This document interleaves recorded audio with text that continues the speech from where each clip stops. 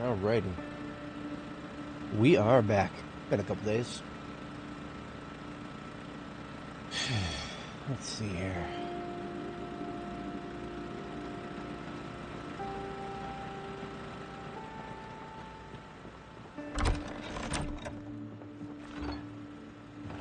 Loaded up with food for today at least.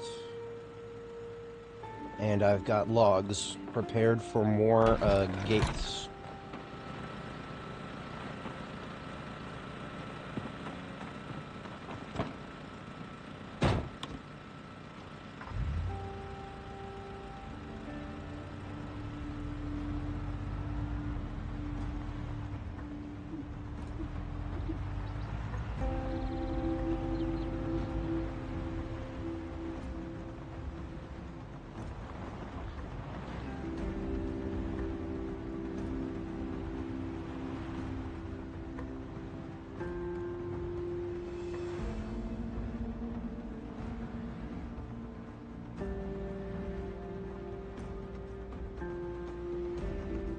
I'm trying to remember exactly what I was going to do when it's been a couple days. Well,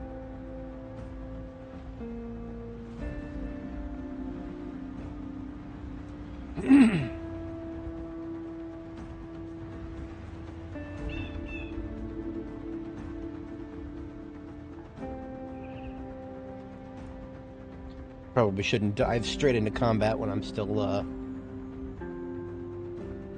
getting warmed up here.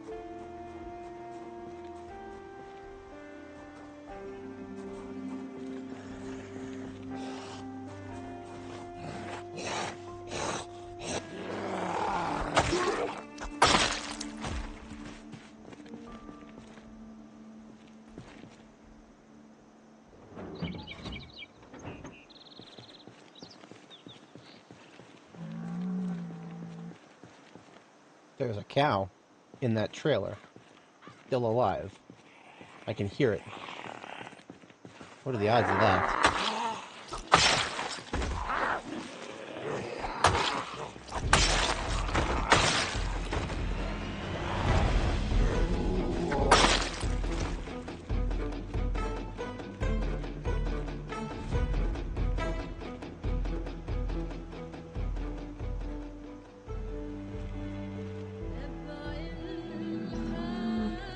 It's a bull, not a cow.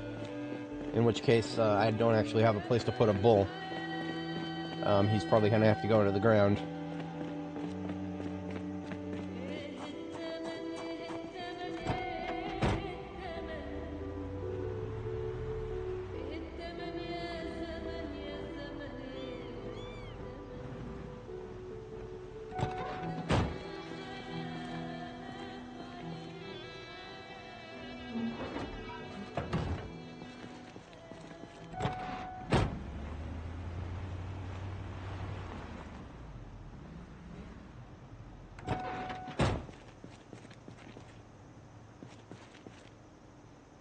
For anybody joining, welcome. As a quick recap, we have been hitting the sanitarium for a couple of days now, in-game.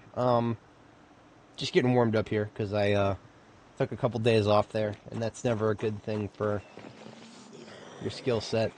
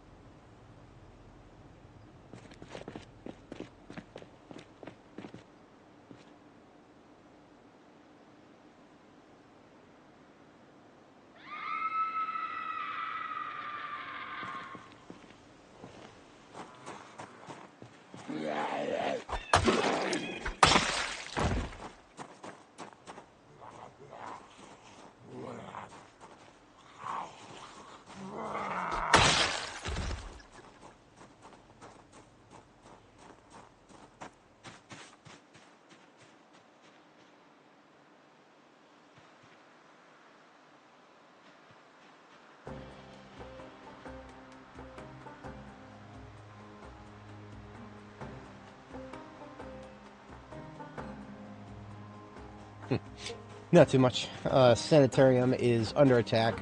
We've killed quite a few zombies since we got here. We are mostly doing this to level our weapon skills. Made a pretty decent chunk into progressive aiming level.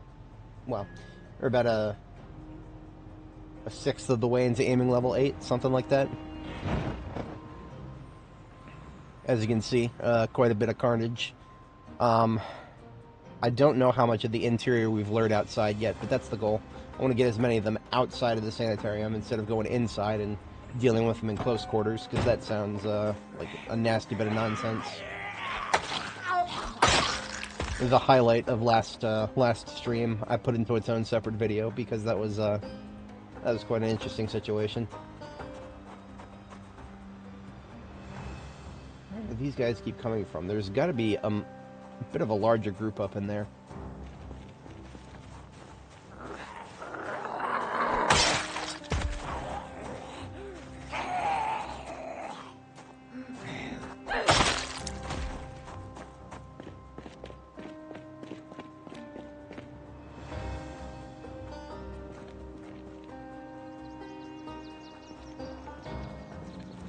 Yeah, I can see them. Hey. There's a couple.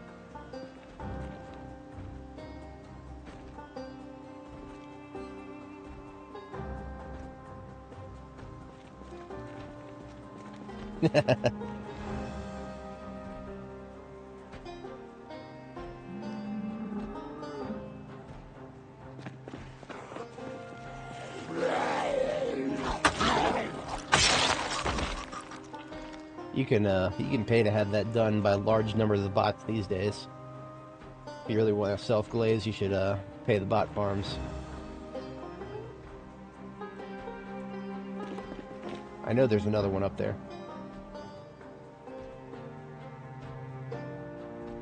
Hey. I'm not going in there to find him. He can come out here. Jeez Louise.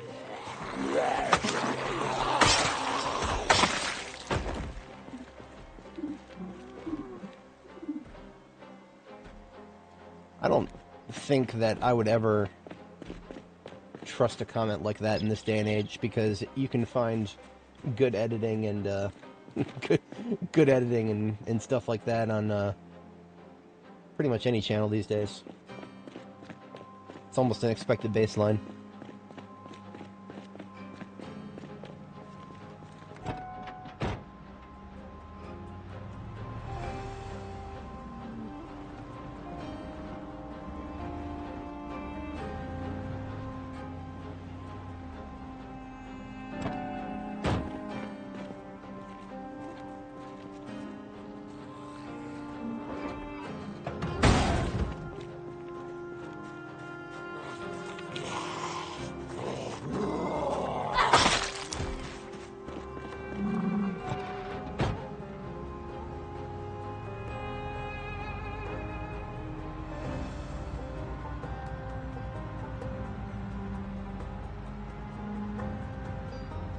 I don't necessarily have any definitive plans for this bull.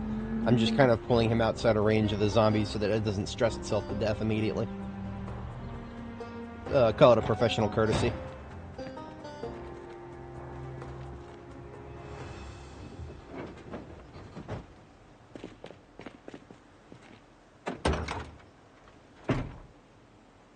Oh, it is a Holstein bull.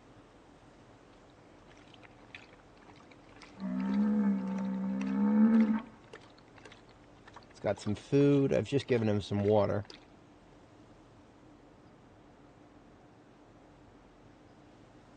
Health is only a little off color, so he's not going to die immediately, at least.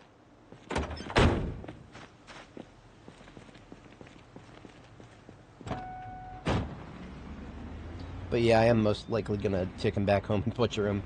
I don't have room for another bull in any of my pens. If I put another bull in any of them, they'll just kill each other, so... That... His fate is sealed, but I shall not have him suffer.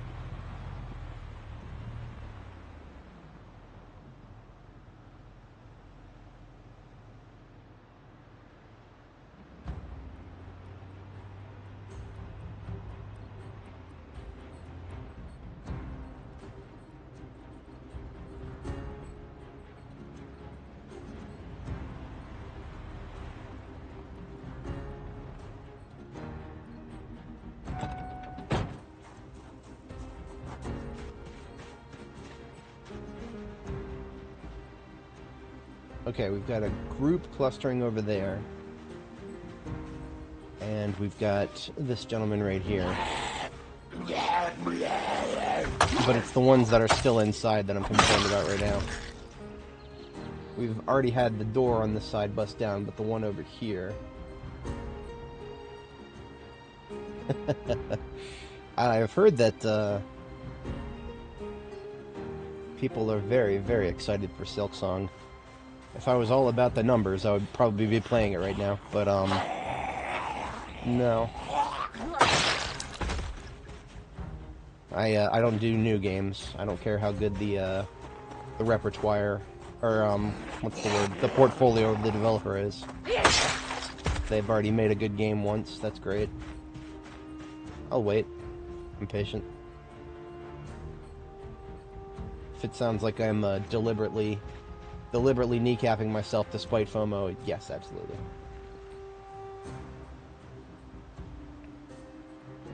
This door right here. I'm expecting that door to break open and the mouth of hell to come out. But that's not going to happen until I start making a lot of noise.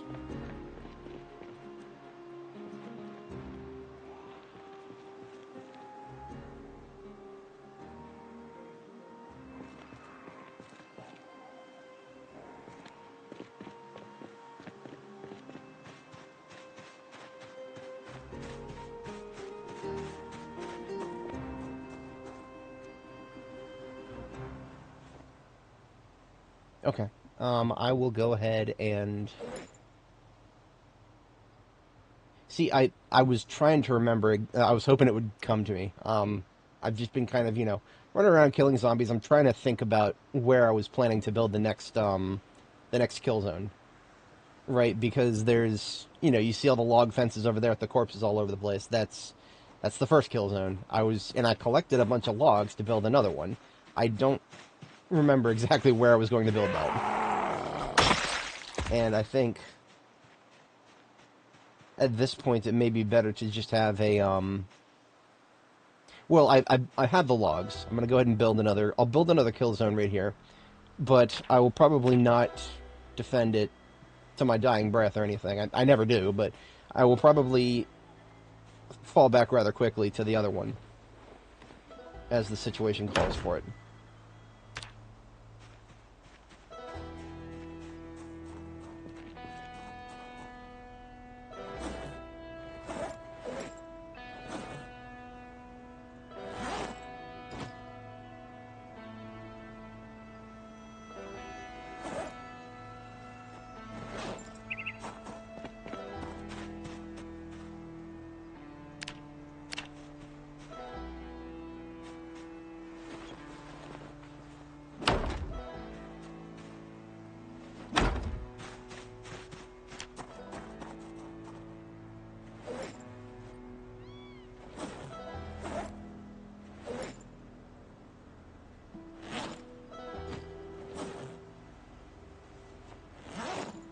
I think I have enough cloth to do this. I'm doing logs instead of planks because I don't have a lot of nails to go around right now.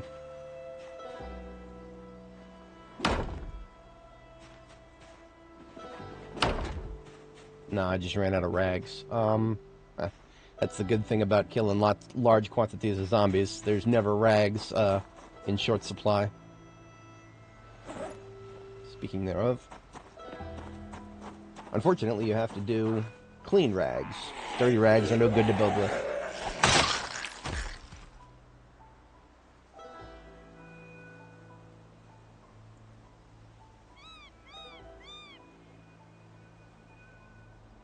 Right.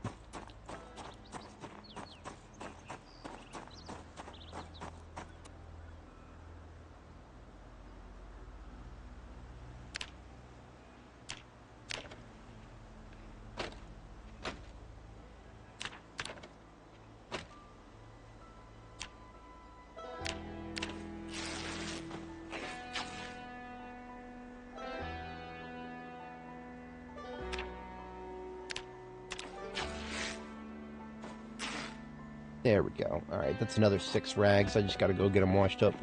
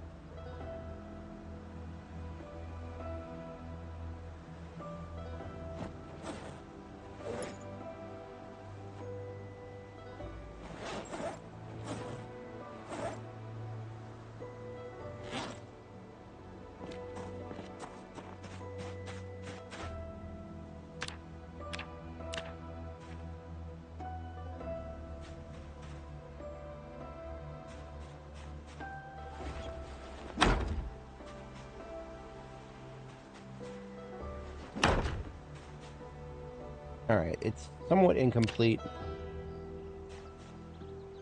Do I have 2 rags left? I do have 2 rags left, so I do have the ability to put another one down. I might do that. It depends on the following.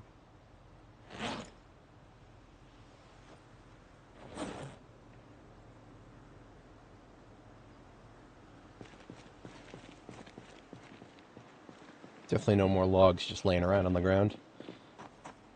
It's alright. It's alright. Now, how to get them out of there? Multiple ways of going about it. I have no idea how many are actually in there. There could be a small amount, there could be what I'm expecting. I'm expecting the worst. You know, expect the worst, and you'll only be ever so disappointed.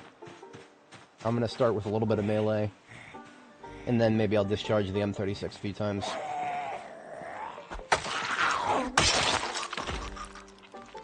Hello. You are going inside to group up, aren't you?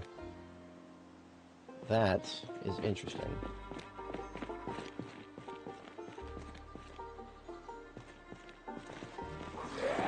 Funny thing is, I don't have a lot of fatigue to work with right now, so let's get the party started.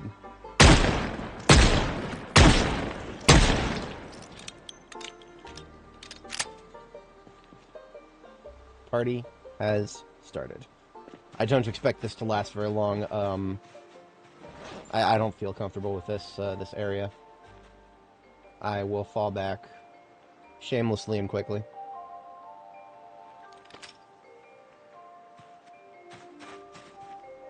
It's these trees right here. These trees right here, I don't like them. It's making it hard to see if they're, you know, the chances of somebody coming from this particular direction at this point kind of low, but that's how you get fucked, is by assuming that the chances are low and they're going to stay low. And then of course, we've got these assholes up here completely bypassing my defenses because, yeah. That's okay though. They're gonna come at me by themselves, then yeah, I can still use them. These doors go both ways.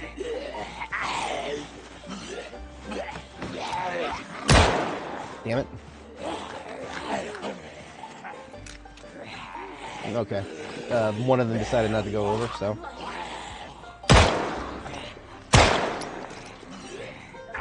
Okay. Didn't even last 2 zombies. That's alright. You win some, you lose some.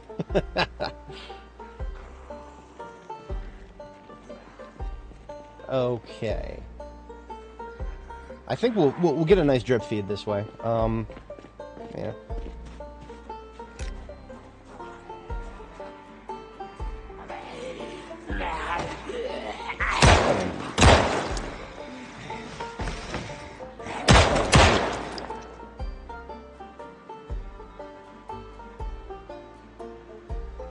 I left the van running, didn't I? Yep, yep. Every time.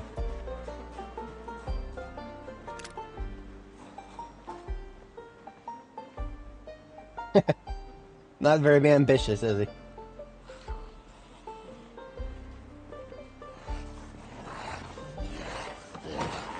Seven, 6, 5, 4, 3, 2,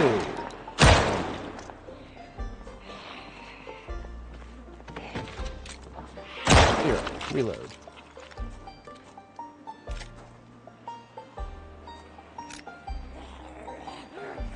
This is where the fun begins. 14, 13, 12, 11, 7, 4, 3, 2, 1. Reload.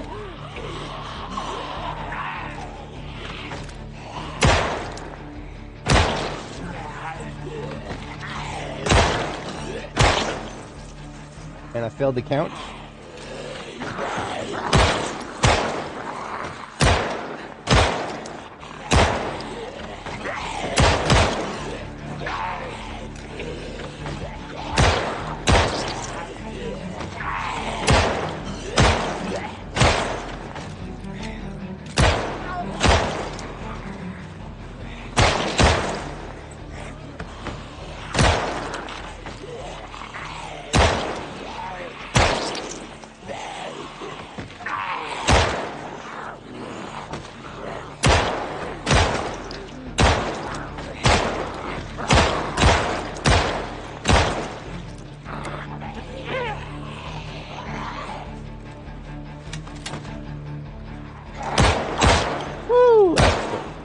Too close.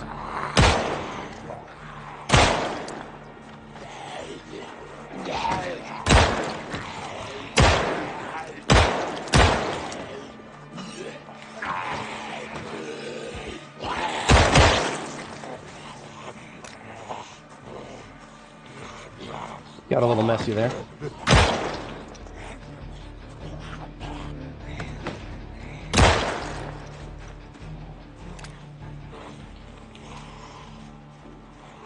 11 rounds left in this one. 9.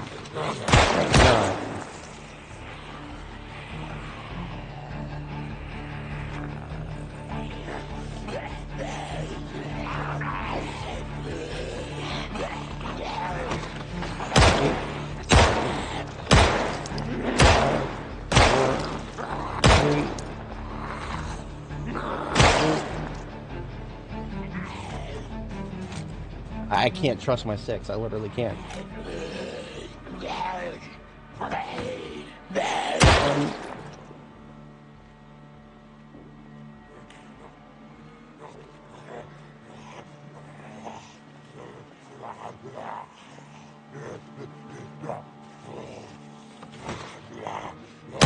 Zero, reload.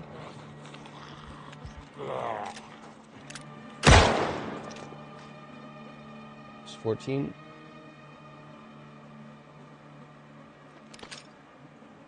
As fate would have it, I actually stopped using my primary right at the right moment. I only did one reload too early.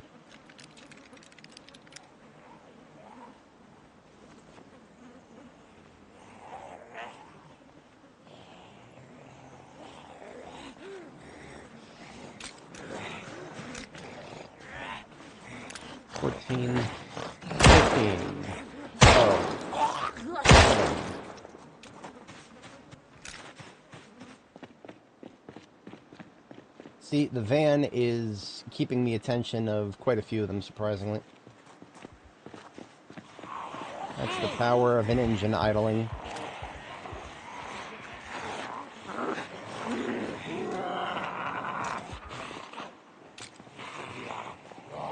See, look at that. Look at how many of them are just losing interest in me, the human, that they can fucking see, and just turning around because a fucking engine is idling. It's powerful.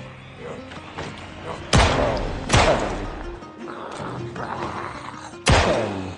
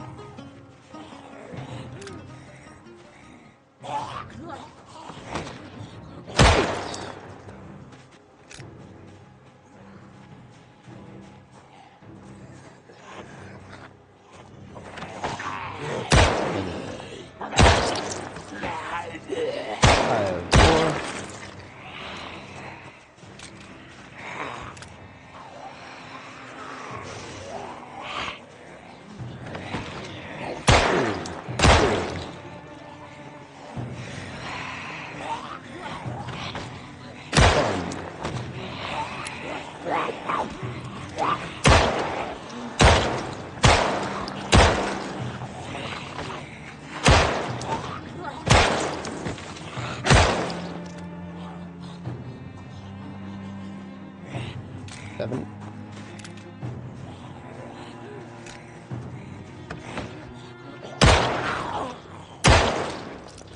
5.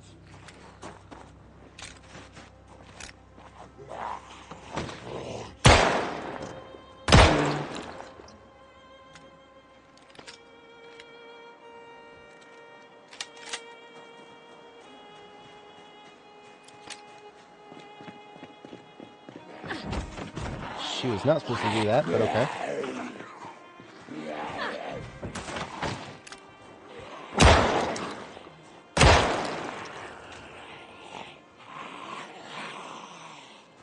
One, and then I reload the secondary, switch back to primary.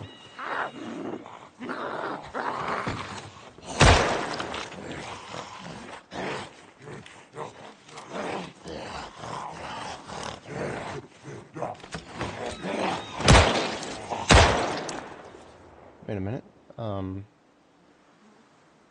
Okay. I do still have 4 full magazines. This is because I put several magazines in my backpack instead of just the usual 3 that I carry around in the Alice kit. But I do believe that was the bulk of the ones that were outside of the sanatorium. I don't know if we've even actually pulled them from inside just yet. Some of them definitely, but definitely not all.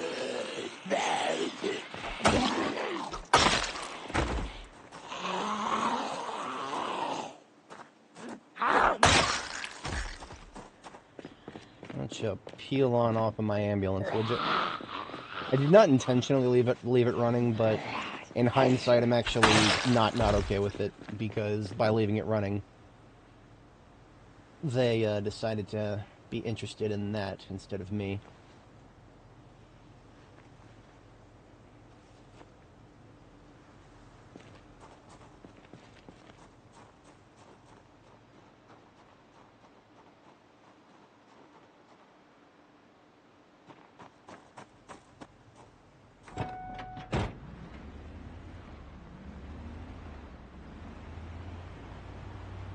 I did see some, one zombie with a firefighter equipment, firefighter gear thingamajig on her. And I do want that. Aramid thread is yes, please.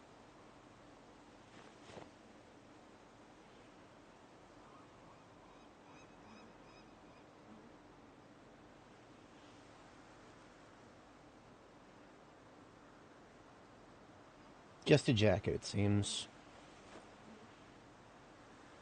Ah, a kettle mall.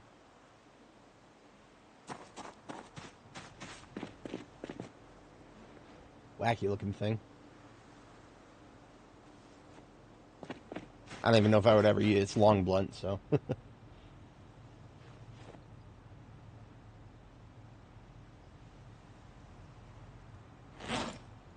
We emptied 8 magazines of M9 in that battle. It's alright, not bad. I have 50 more sitting around.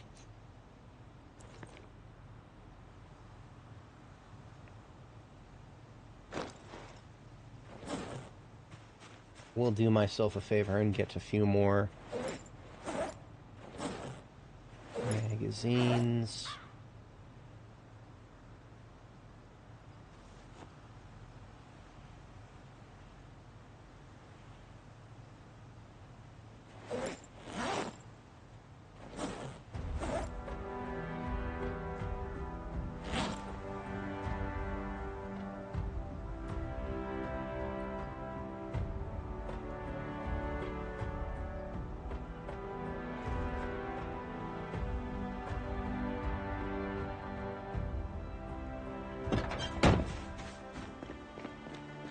Okay.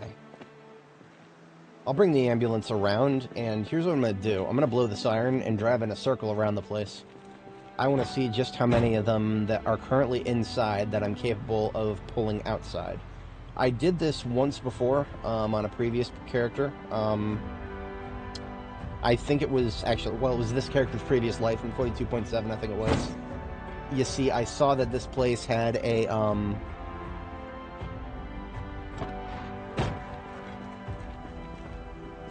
I saw that this place had bookshelves in it.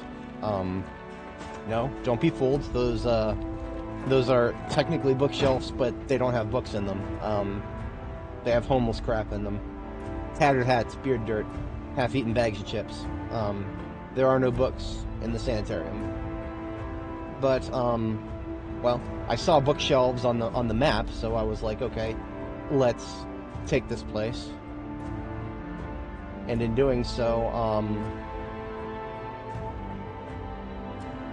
yeah, I suppose it worked. This, I think, is the cafeteria side right here. I remember there being quite a few spilling out of these two doors. So let's get them to start coming out.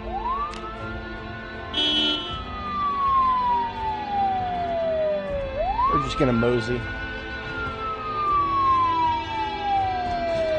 Yeah, y'all hear that? There's the smackety smack. We're not going to be doing much fighting anymore tonight.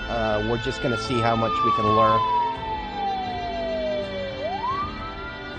Oh, yeah.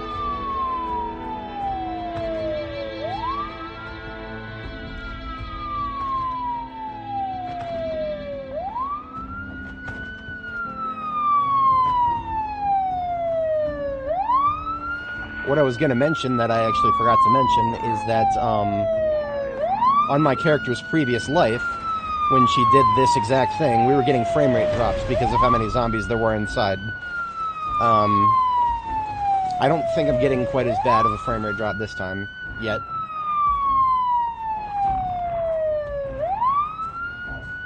Emphasis on yet, because, yeah, there's a lot of them still.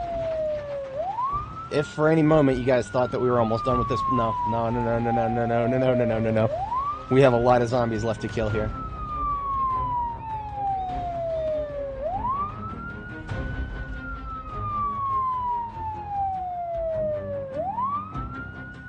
I'm surprised at how many are outside the fence there. It's kind of hard to see. There's a nice little conga line of them coming down the fence there.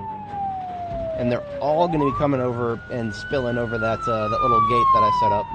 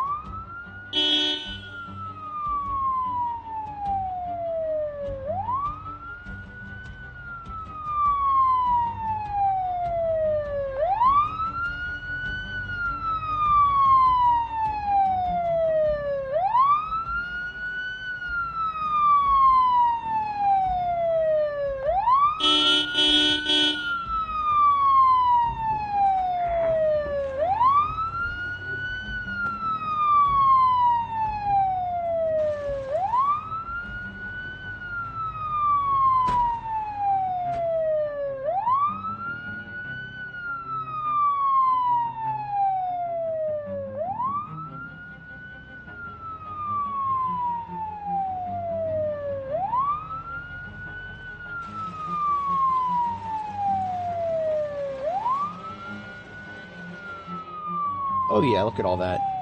Oh yes. We've got a lot of fun left to be had here.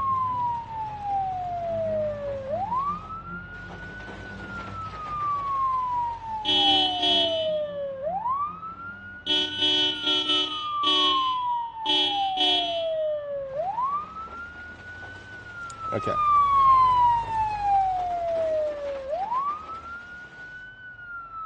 Now that being said, this is where I cut off this iron. Because I don't want them all to come at me at the same time. But by kind of guiding them in that direction, we're going to have a lot more fun tomorrow, doing exactly the same thing we did today. It's going to be good.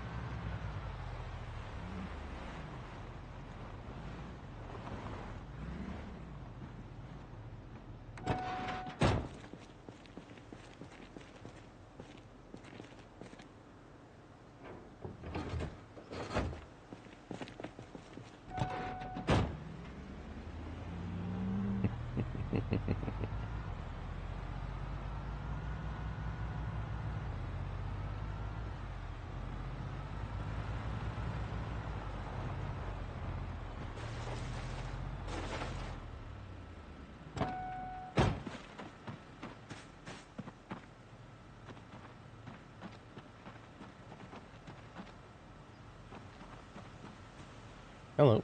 Wrong button.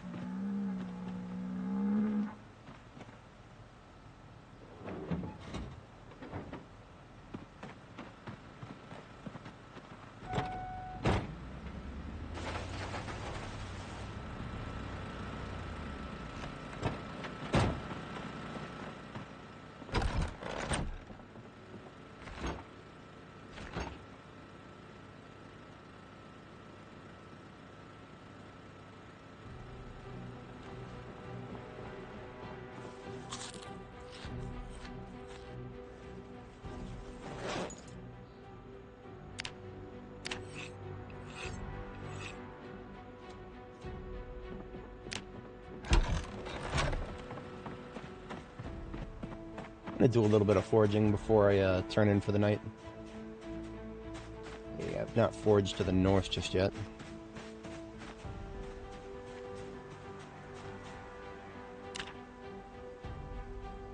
The bandana makes it very difficult to forage. It's okay, we're all done with that. And so are we with the jacket. It's a little warm to be wearing that anyway. So I'm going to be looking for berries specifically. If I find a couple types of berries, we could get ourselves a really decent fruit salad put together.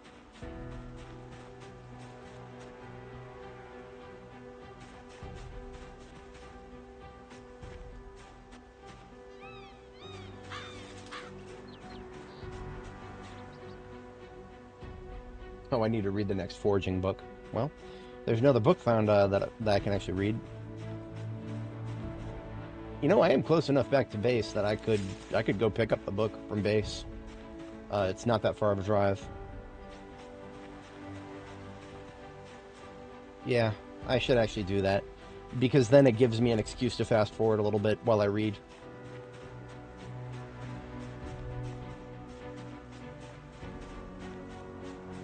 That also gives me an excuse to go ahead and butcher this bull. Yeah. Yeah, we are going to RTB. We'll RTB. We will butcher up the bull. And, well, it's...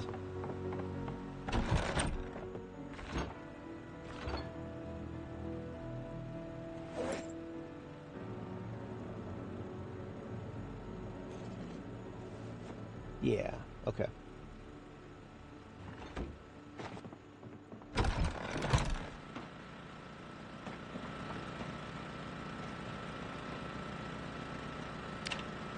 That generator will last at least another, at least another in-game week.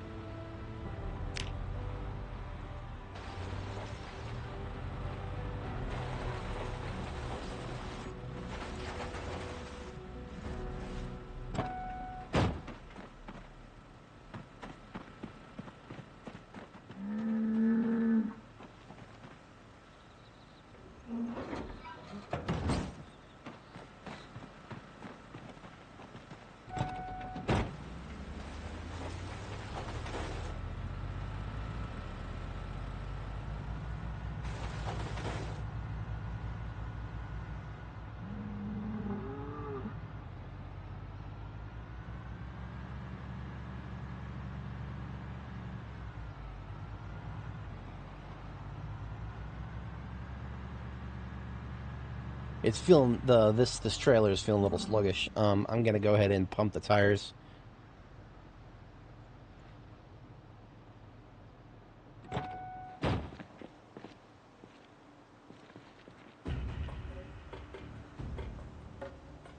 Terrible condition, everything. Entirely expected.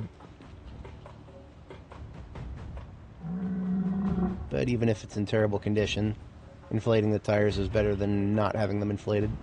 On the flip side, it is very likely, much more likely to blow out a tire if it's inflated all the way up, so yeah, we'll see how that plays out.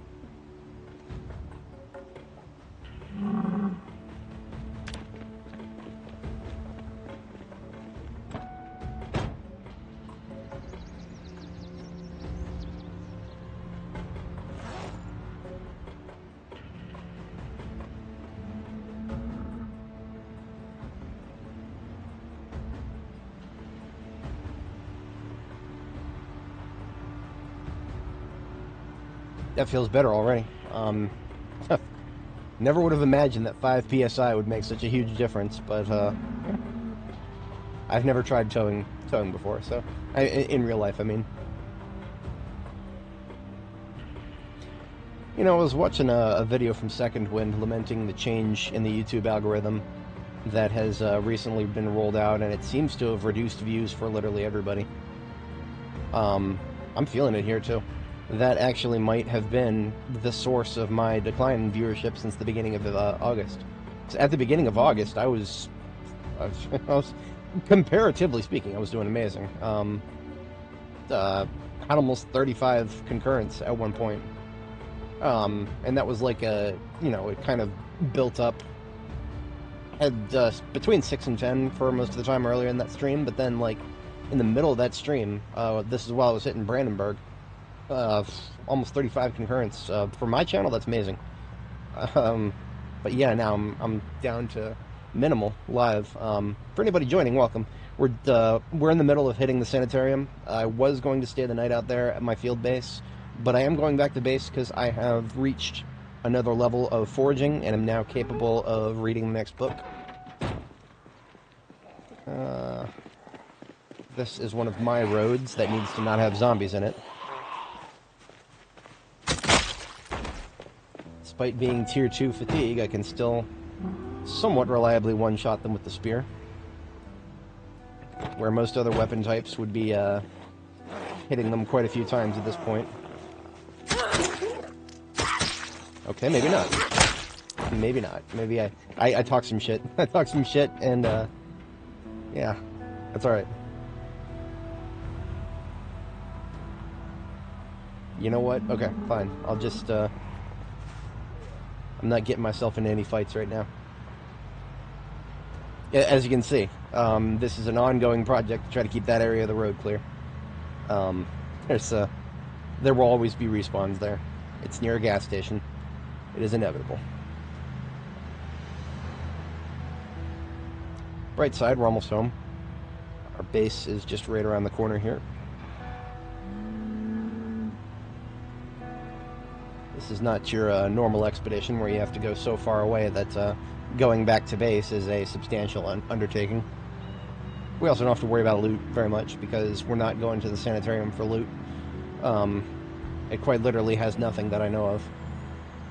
If there is loot in it, it is buried far, far away from what I even know about. Now, on the flip side, there may actually be zombies with bags. Like survivor zombie sort of things.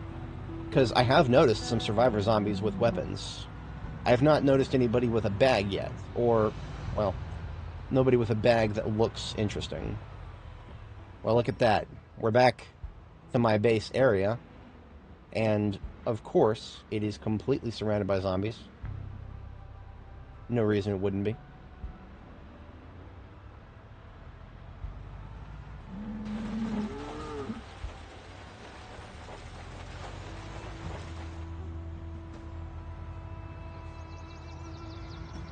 This is I have opinions about the respawns. I'm gonna hold off on my opinions about the respawns. You know what? I'm just gonna go ahead and sleep. It's a little early, but got a safe place to sleep just right down here somewhere. I forget which one of these houses, but I marked it with an S, I think. That's where we were, Sunderland. Well, I'm gonna go all the way down to the end of Lincoln Street. I could have swore that I put, I guess I didn't do it because I didn't really need to.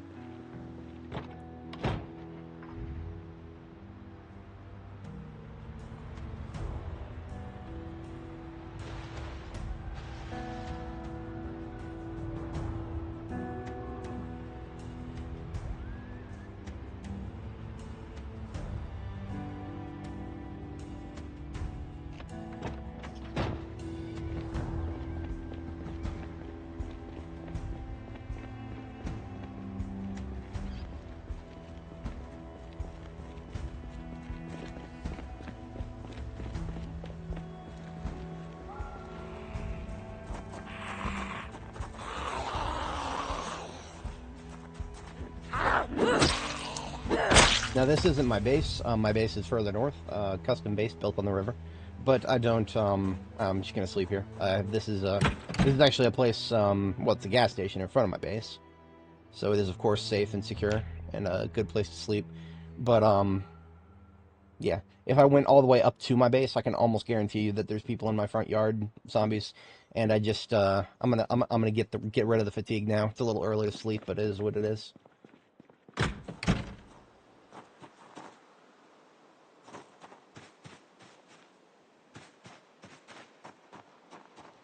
My so the whatchamacallit, gas station here, the police station in the parking lot of the police station is my garage, as it were.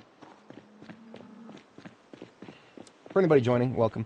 We are well, we were supposed to just be stopping by base, but one does not simply stop by their own base anymore, not with the current respawn system. So we are, well, that we are stopping by base, but we are also killing everybody who has respawned near our base.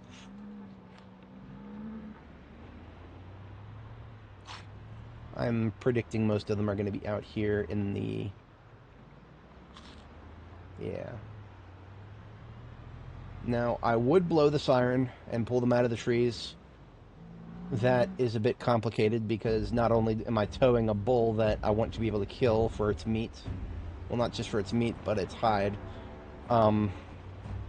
it's also going to stress the animals that I actually want to keep, which are just a little bit up north. They will be able to hear the siren from where they're at.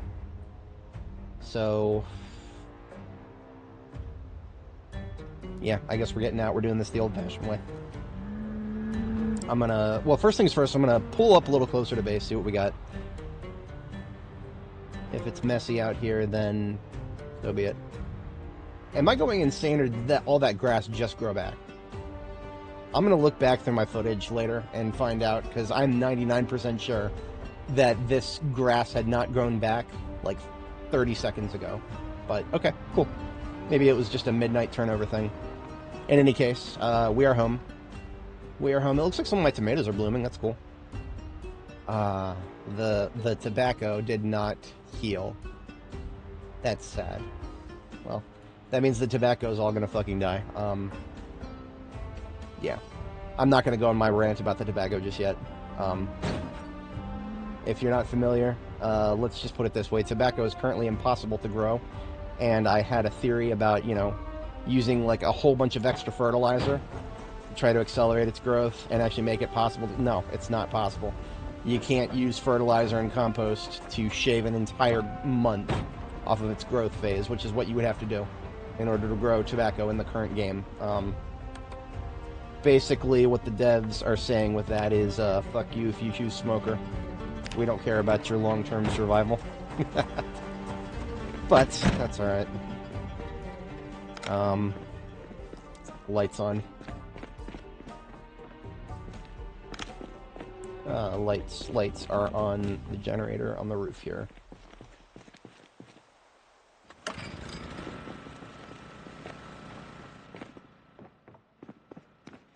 I predict that my... I don't know.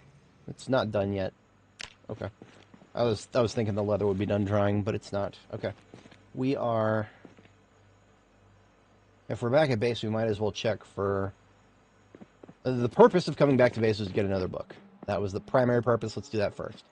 Before we start fucking around with other things. So I'm a very distractible person. Forging Volume 4. We have a book to read now.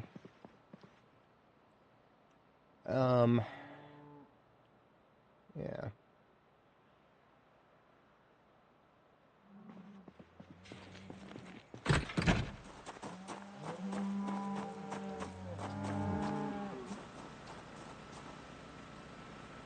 Interesting. Well, that is very interesting. And now I wonder, okay, I don't think the tobacco is going to make it. I really don't. Pretty sure it's all going to die. But now I'm wondering, of course, you know, next time I plant it, next April, whether I do that on a new character or on this character or however it be, should I try double fertilizing it each growth phase? Because that basically, the answer to that question depends on whether cumulatively it seems I've been able to shove at least 2 weeks off of it. And the reason I'm predicting that is because the next growth stage was months before I left, but now it's down to weeks. When it says weeks instead of months, what that means is weeks says it's less than a month. So by September 15th, it will bloom. Of course, the problem being, by September 2nd, it will be dead, because September is outside of its growth month. Every day that a plant is outside of its growth, its growing season, it starts to fucking die.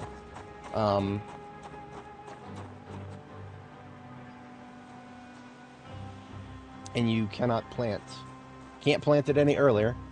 Well, could I plant it at the end of March? Like a day before? Shave a day off. No, it would be useless. 1 day is not going to buy me anything at this point when it comes to tobacco.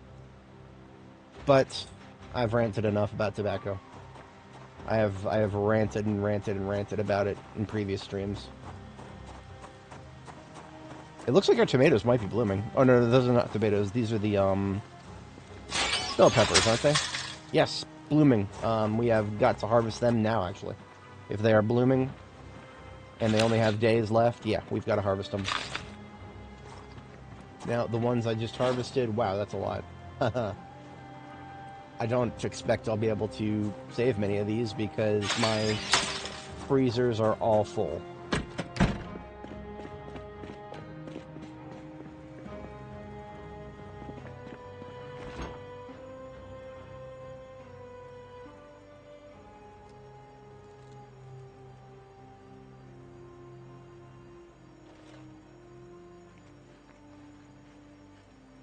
Now, on the bright side, I do have the ability to jar some stuff, and I set aside jars and vinegar specifically to make a bunch of them for bell peppers. So that's exactly what we're going to do. I believe the ratio is one bottle of vinegar will do 5 jars. So I think with what I just harvested, and those 5 jars and that 1 jug of vinegar, I just need some salt now. Salt and water. There is a bucket of fresh water I keep here for that.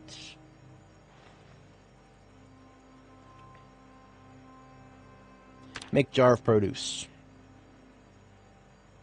So it requires 6 bell peppers. Yeah, that means I would need 30 to make 5 jars. 1, 2, 3, 4, and 5. So there we got 5 jars of bell peppers. Going in there with the rest of the jars of stuff. Except I don't have any room left. Anywhere, ever. It's, yeah.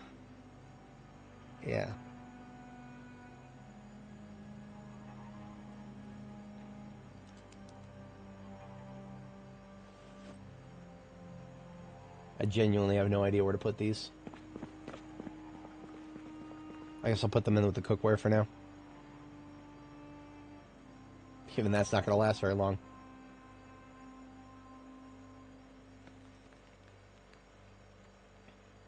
I have too much stuff. Stuff of every category. It would be amazing if there were, like, I don't know, NPCs or something in this game to help me eat this food. Maybe some other players or something. You know, that thing that they're constantly balancing towards, other players, NPCs. Except none of them are in the game, so we have no semblance whatsoever of whether I'm actually getting too much food or not. Because you see, remember, we're playing a game that is supposed to be... All the balancing the devs are doing is for multiplayer, and I don't have any live viewers right now. I don't know what I'm yapping for. Anybody who would watch the VOD has probably already heard me yap about this. Yeah, no. Y'all know what I'm about here.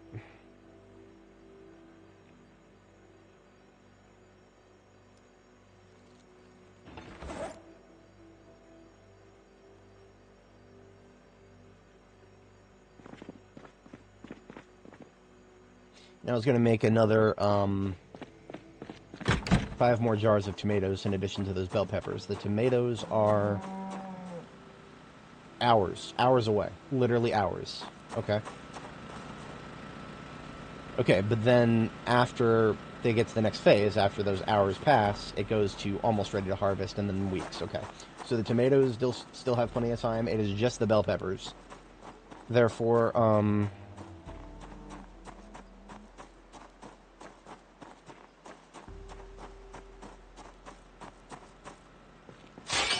let me check to see what I've got left on the watermelons here. Okay, the watermelons are down to... One of them is down to days. The rest are down to weeks. What that tells me is I probably have about, on average, 7 days or so before the watermelons are going to go. I've been using them up at an okay rate. It's these bell peppers that are going to...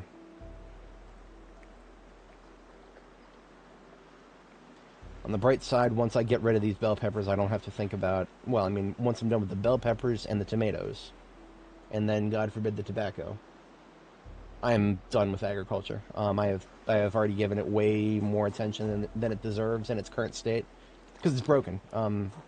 So much about this system is just broken, and not even worth engaging with. But, yeah, I'll find something to do with these bell peppers. And then we can resume our assault on the sanitarium. Until then, it is 4 a.m. We're hitting the sack again. All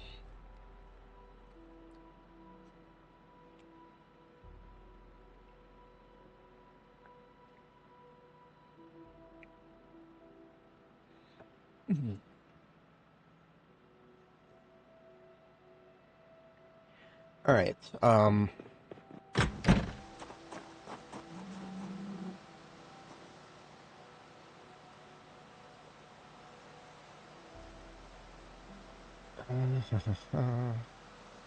I have another freezer. I could put it down. In fact, that's exactly what I'm going to do. We're doing another freezer, guys. We're doing another freezer. Yet another one. We'll put this one on the light circuit.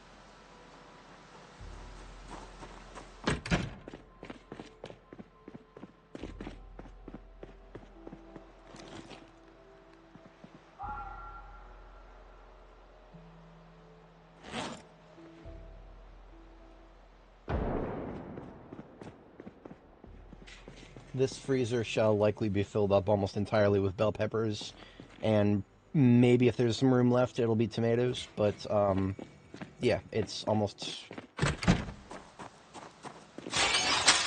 all gonna be bell peppers.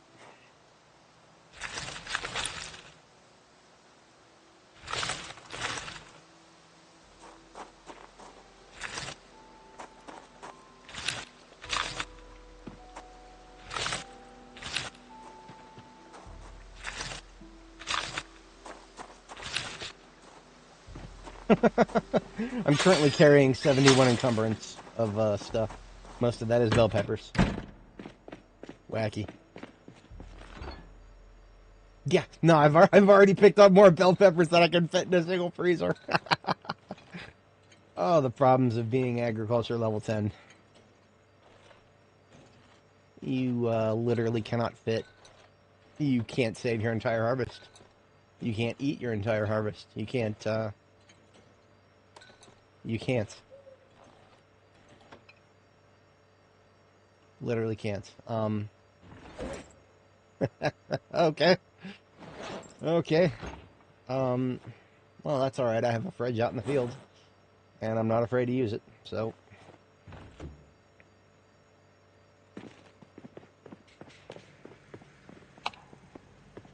Now that I have a freezer on the same circuit as my lights, I've got to shut them all off manually when I leave, because otherwise they'll just be wasting bulbs by running when I'm not here.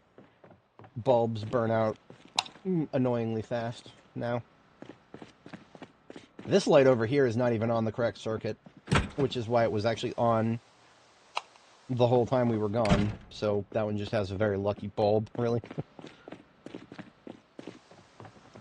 Now I check this generator here, and it is just powering the one freezer. So even though this generator has got a little bit less juice in it than the other ones, it's fine. We're currently running a total of 5 generators. And yeah, that's alright. So when I butcher this bull that I found out in the field in this animal trailer, we're going to get some large leather that we're going to need to process. For that, we're going to need a large leather drying rack, or yeah, just a large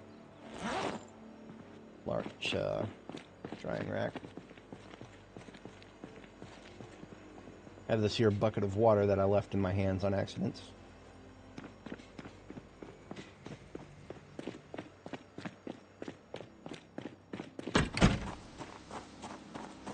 The drying rack I will put in the this little shed here with the other one.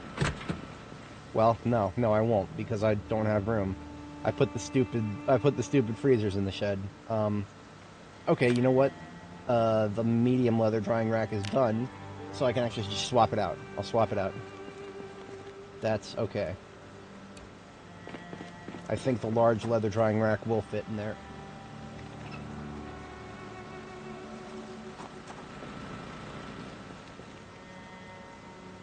Yep, beautiful. Now, curiously enough, this does not count as indoors. This does not count as indoors. Why does it not count as indoors? I don't know. If I close the door, sure as hell looks like it should count as indoors, but it doesn't. And therefore, it does not... The drying rack does not get the indoor bonus. But, whatever. Yeah. I have opinions about the leather drying system. I'm not even going to get into it. What I am going to get into is the innards of this animal.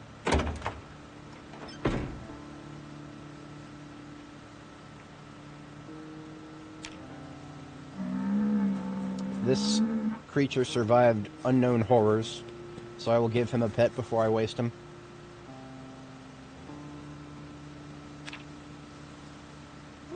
For anybody joining, if you're not familiar, we found this guy out in the field.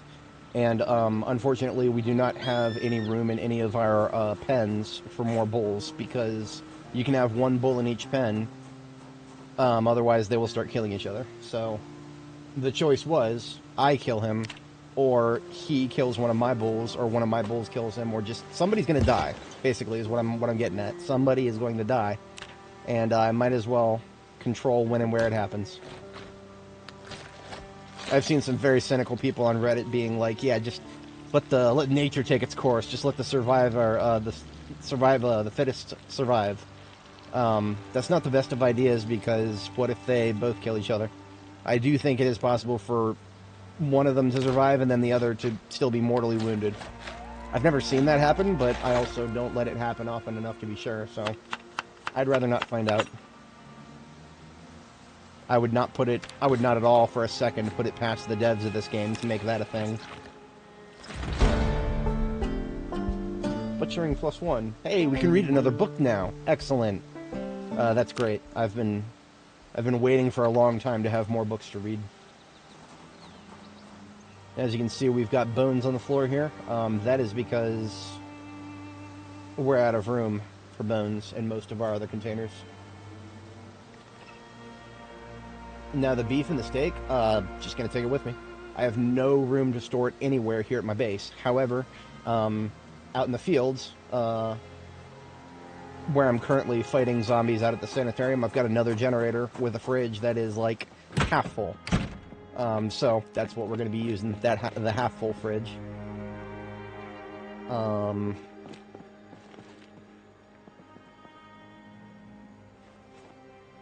going to be real with you guys. The rest of those bell peppers, I literally have no way to save them. I'm getting too much food. It's already ridiculously overkill to have an entire freezer full of nothing but bell peppers. That is a massive overkill. I think both of the freezers out here are also full. Yes. Yeah, everything out here is 100% full as well. Therefore, we've got more compost. Whatever I harvest is all just going to go straight into the compost bins here. Even though a lot of them are already full. It's fine. I have no other choice. I mean, I could let them rot into the ground. I could do that. I could just not harvest them. That just seems to be even more wasteful in my mind. So I will go ahead and harvest them, and then I'll just toss them into the composter, and then we're done. I should have at least 6 days or so left for the watermelon, which means I do need to come back to base on or before the 20th. That's my my long-term plan here, medium-term plan, is we will spend several days out at the sanitarium killing zombies, and then come back to base before the 20th. Maybe by then the tomatoes will be ready to harvest. The only interest I really have in the tomatoes is the fact that I do have the ability to jar some.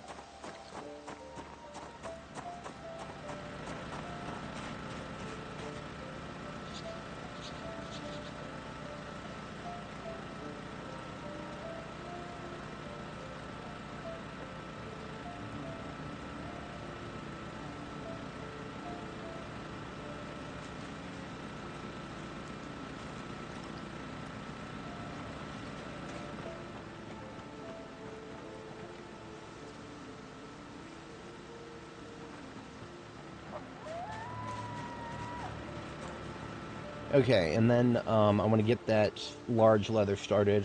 For that, I just need to make a bowl of brain tan.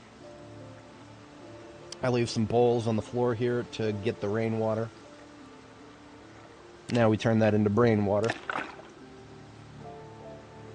And with that, we are removing the flesh. We are removing the fur. We are dipping it in the tannin barrel. I can't wait for all of these things to take like 10 times longer. Clearly it's not hard enough. That's why the devs added that ridiculous notion to the this bullshit here. But whatever. Right now it's progressing at 0.8 times 7 days. Whatever that amounts to. You literally could not pay me to care at this point. All I can say is that it's not getting rained on, and therefore it'll eventually dry someday. This is not my primary ambulance. This is the secondary one. I'm just gonna get it, tow this bad boy out of the way. I'm saying bad boy unironically here because it is in shit condition. In fact, what I'm gonna do is leave it at the lot where I have the rest of my standard vehicles. So I have a parking lot right here. This is my heavy-duty vehicle parking lot. I have an entirely separate lot for standard over here. I do not have a lot yet for sport because I don't have enough sports cars saved up. But yeah, this is where I will leave this trailer because this is where I will have parts that can rebuild it if I deem that to be necessary.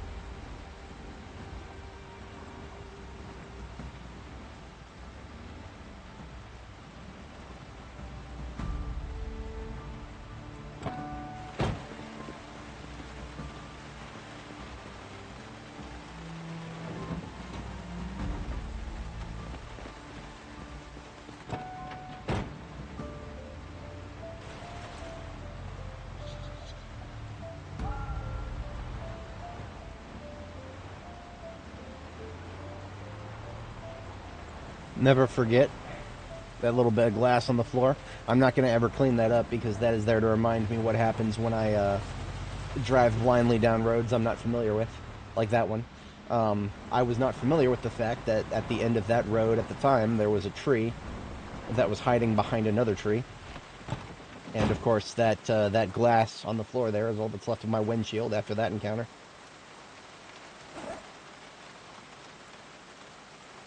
I've said this before, and I'll say it again. The windshields are a unreplaceable and unrecoverable item.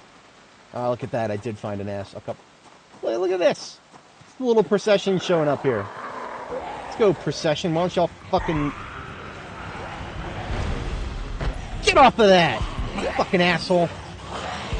Smacking my... Boy's getting mad.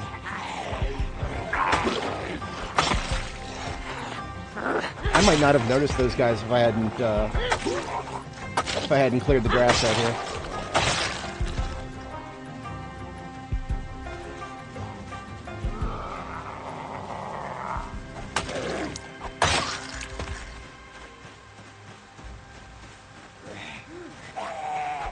It's amazing how they all come at once, isn't it? Because I didn't do anything specifically loud or annoying or just, you know, that would pull all these zombies in. They just started coming my way just now. I've been back at base for 16 hours now, and only just now did they decide to just start coming to my way. Okay. It's an interesting decision, Andy Stone.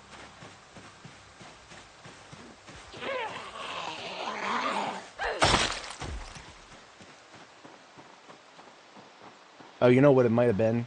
You know what it might have been? That ambulance, the second one I was using, the secondary one, it's got an old muffler, a loud old muffler. I don't think that should be powerful enough to be pulling these guys from all the way over there, though.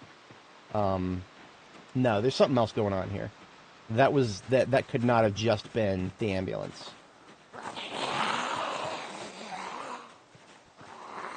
I would not like to have bloodstains on my driveway, thank you. Y'all can come out here and die in the middle of my yard.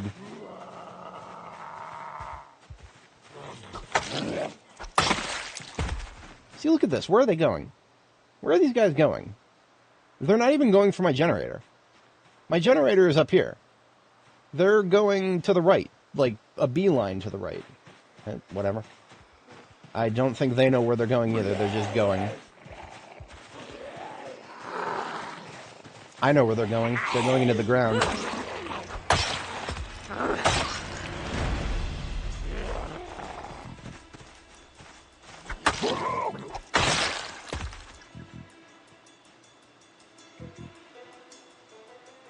I am, after what just happened, I'm not doing this with the charcoal burner. These, it's not that they're hard to find, but the barrels are not convenient for Riverside. Those little, like orange barrels or the green barrels, whatever. They're not hard to find in other towns. In Riverside, they're not very easy to find. So, considering zombies will smack whatever is in their way if the player put it there, yeah, I don't want to deal with that. So we're done here, I think. Yeah. I have an idea.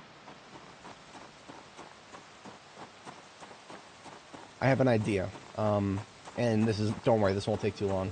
I just want to, wait a minute, what are these? Oh, habaneros and jalapenos.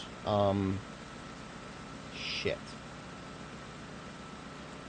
I forgot about these. I don't know if these guys have a blooming phase. Because I think these are crops, the jalapenos and habaneros. I think these are crops that do not, like, you can just plant them without even pulling the seeds out of them, I think. I don't know, so which means they might not have a blooming phase.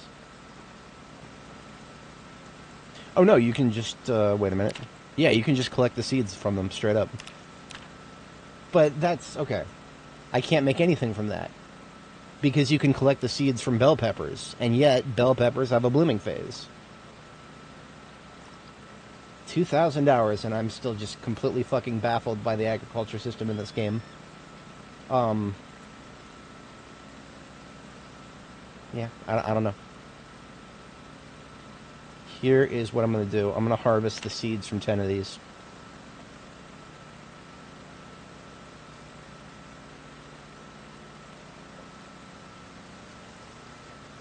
$10 each.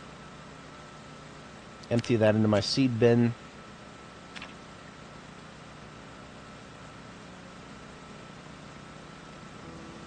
And now I can say that I've gotten plenty of seeds. Thankfully, these things are really lightweight, so it's not like it's going to cost me much to bring them with me. Yeah, it's not going to cost me anything, really. That just means that I can now put an habanero and a jalapeno in each of my salads that I'm making from here on out. You can dry them. Thankfully, you can dry these things. And just for the sake of saying that I did something about it, I will go upstairs and put 5 habaneros into the drying racks.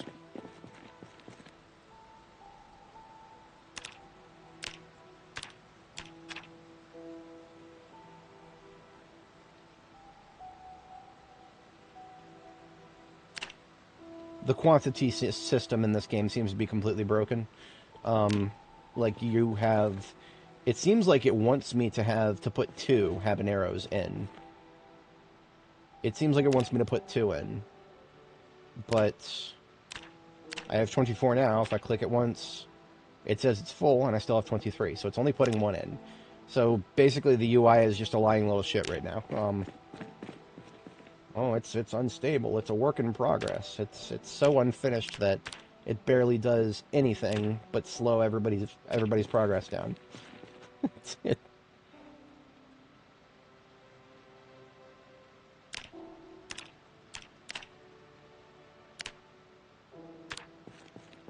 Whoever is working on this, I don't have anything against them personally, because it's very clearly this is somebody like, somebody completely separate from the rest of the Indie Stone has probably been working on this, just the drying rack system.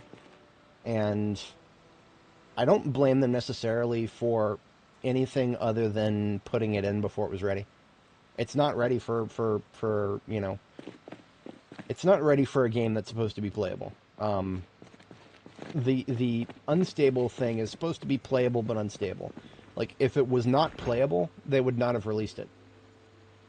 Because they want... I mean, if they didn't care about whether things are playable, then they would just have their dev branch available for people to opt into. They do very deeply care about whether something is playable or not. Just apparently not as much as they should. Which sounds a bit counterintuitive, but I'm thinking about these roasts in here. Yeah, alright, I'll eat one of these roasts. And the reason for that is that will free up a bit of room in here. I will put some of these bell peppers into my own fridge back here at base until it's full.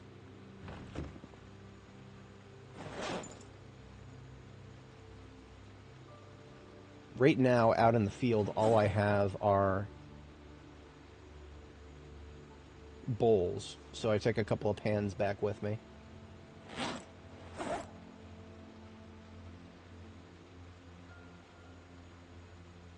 Yeah.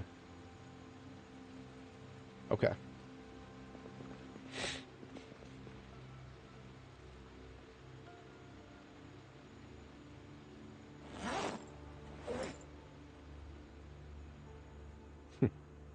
Yeah, I don't think there's anything I can do with the habaneros and jalapenos.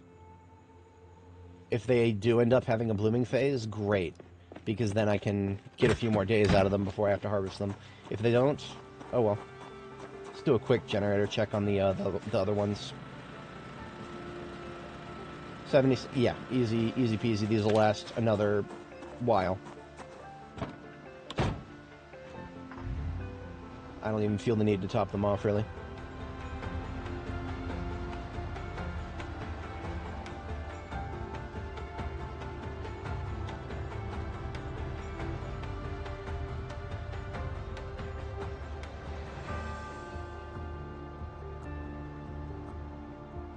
I'm getting a little bit of frame droppage, and that's probably because of all these crops that I'm carrying around.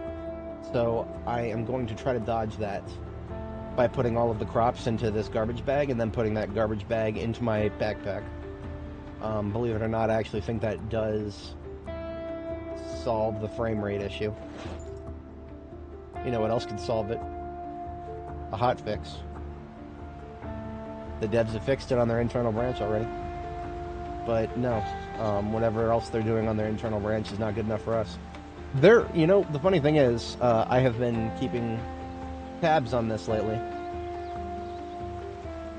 I have been, like, you know, refreshing my library page for Zomboid for several days now, because there is a chance any day now for the next patch to drop. Just going by their update cadence. It was a month between the last two builds, and it's been a month since the last build. So whether they're on a 4-week cadence or a 5-week cadence is the current question. They don't announce. They never do. So it's literally just when it drops, it drops.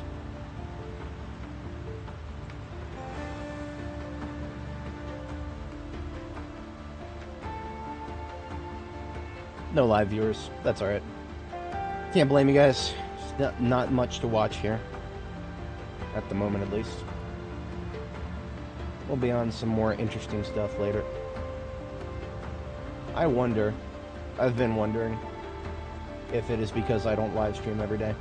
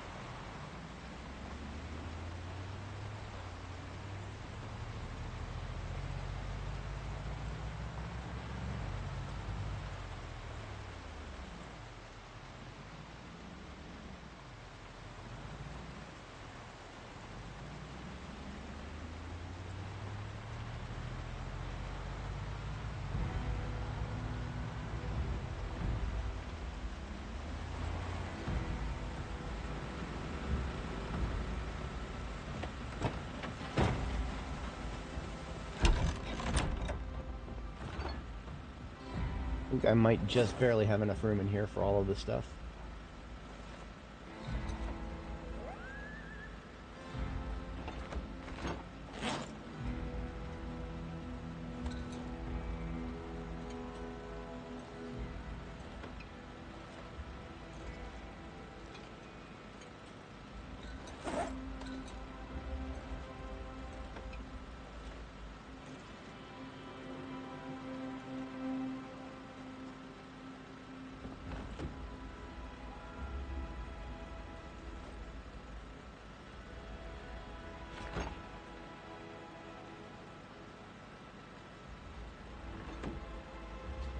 Okay, got the foraging book, and I've got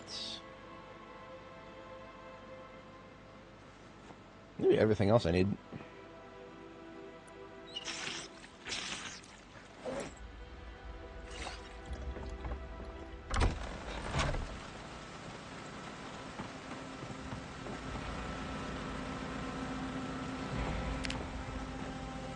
Alright, we resume a little killing here.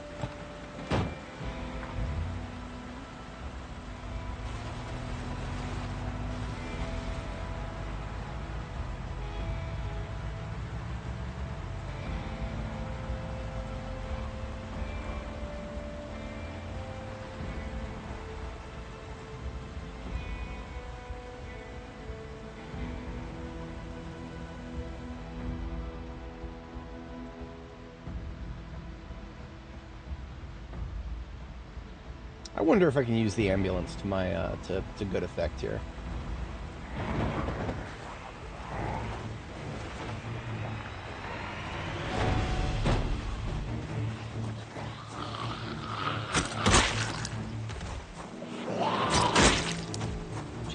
Forgot to cut the engine, of course. The only reason I'm doing this is I think by leaving it there I might well, they probably already will not go around that way. Okay. Wake up. Wake up, wake up, wake up. We're set. Right? 12 in the M9. 10, 9, antenna. Back on the face. Oh yeah, we've got some fun coming our way. Double checking one in my hand. Yep, 9 left in that. And 15 in the backup. 7, 6, 5.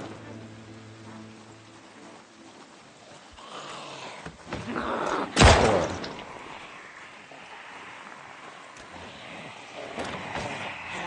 3, 2,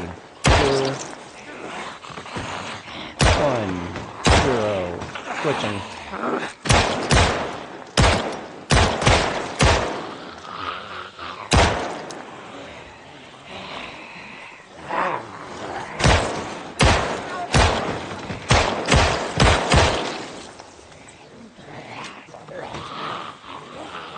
Reloading the primary.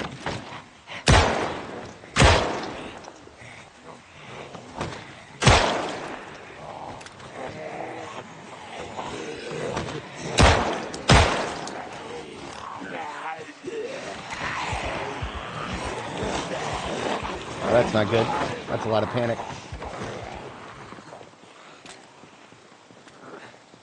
Yeah, we're falling back. Should have known. Okay. 10 left in the current. 1 left. Oh, this is gonna get tiresome very fast. I'm not even gonna deal with that. That was Determination, the botched version of it playing. No, I'm just gonna get ahead of that now. We're gonna play our own mix of the soundtrack here.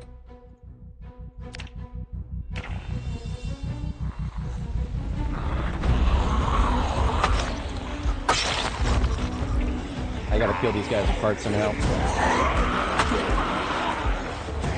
Hello, Richard. It's going somewhere.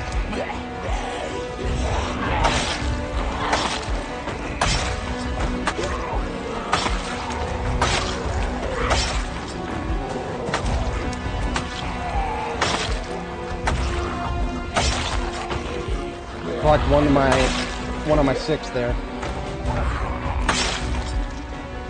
No, it was just the tree shake. All right.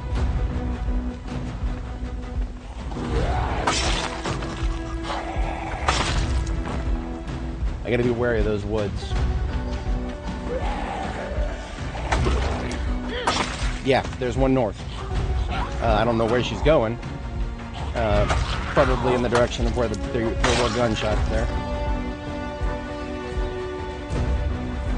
Come on out of them woods, huh? Thank you.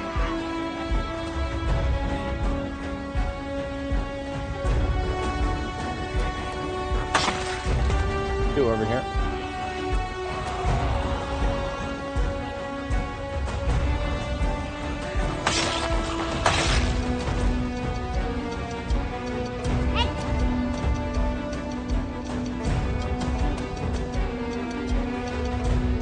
Now, that is irritating. Some of these guys down here seem to think that the only way to get to me is by going around, which is fucking up my whole strategy.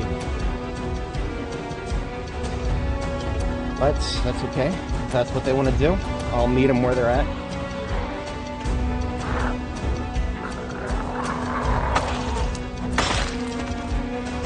Oh, I'm not in need of a sharpen right now.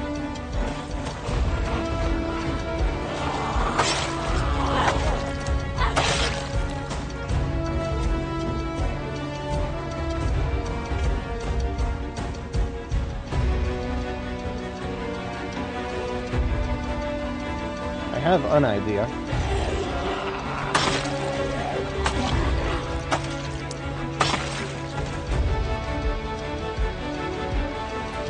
No, this is not a good idea at all.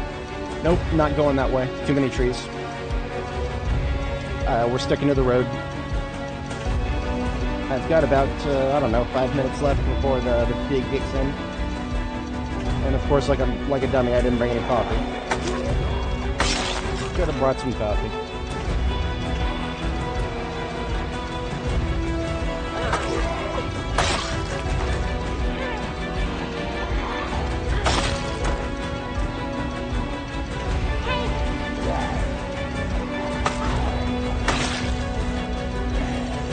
Yeah, see, look at that. More of them coming out of the woods. Falling back.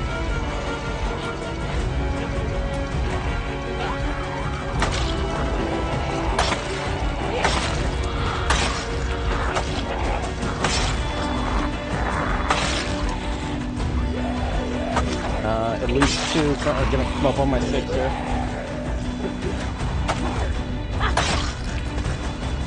We're beholden to it. We're just gonna get ahead of this shit now.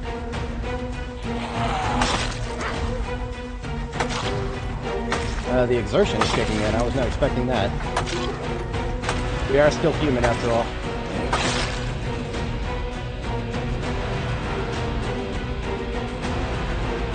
No sharpening.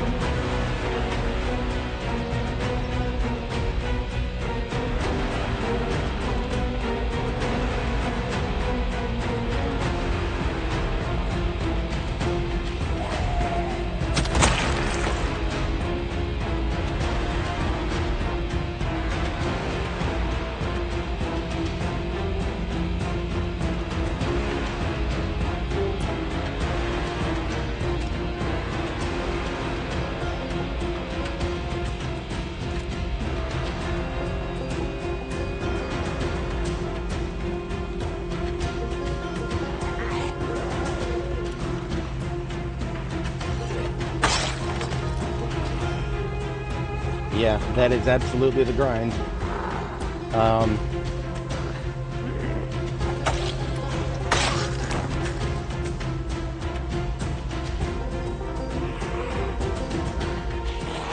I found that bowls were a good way to get through the first couple of levels.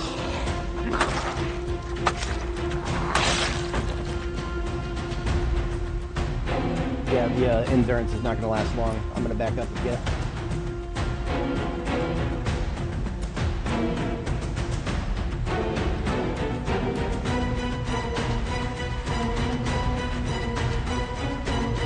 Fatigue is just kicked in.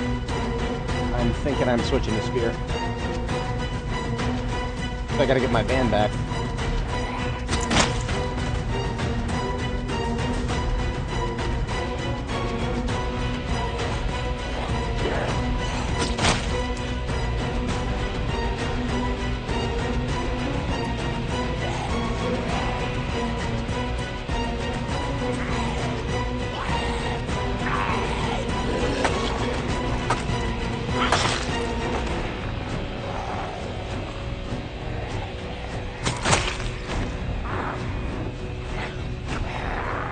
Yet another one went to the flank.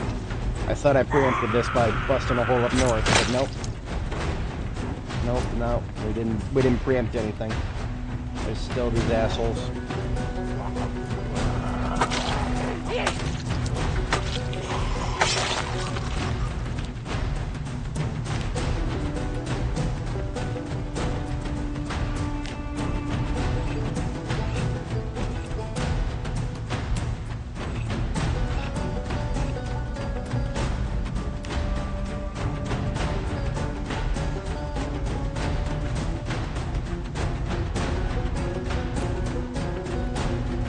Yeah, there's quite a few of them up north in the forest now. Not much I can do about that. I just need to get my ambulance out of here.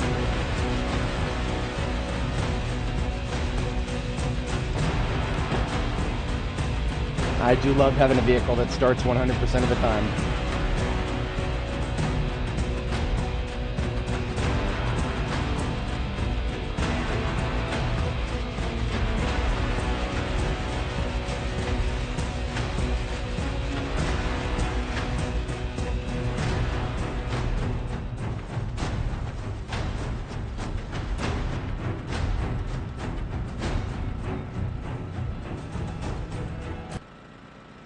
That was fun. I'll have this soundtrack on standby for next time we get into a big fight and the game starts playing that botched 6-second loop of determination. Until then, we take off the mask. If I pull that off, will you die?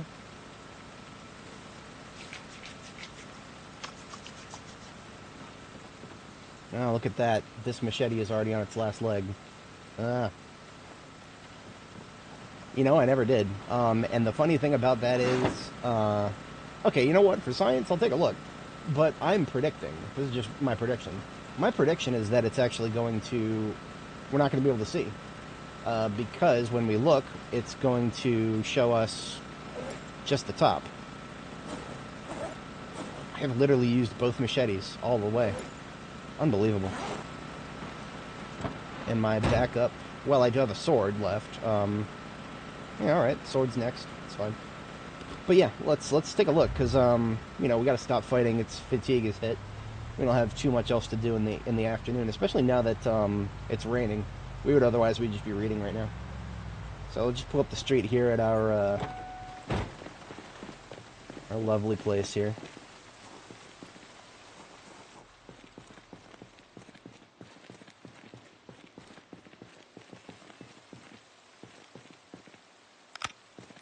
Okay, hey, I can't see one of the staircases. The other one... Okay, okay.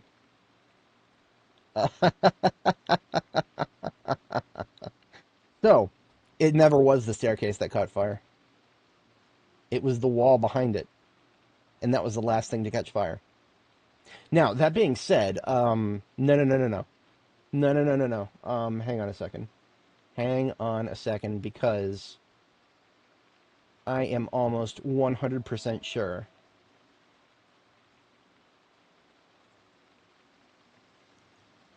Pincer tunnel. Yes, please. I'm currently working on editing the footage of that event. And therefore I have it on speed dial, as it were.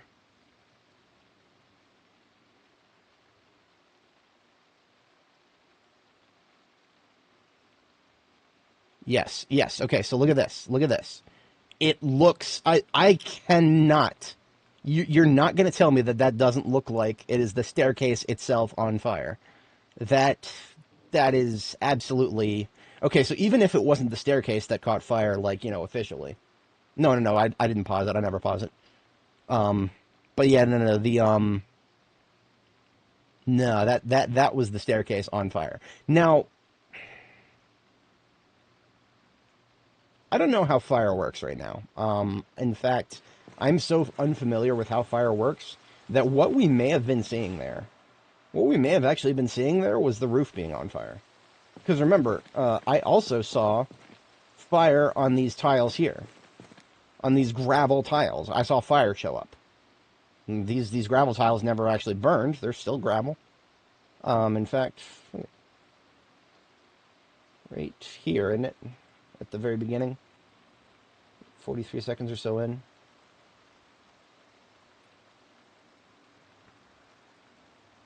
Yeah, there it is. Yeah, see, look at that. These gravel tiles all caught fire. I don't think that was ever a wood wall either. Yeah, this wall right here. No, that was never a wood wall. I think that was a wall just the same as all the rest of them. I think that right now what we're looking at in the game. See, look at this. It is concrete, just like the rest of it. I think what we're looking at is the game, the fire system as it is right now, is showing us fire on the ground when the roof is on fire. Because the roof is, as you can see, the roof is fully burned out. And that, I think, is what was burning most of the time there. Just got burned. Oh yeah, it's the concrete definitely got burned. Wacky. It's truly wacky. I wish I had a better frame of reference for that. I like how the trash never got burned. That's actually really funny. The freaking trash never got burned. But yeah, no, that was an interesting experience for sure. We came away from that learning some interesting things. Now, you know what? Here's something I want to try. I just want to find out how long it would have taken for me to break my way out of these bars. Okay, never mind. You know what? That's gonna take a long time. I can already tell you that will take a long time. I'm glad I did not decide to try to go for that, because that was my only other option. My only other option would have been to just bash those windows open. But that would have taken an unknown amount of time, and I could have gotten cornered by the fire in trying to do so. So yeah, I don't regret that. I think I made okay decisions there. I'm gonna make a meme when I edit it. I am absolutely gonna make fun of myself for choosing out of the fight, flight, or freeze responses. I chose all three of them at different intervals, and none of them were necessarily the most optimal decision at the time. I was kind of laughing about that in hindsight. That was pretty funny. I need to step away briefly while I read, but what I'm going to do is get to 22:30 first, and then get my first sleep in, and then I will set the girl to read for a little bit while I step away. And then I shall return, and we shall continue.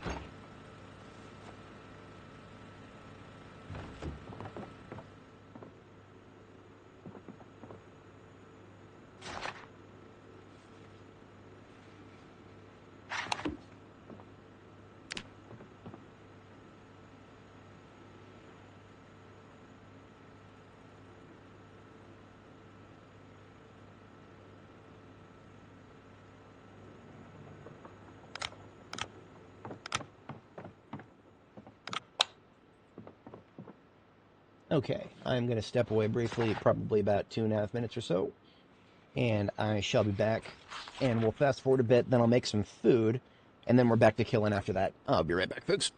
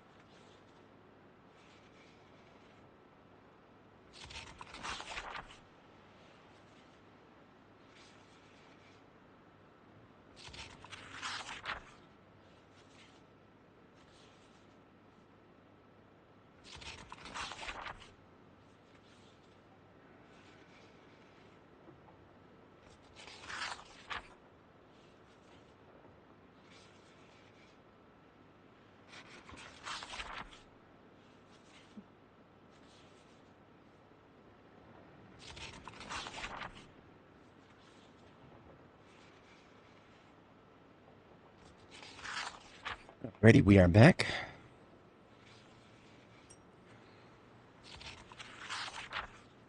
Alright, 2:30, we've got a couple of hours to burn here, hour and a half or so. We are going to... What are we going to do? We are going to make some food.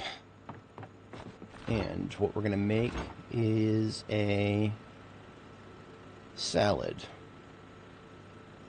Yeah, we're going to make salad. Take 2 of these watermelons and chop once. Actually, we're 3 watermelons. Slice 1, smash 2. That gives us 10 slices, 10 chunks. With that,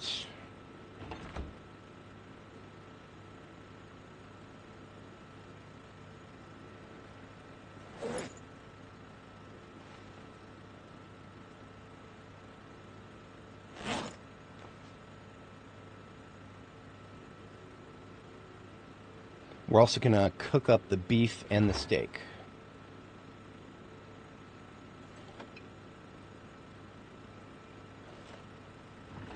Just straight up cook up a serving of each.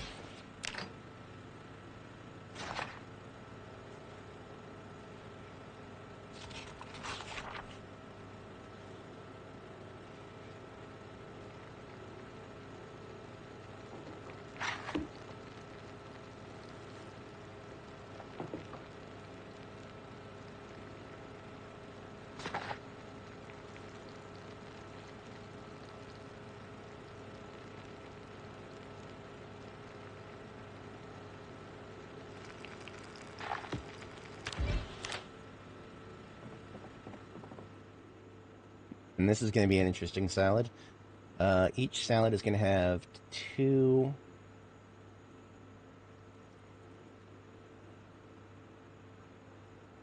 Yeah, we want to make use of these watermelons as much as humanly possible. Therefore, 2 chunks and 2 slices.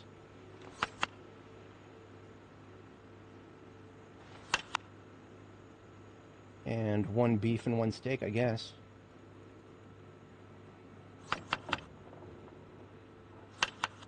Beef and watermelon. That just sounds wacky. But, don't knock it. It might actually... It might taste better than it sounds. It all depends on how you do the meat, because the meat... you can make sweet meat, and it actually can be really good. You just usually want to infuse it into the meat as opposed to just, putting the meat into a salad next to a bunch of watermelons. Because then there's some dissonance with the texture and whatnot. You don't want the texture to be that wacky. You don't want to bite into something like watermelon and then have like a piece of steak right next to it. It just doesn't, the consistency sounds wrong.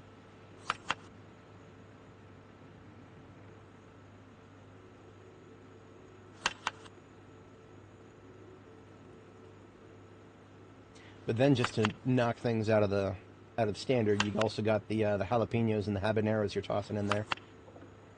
And those are going to overpower everything else, in my opinion.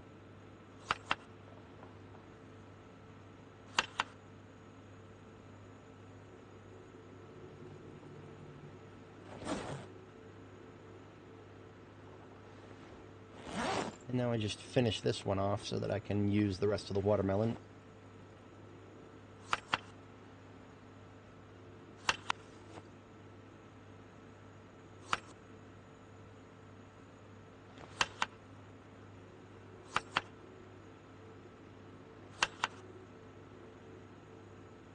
So the others came out to be about 60. This one came out to be about 30. But let's get some jalapenos and habaneros into each of them.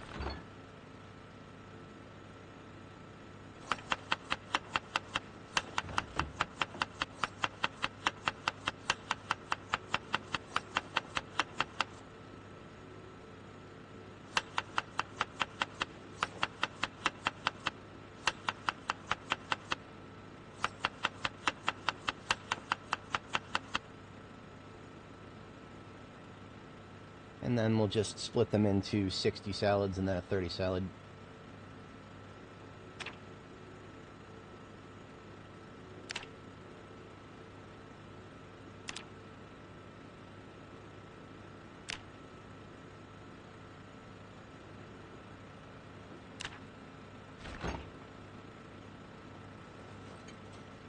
Beautiful. Okay. A little bit late, but we're back to bed.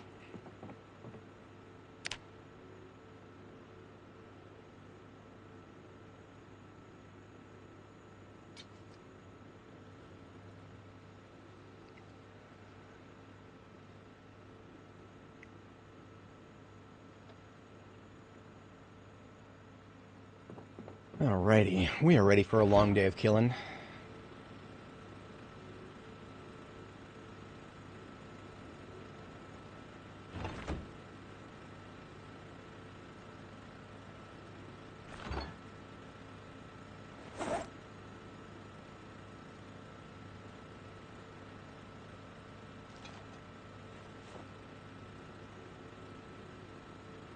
Leftover watermelon chunks once again into the drink over here. Not drink, into the garbage, more like. If only you could add watermelon chunks to a drink. Maybe this game needs to have blenders.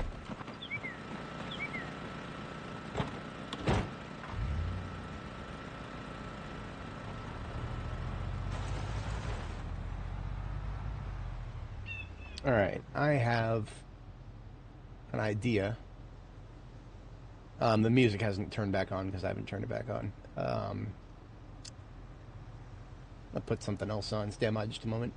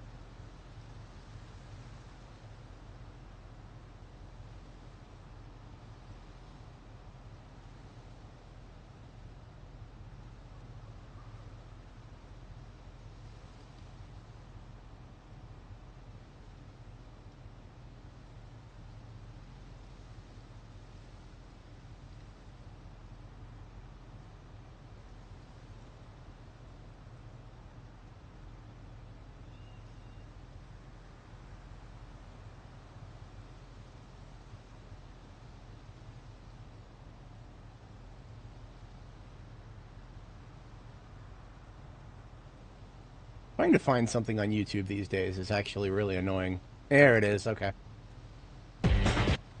We've got our music, folks. We've got our music.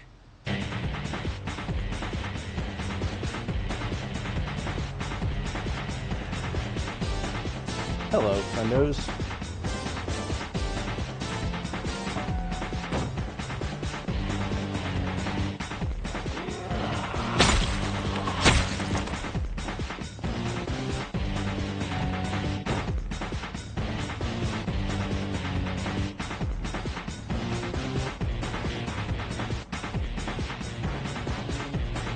I want to get them out of the woods. What better way? Ooh, is that a... This guy's got a backpack on him. An improvised one.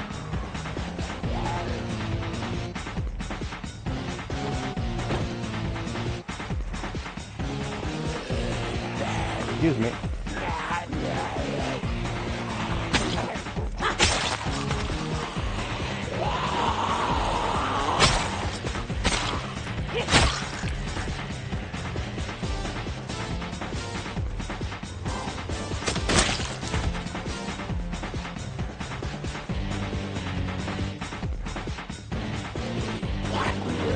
Look.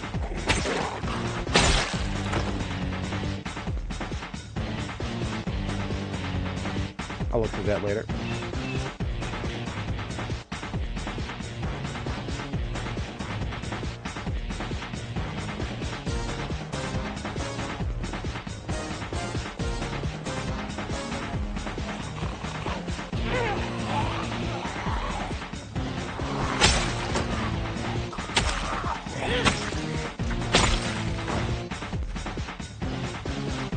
Alright, bandana going on the face.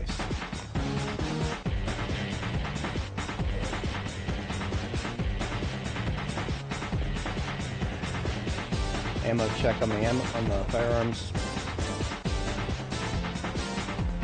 10 and 15. Okay. Now, the moment I discharge, it's going to pull more of them out of the woods. So I prefer not to start firing just yet.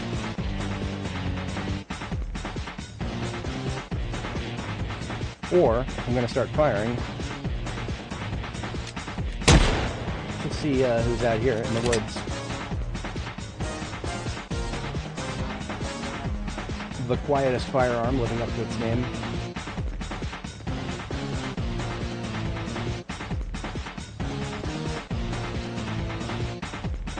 Maybe there weren't that many in the woods after all. Okay. I'm okay with that. Well, we're going to find out how many are in the woods. Alright, 10 in this one. 9.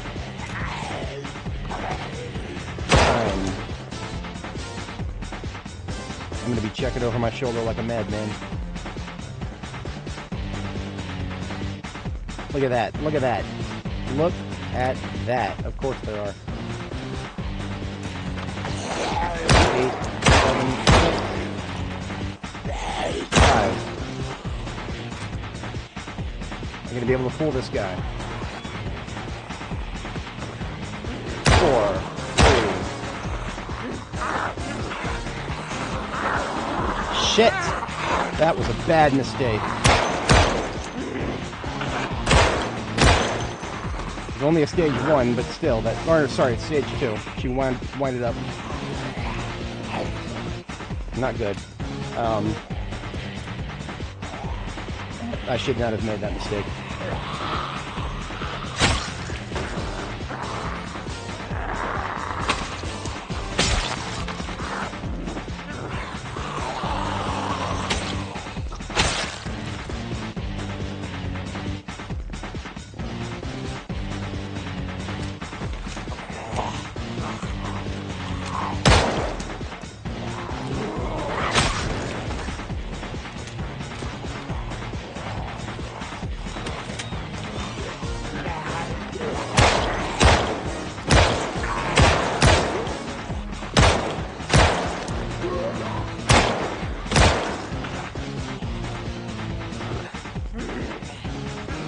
I have him left. 4, 3, 2, 1, reload.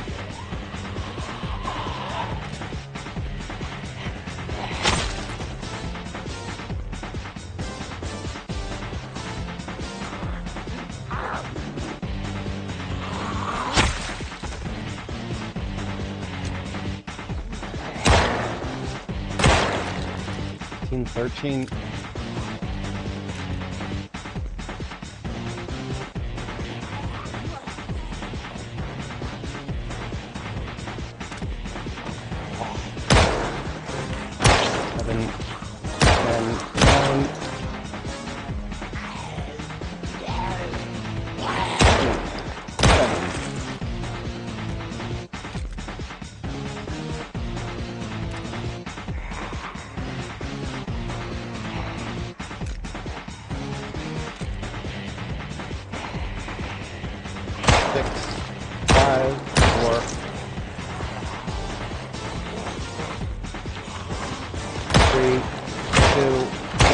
Switching.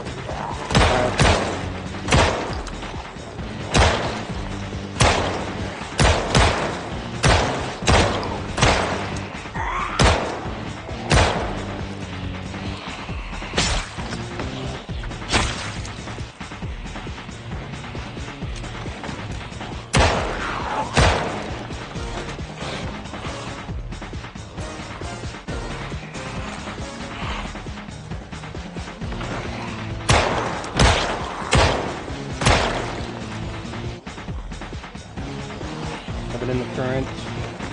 The other one is empty. 7.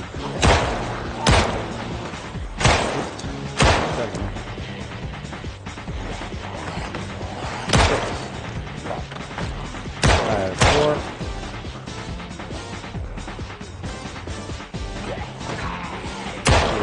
3, 2, 1, 0. Both are being reloaded.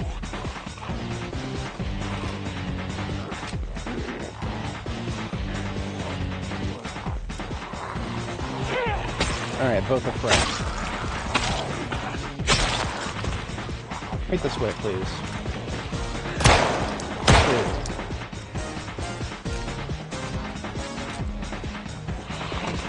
3, 4,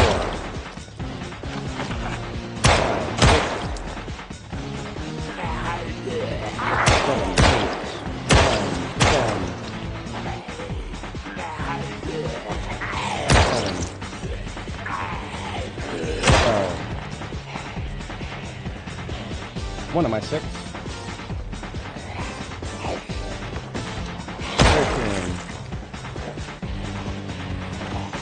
14.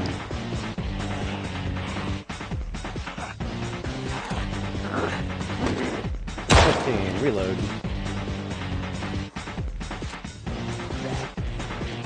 Okay. Doing alright. Let's have a bite to eat.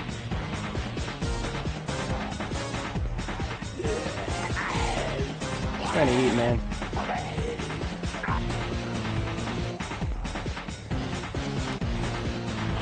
Y'all gotta disturb me during my meal. You're supposed to die at my convenience.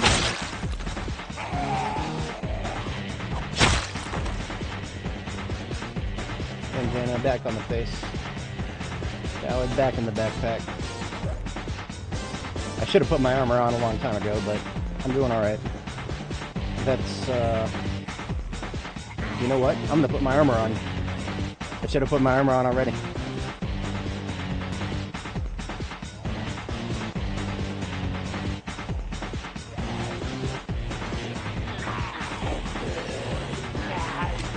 Alright, slow pokes, let's go. 14, 15, 12, 7, 10, 9,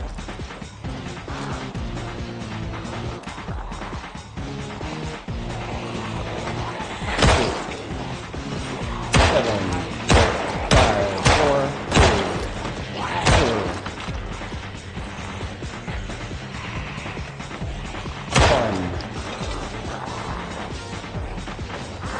0, switching, 14, 15, 12, 11, 10,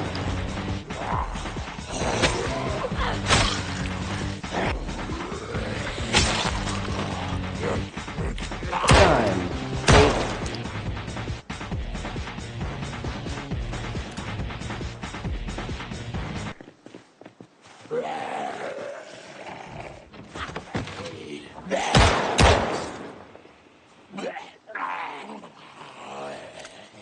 1 minute.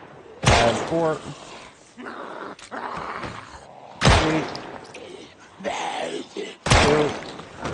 1. How about we reload?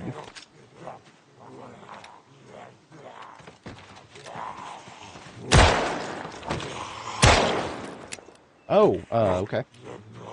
Yeah, reloaded. I thought it was going to be a fresh magazine. No, it was a magazine that I accidentally left a single bullet in. So we are empty. Okay timing, though. Okay timing. We're doing swords. I have no idea how many left to kill, but we got our music.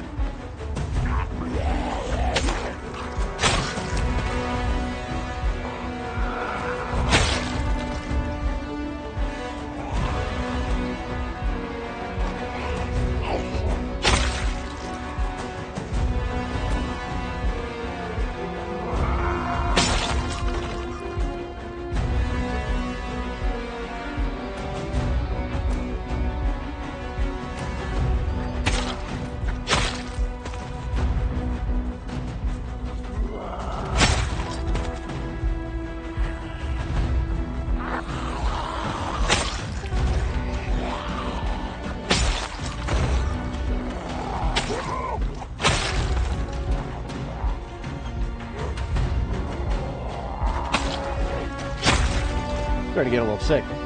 The bandana isn't enough for all these corpses.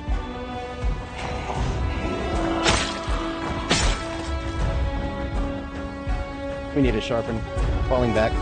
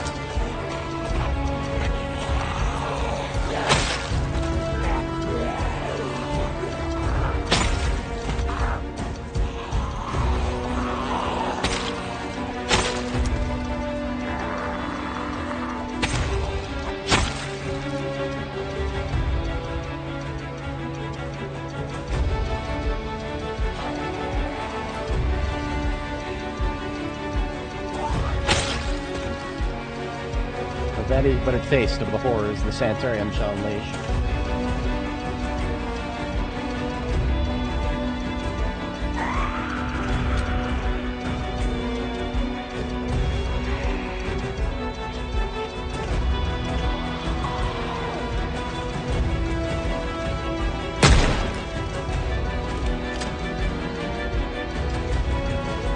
The quietest firearm strikes again. But they heard it. It's only so quiet when it's a firearm.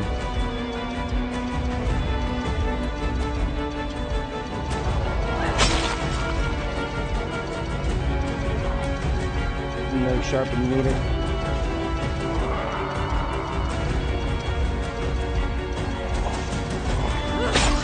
Alright, I'll use a little bit of M36 here.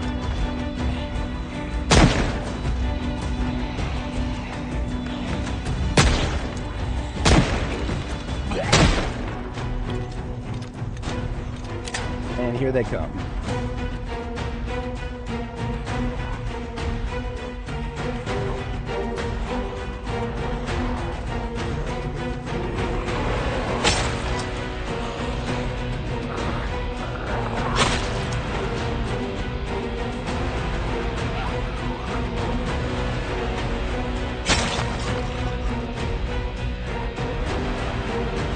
About 29 and a 38 special.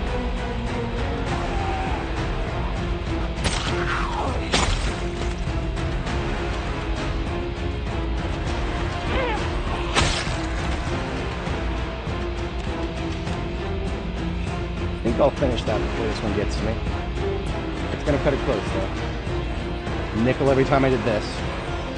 I don't know about this. Nope. I tried. It's kind of silly that sharpening can't be done partially. How about I buy myself even more time?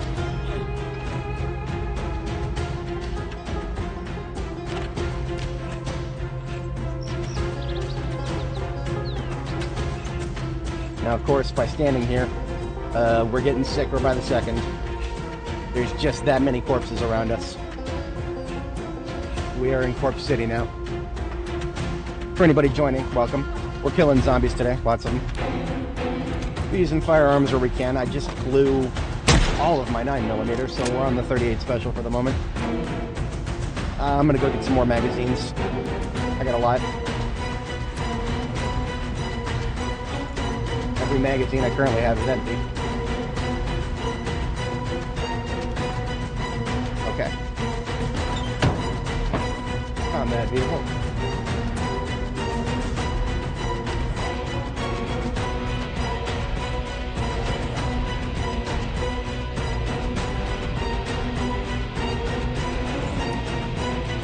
And you know what? I'll take the M625 just to back up. Alright, let's back out there. It'd be nice to switch back to the big iron again. Even though we are, you know, our ammo stockpile of the big iron is actually starting to run low.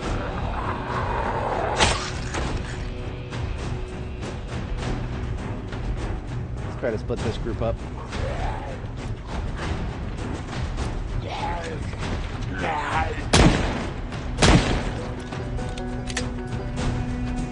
Alright, 9 in my hand, needs to reload. The 9 on my belt also needs to reload, but we've got 1 shot left.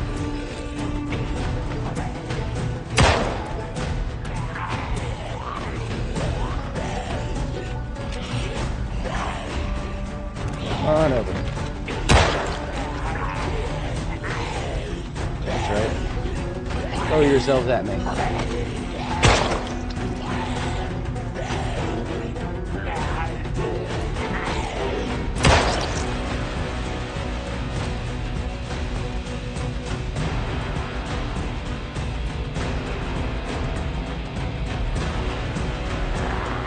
Create another pile, please.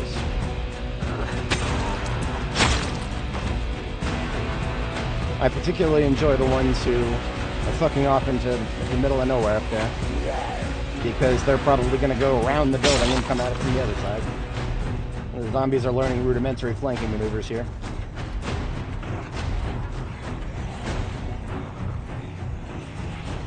Yeah, this I'm not making use of that defilade there. This is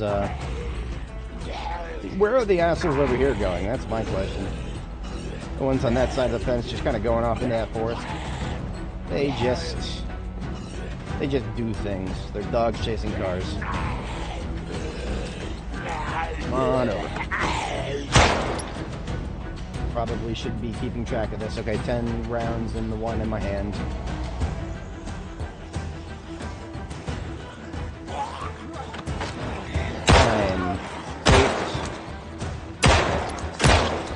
Hello, on my 6. 5,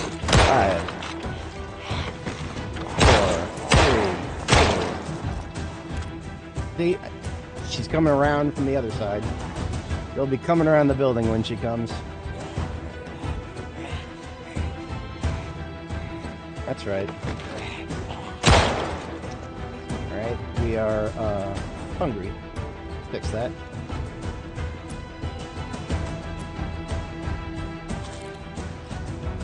Trying to get a little distance from the corpse stench. We're not getting very far though. It's only so far you can get when the corpse piles are this big. Hey. Yeah, just 1 left in this one. Now none left in this one.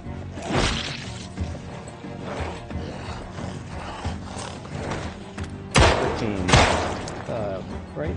Yeah, 13. That was a 2-shot.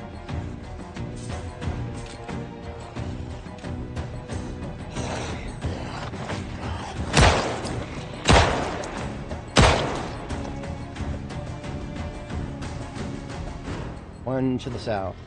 He is... Let's see if we can trap him.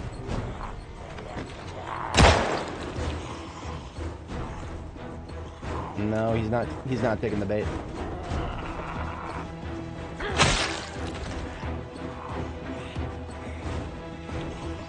Fall back these 2.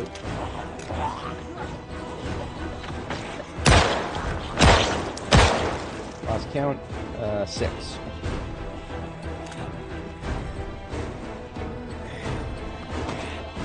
Got 5.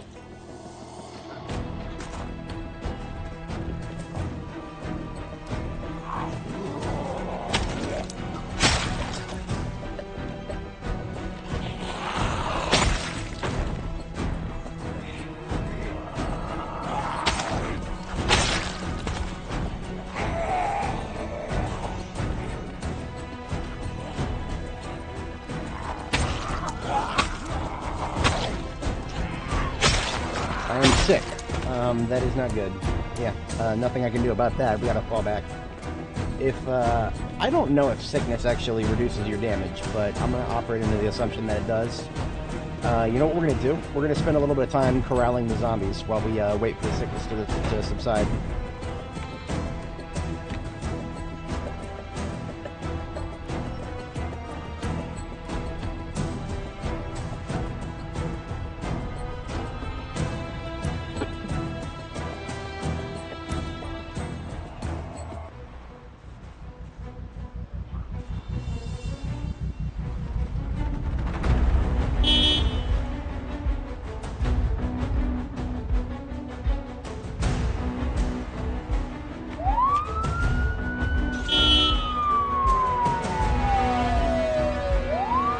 There are still plenty of zombies to kill here. Don't nobody worry about that. At this point, we're just trying to pull them all together.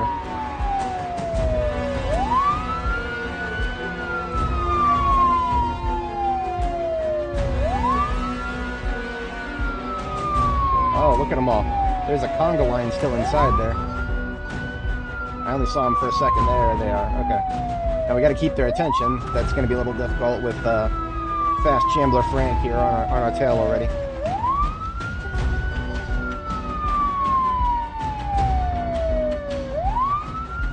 Do some donuts out here. Wait for them.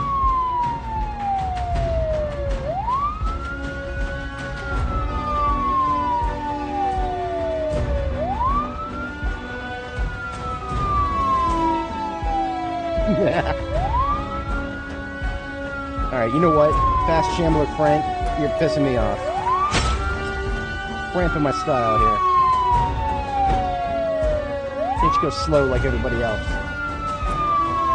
See? Get everybody else being all obedient.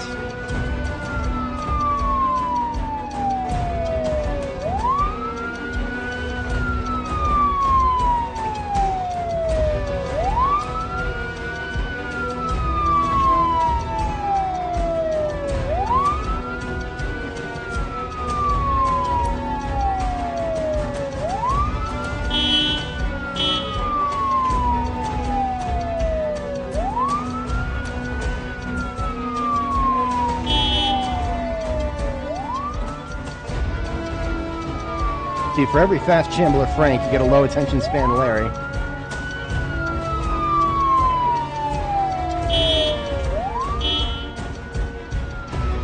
That's a bit of a risky maneuver here because they are going to be coming at me from the other side of the fence any moment now. There's a little group of fuckers up there from the forest to the north. This feels like an okay place to congregate them.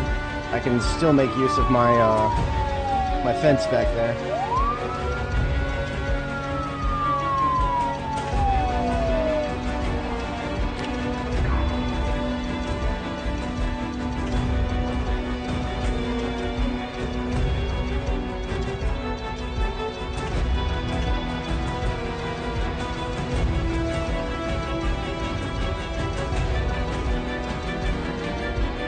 You gotta be watching out for rats out here.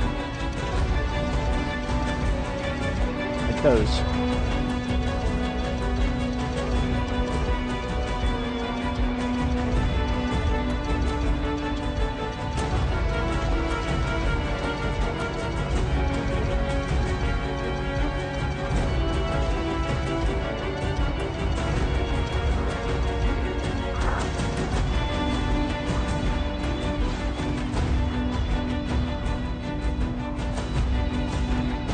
Alright, so you see how they're nice and spread out among that field up there.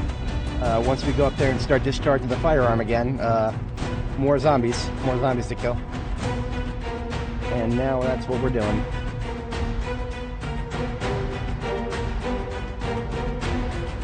I'm going to leave the van right here ready to go, because I don't know how hairy this is going to get.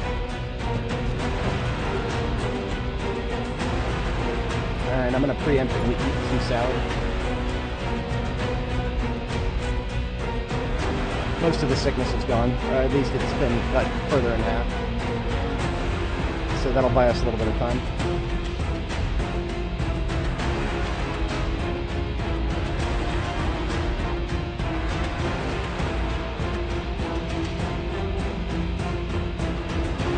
Now we just gotta make a little bit of noise here. I'm ready for that. We'll just single discharge from the M36 ought to do it. M36 is technically the quietest of the firearms, but it's hardly quiet.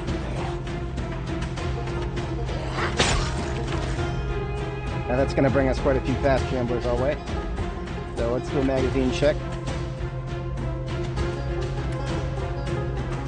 5 in the primary, 15 secondary.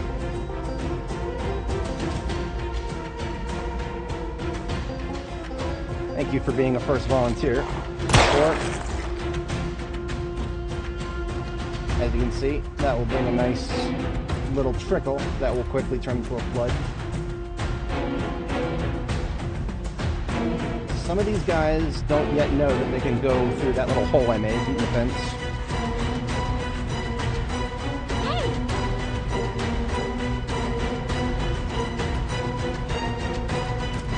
Alright, for 4, 3, 2, 1, 0, reload. Falling back. 13, Vaults. 12, 11, 10, 9, 8, 7, 6, 5, 4, 3, 2, 1. Back up. 0. That's why I use fences. If they start scanning up, suddenly they're hard to hit again.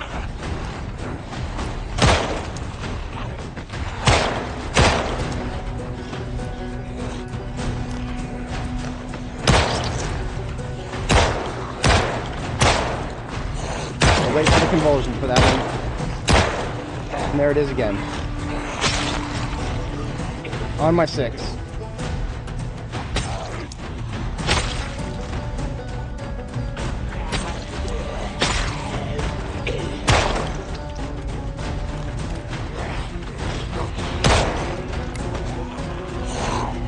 And we're empty on both. Full reload time.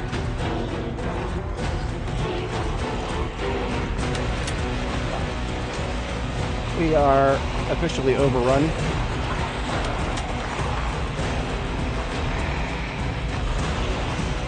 Alright, how's my sword? We're poking a little bit here.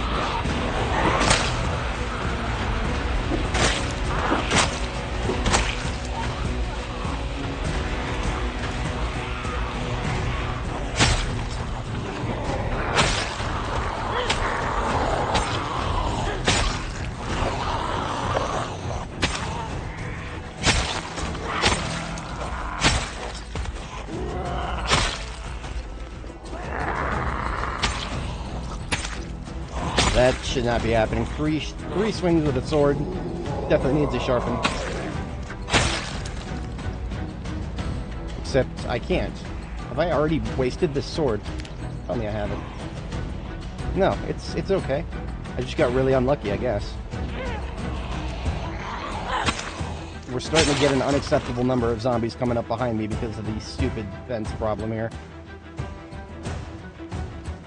There's no solution for that. I've already made a hole in it in the correct place. It's just that most of them don't seem to realize. And all of these assholes going into the forest are going to make my life very difficult.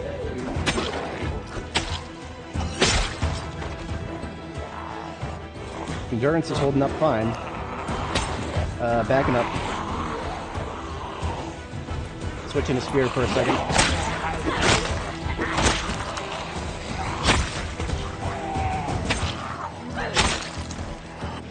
On my 6.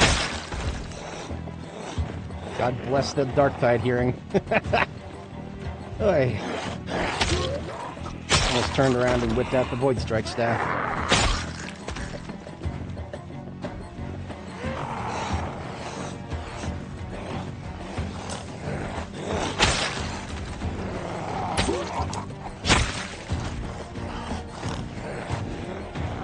Definitely not a content question.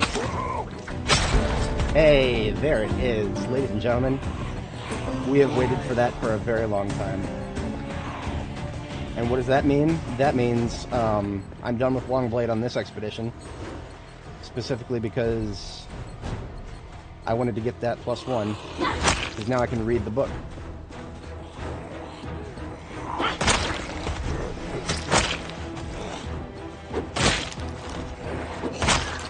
I have no qualms going hard with the spear now. It is, after all, the most powerful weapon in my inventory right now. I mean, you can almost hear my buddy. Always has been. Can't think of spears without thinking about the spear master. Master of spear.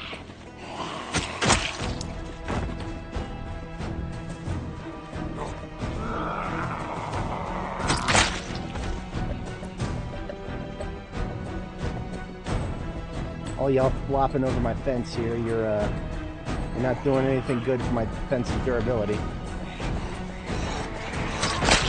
Alright, my firearms are reloaded, so...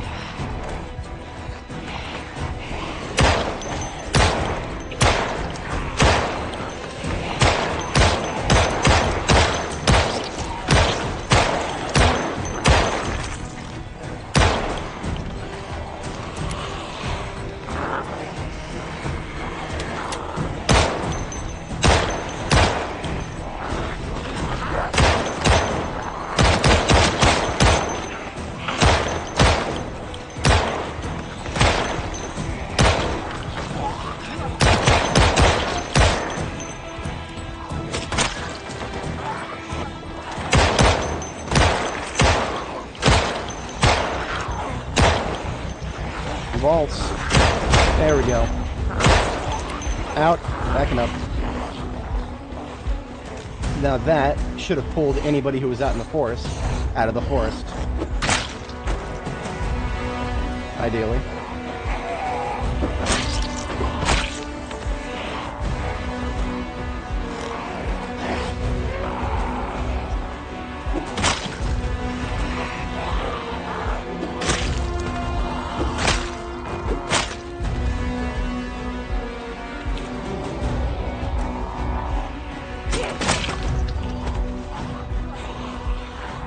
Asking first.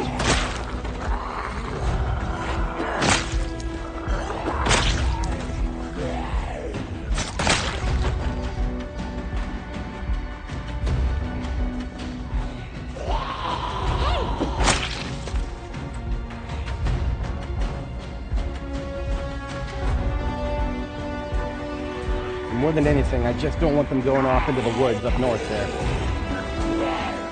They seem to love doing that because they'll hear the sounds of my gunshot and they'll go in the direction of the gunshot and then they'll overshoot it and keep going into the forest. So technically speaking, I'm doing that to myself, but that's alright. One's gonna come through that tree in a moment, or he's gonna lose interest. Shoot yourself, pal.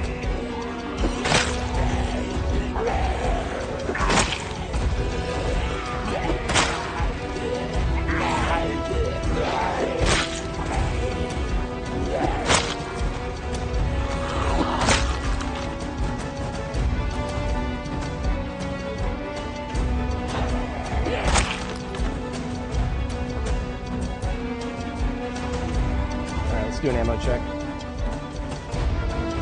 Empty and empty, and one magazine left.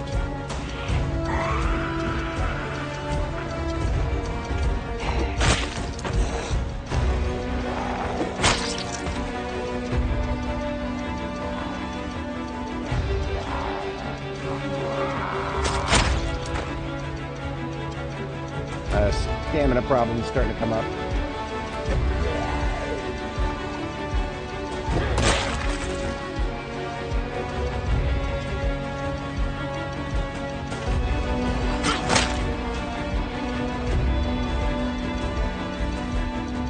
I think that's, yeah, we're pulling a lid on that.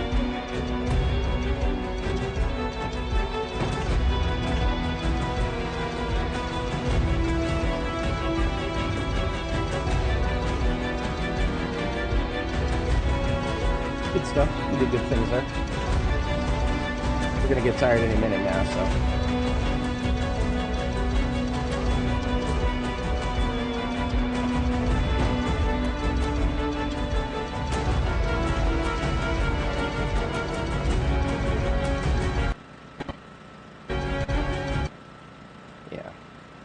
We are going to, let's see here, we need to get some food in us. And order of operations. We have completed the next level of Longplay, and therefore we can read the next book. I think that is going to be priority number one now, is getting that book read. I brought it with me because I knew I would be ready to read it soon. So foraging is going to go back into my backpack. Make sure all these mags are empty, which they are. They're going into the trunk here. I think we've, not quite, but we're just about to the halfway point of M9 magazines. We brought something like 50 with us. Mostly to keep track of it. If I don't, I'm gonna forget what my armor ratings are. Right now, I'm protected pretty much everywhere except for the chest, and I keep track of my skills just all the time. And that bar, because yes, absolutely. Mostly also because I have the screen space for it. If you're gonna have a 4K 44-inch screen, might as well make use of it. Possibly one of the single most best purchases I've ever made. Very much enjoy it. Let's see, we've got... How much life is left in this sword we're currently using? It's alright-ish. It's alright. I've seen better. Once we get it sharpened back up, it'll probably last another session with the zombies.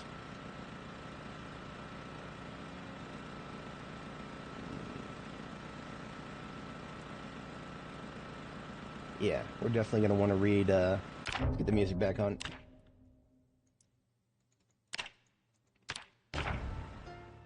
Yeah, we're gonna start reading. I don't know about whether I should go back to base and get more swords. This is my last sword right now. So finishing this book, I'm gonna be able to use this sword for another 150 kills maybe. Just a complete ballpark guess. Probably just crested 14,000. Yeah, 14,197.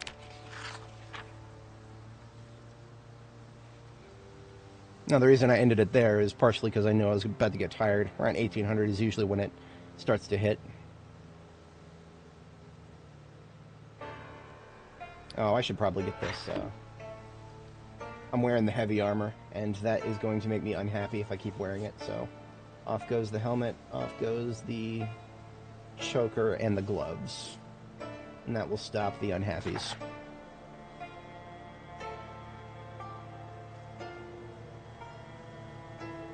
I'll wait till I run out of daylight, and then we'll have a bite to eat.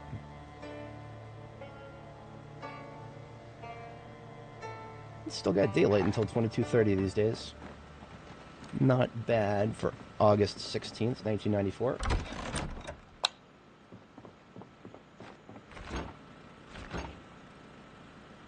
Yeah, I'll have a bite of this 30 salad here.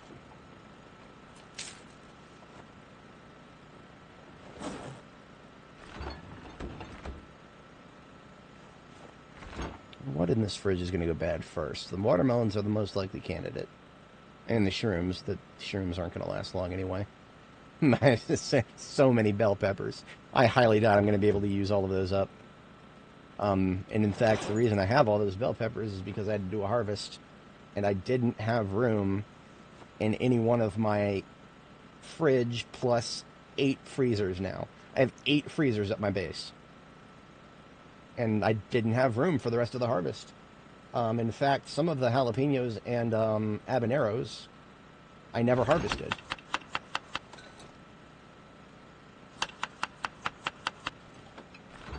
Oh, and these leftovers need to fuck right off. We're not doing the leftover thing. I consider that to be a massive detriment of being high-level cooking. Having leftovers that are like worth 2 hunger value, just go away with that. I don't care about that. Nobody cares about that.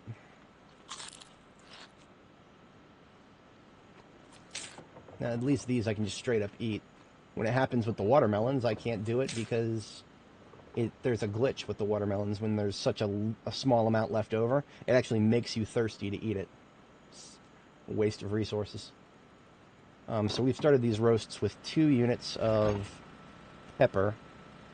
Oh, you know what? I should have gone to sleep. It was 22:30. That's supposed to be my first bedtime. Second bedtime is at 4 a.m. That's a restless sleeper life right there. That at least keeps you awake for most of the day until the sun sets. Well, starts to set.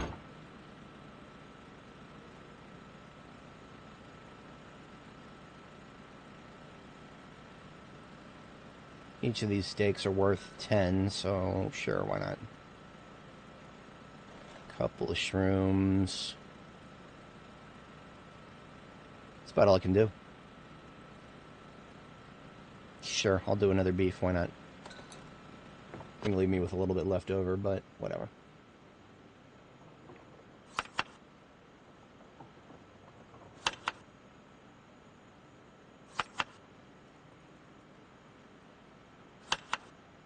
The steak left me with some leftover. It was only worth 10 to begin with. I added 10, and now I have 1 left. It's like high-level cooking just makes it so that you forget how to do math. Downright silly.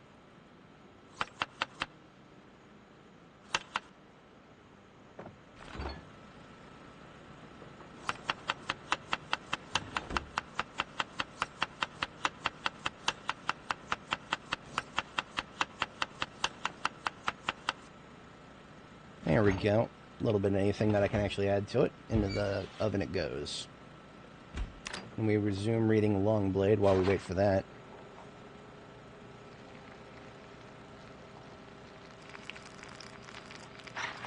Looks like a couple of... Yeah, we got a 40 roast and a 60 roast out of that. We're going to call this a 60 roast D series, just in case it doesn't get eaten while we're still out here. If it doesn't get eaten while we're still out here, then it goes back into the fridge at base, at which point it would be the D series. I need to eat the A and B series before the D series. I name things based on when I cooked them. So I know that, you know, the higher up in the alphabet it is, the more early I got to eat it. So that's the more likely it is to go bad. At least I can just straight up eat some of these bell peppers. In real life, eating a bell pepper raw, just the whole damn thing, yeah, that would make me a little bit, I wouldn't like that very much. I don't mind bell peppers as an ingredient, but by themselves, no, that's alright.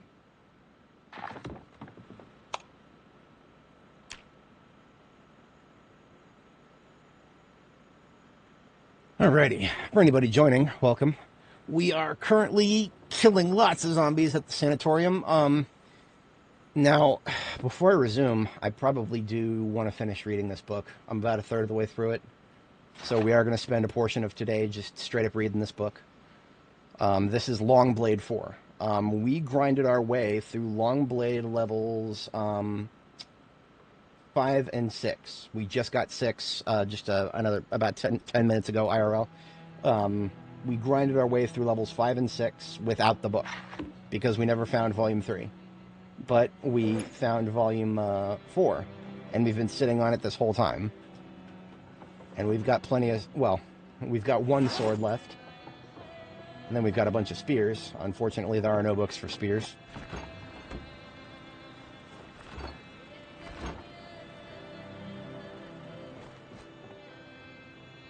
Oops, I did not want to drop it. I wanted to read it.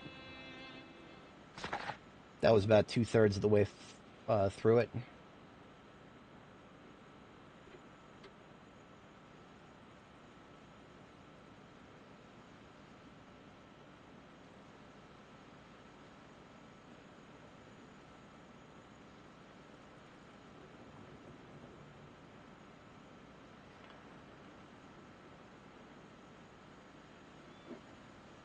If I finish this out, I might actually have room for one of those 40s.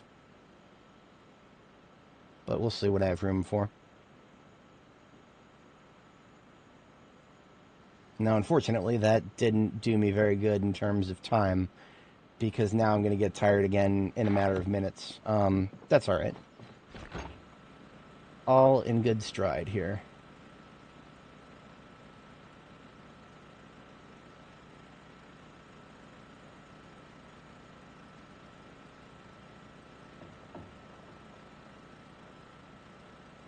Yeah, alright, fine. I'll eat the 40.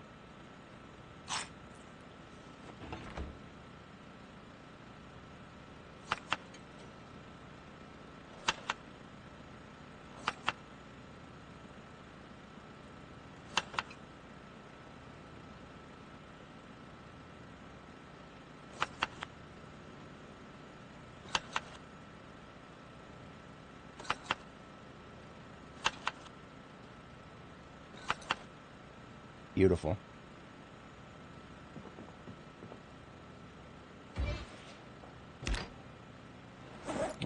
cooks. Let's put away the book.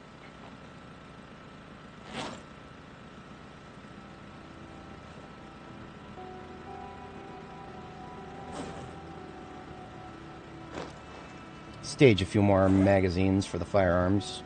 There's 3 more M9 into the Alice kit. And let's do 5 more into the backpack. Still 28 more in the van, but we're not carrying around all those at once. I don't think we could expend all of those at once and still have a full day ahead of us. Now we also have the big iron. I've been holding off of the big iron for a little bit because honestly, I don't have very much ammo of it left. I have been burning through my big iron ammo. Let's read the foraging book while we wait for this roast to finish up.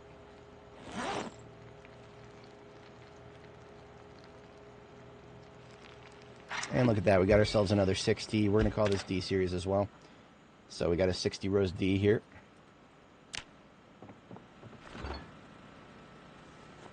Two of them. Now, I got 10 fatigue to work with. We'll do some killing. We'll do a little bit of killing. We'll see how it plays out. There's a part of me that actually probably does want to go back to base. So that I can get more swords. We just finished Longblade Volume 4. So it makes very much sense to me to be using swords prolifically. Armor is going on to include the jacket, since we're going to be doing a lot of melee here. And I'm going to park for a quick getaway like my granddad taught me.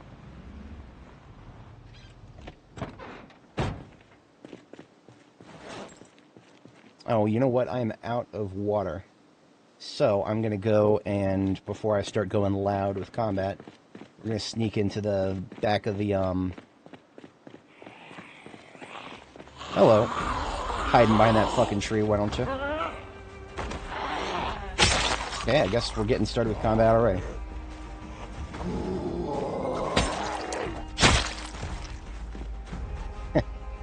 There's no sneaking into the sanatorium, not when, the forest is full of these assholes.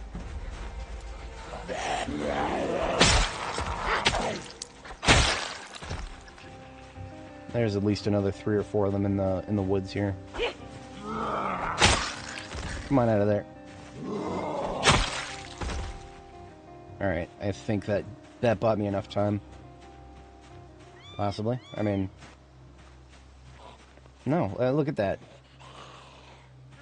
What was she even doing in there?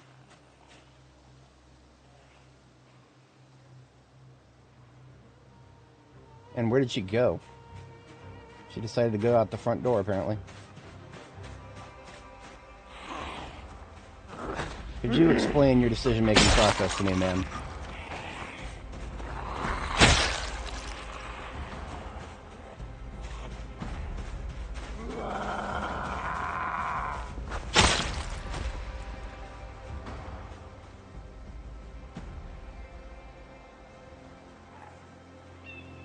See, we're going to be sweating a lot by fighting out here. With the jacket on, we've made that much, much harder for ourselves.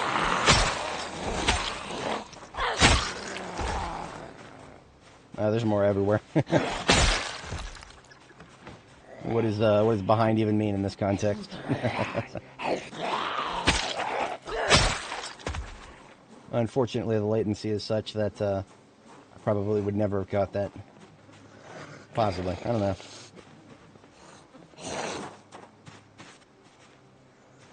I'm just kind of operating under the assumption that any direction is gonna have a zombie come from it at any moment. How about no?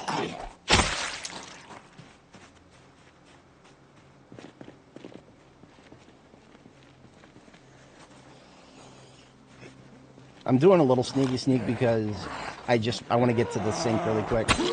I'd like to get to the sink in there, grab a little bit of water, and then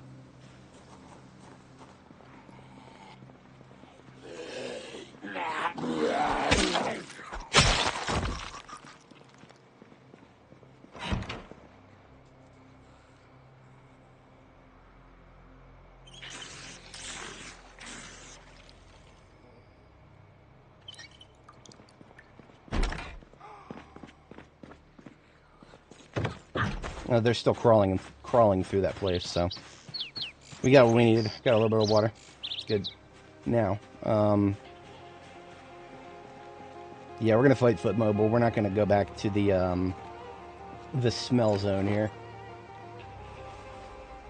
We've already accrued 6 sickness just by standing there for a couple of minutes.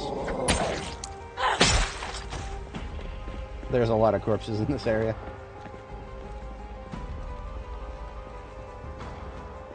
See, I sledged a hole in the fence right here for strategic purposes to keep them coming at me from a specific angle. It's an imperfect solution, to say the least. Because some of them just forget that the hole is there and keep going the other way.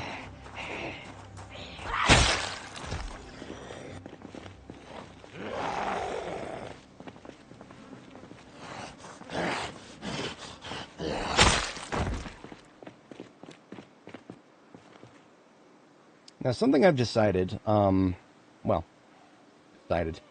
imagine me coming to decisions. Bit of meta commentary here. My YouTube numbers were the best at the beginning of this month, and I've been trying to figure out exactly why that is. The only thing at this point that I can chalk it up to is the fact that at the beginning of this month I was on a bender and streaming pretty much every day. So I think what that is just the algorithm punishing me for not streaming every day. I don't think it's the length of the stream that matters quite as much as the regularity. I think the algorithm likes it when I can stream every day and hates it if I take a couple days off. So, well, that is something to think about, I suppose. Definitely something to think about. The only other factor beyond that I can't really, it's really difficult to take into account is that I stream at random times of the day. I don't have a solid schedule for anything I do, let alone streaming. I mean, I can't even keep my own sleep schedule correct, let alone have a live streaming schedule.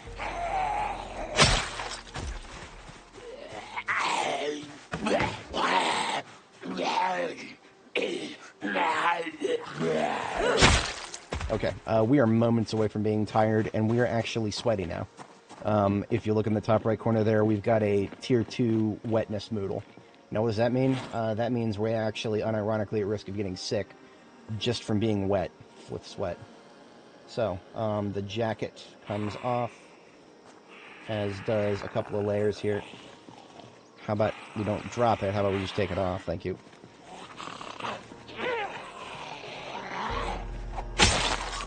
Now, really, without the jacket, the only thing I'm really losing is chest protection, which is why I would love to have a coat of plates. I need to get that. Next time we're back at base, we're making a few more coats of plates. See, I have one coat of plates right now. Think of it as like a medieval bulletproof vest. It's just a big thing that goes down the chest. Covers about the same amount of real estate. And it gives you pretty much 100% protection to the chest, which is a very good thing for fighting in high heat like this, because it doesn't have hardly any insulation at all. Anything else that you would put on to protect your chest is going to insulate you pretty heavily. Make you hot, make you sweaty. Spend too long sweaty and you start getting sick. Alright, bandana goes back in my Alice kit. Layers into the backpack. Heavy armor can come off.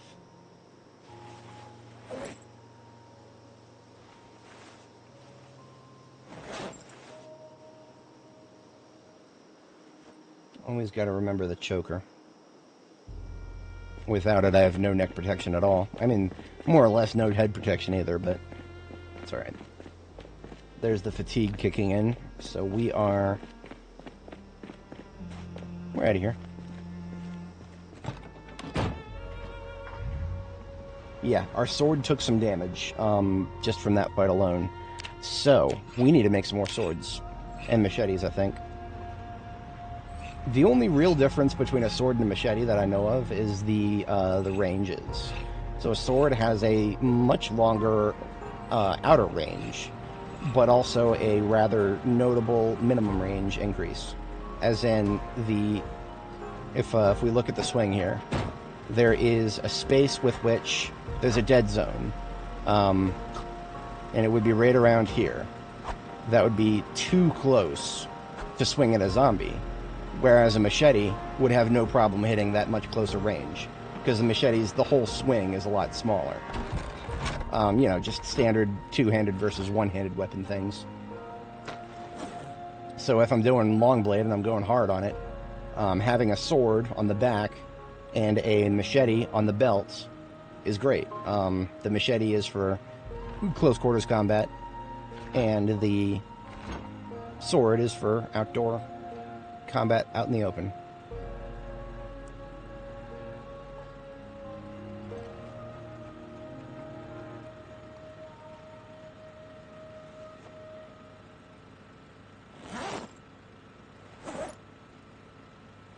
Okay, yeah, we are going to go ahead and go back to base.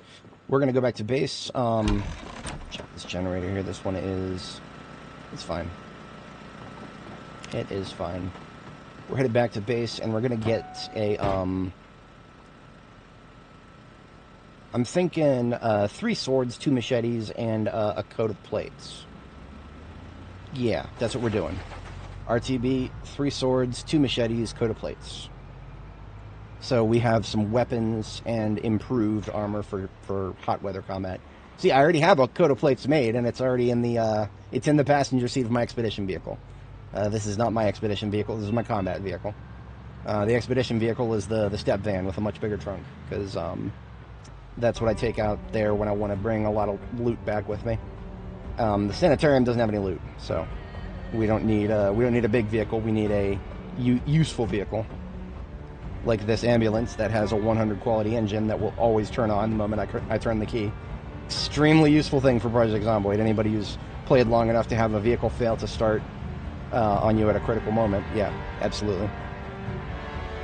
It was only recently that I learned that engine condition and battery condition don't really contribute as much as engine quality, which is innate and does not change no matter how much the vehicle gets damaged or fixed. My other ambulance is 70. And therefore will fail to start a double-digit percentage of the time. I don't think it's directly inverse proportion. Like, I don't think just because the engine quality is 70 that it's going to fail to start 30% of the time. Even if it feels like it sometimes. It doesn't... I don't know. I haven't studied the numbers deeply. But what I do know is that this bad boy right here starts 99.9% of the time. There is still a situation where I've had it not start. And I looked at the code because I was so pissed off when that happened that I looked at the game's code to figure out what was going on, and I couldn't figure out what was going on. There are too many variables being checked that I don't know what they mean until they get set by the game. Therefore, I just kind of gave up on that. I could have probably figured out more if I opened the game in debug mode, but I'm not going that far. I hate opening the game in debug mode. Whenever you open the game in debug mode, it has a chance to... Well, in the past, it has fucked with my saves. There used to be a glitch for the longest time where opening a certain menu in debug mode would reset your fitness experience on your character. Which is so baffling to me specifically because fitness is the single hardest thing to grind experience in. I started at level 9 fitness. And I have a +3 to experience gain. I have played this character for 300 and some odd hours, and I've gotten 22,000 experience in fitness out of 150,000. It is the stupidest, most ridiculous stat in this game. I hate everything about it, but at least you have plenty of options to start with a lot of fitness. I've tried a couple times to start a character without good fitness stats. Never again. I'm never doing it. Because what it basically just grinds down to eventually, after a very long period of time, what is low fitness means you have to stop what you're fucking doing more often. It's not a fun thing. It's just not fun. I don't like having to stop what I'm doing just because my character is unfit. and so I just don't play unfit characters anymore. This is my base, by the way. Of course there's respawns everywhere. Why the fuck wouldn't there be? There's a reason I build my base inside the goddamn river, and it's because it keeps the respawns on my front yard instead of inside my base. Other poor fools, y'all gotta you wanna build a base inside of an existing POI? Well, get ready for zombies to be respawning inside your base, because that's what happens. The respawn system is ludicrous. I can understand completely why a lot of people just turn it off, but that's not what we do here. We take the game as the devs give it to us, for better or much, much worse.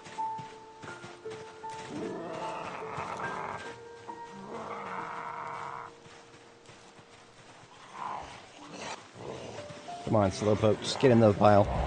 Hey, there's Nimble level 4. I was waiting for that. It's one of those things that I just stopped thinking about it after a while. I saw that I was close to level 4, and I was like, oh, that's cool, and then promptly forgot about it. Because, you see, Nimble, just like Strength, is one of those things that if you put enough time into it, you probably will eventually get to the level you're thinking about. 310, maybe so odd hours on this character. We just got Nimble level 4. Hello, Hassan. Good morning. Yeah, 14,000 kills, 300 hours, and we just got to the level 4 Nimble. That's life without any EXP bonuses to it. I've seen people on the subreddit talking about taking the Gymnast perk, specifically because it gives you +1 to Nimble. I don't have any strong feelings about that. I just can't seem to find a way to fit it into my builds. I mean, the fact that it is it's a 5-point trait is already fucking me up in the head, because that means I need to take something, I need to take a negative with an odd number that is already going to offset what my character build currently does. Something like High Thirst, I suppose. I don't know. I would need to take High Thirst and then one other. I don't know what other I would take. Any case, I think that's everybody. Yeah, perfect timing. We can go to bed now. 22:30 is my bedtime. And, my Rediker plan with the generators is working out nicely. Long story behind that if you've never read the book for World War Z. The Rediker plan had a lot to do with much more than just generators. But since there's no other people in this game, we can't do a proper Rediker plan.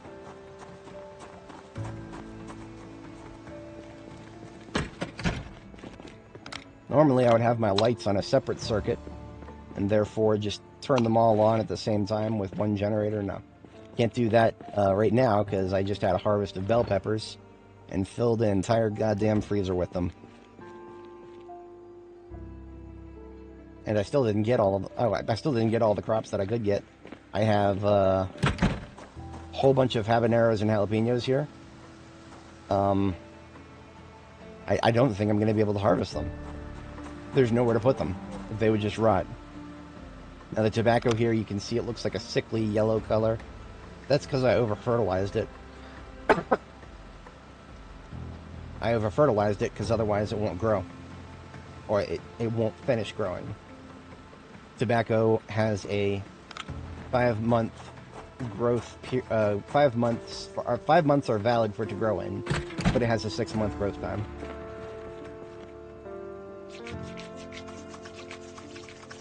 I don't know what to say about that. I've already said a lot of things about it. I submitted a bug report for it back in May. IRL May. As in like 5 months ago. And jack shit from the devs. It's alright. I don't expect them to listen to me for anything.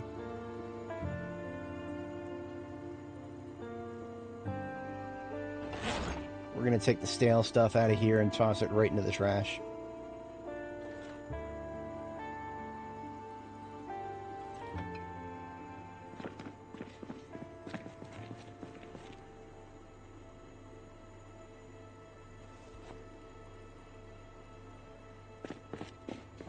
I should have gone to bed already. I was supposed to go right to bed.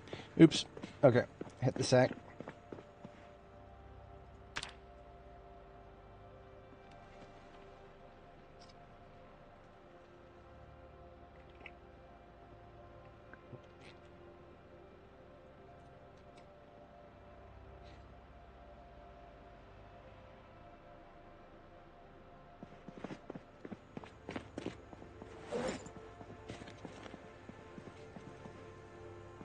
I was getting hungry. Let's see if there's any,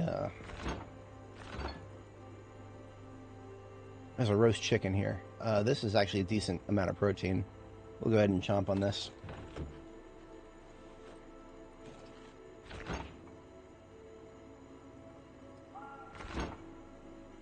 Yeah, and I did find a rabbit out in the fields and killed it and tossed it into the freezer. So when protein problems come knocking, we're ready for them. I'm gonna unpack my armor and wash that as well.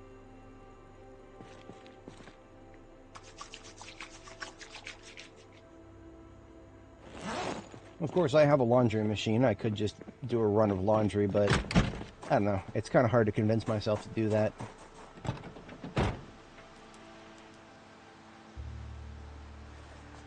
Alright, the armor goes back on the passenger seat here. Now, when I said make 3 swords, what I was really saying is I need to make 1 to replace the missing sword in here, and I also need another hunting knife. I'm supposed to have backups of all of my major wear weapons here. My current sword is... I'm just gonna reforge it, because honestly, you can reforge the swords relatively easily. Same with machetes. You just gotta take the handle off of them.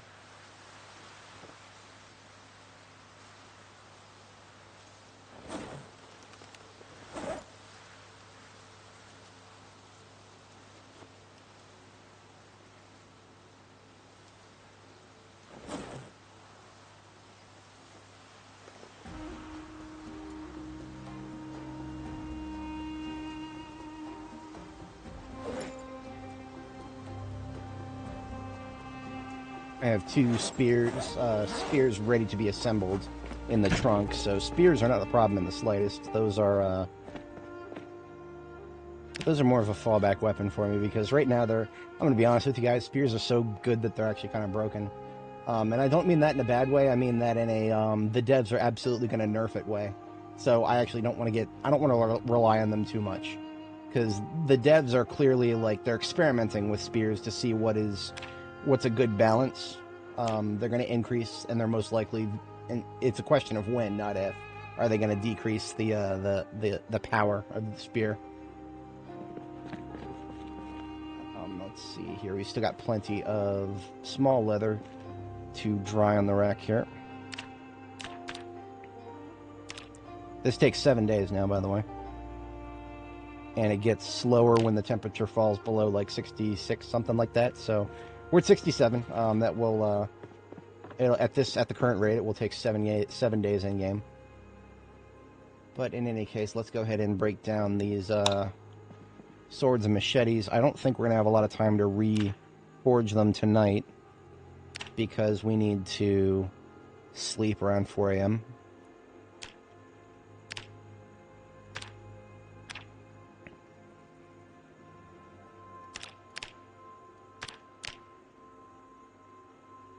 Yeah, we're just gonna pull a few of these things apart and go back to sleep.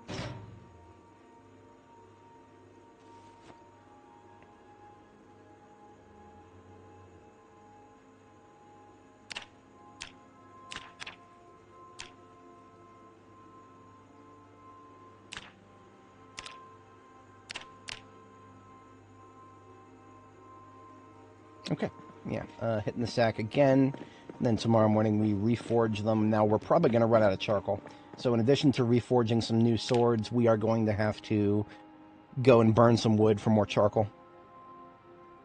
The forge, I'm not really wasting any steel at this point. Reforging a sword doesn't cost any steel, really. It just costs charcoal quite a bit each time you do it.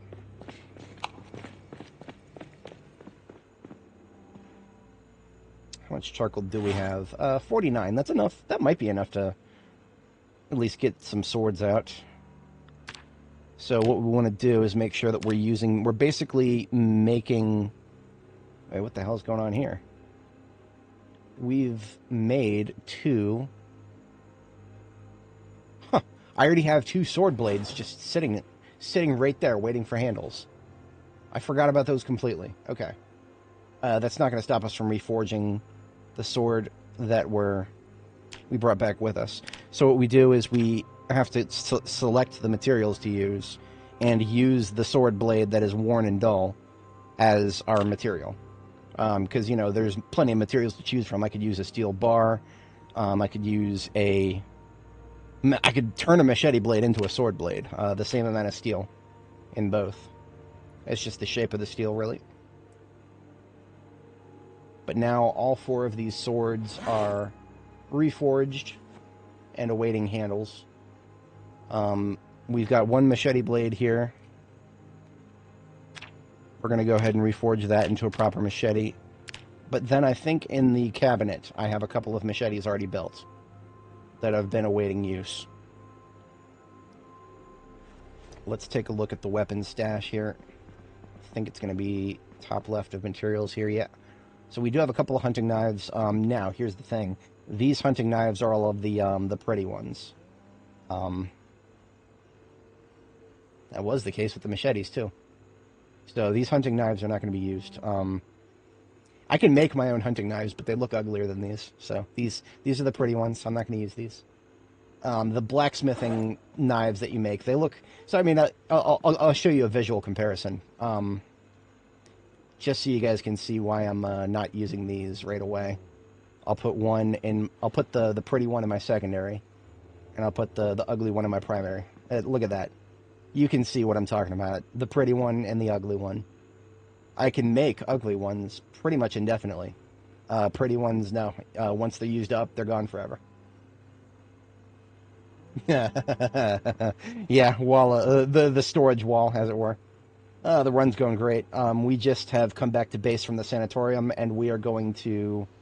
Well, we've already reforged some weapons. We need another machete. We're going to make another machete, and then we're going to put handles on everything and sharpen them. And then we're deploying back to the sanatorium, where we will kill copious quantities of zombies. Very copious quantities. Charcoal's holding up. That's good. I was expecting it to get used up faster. But it's definitely gotten used up to such an extent that I won't be able to do another forging operation like this without doing another charcoal harvest first.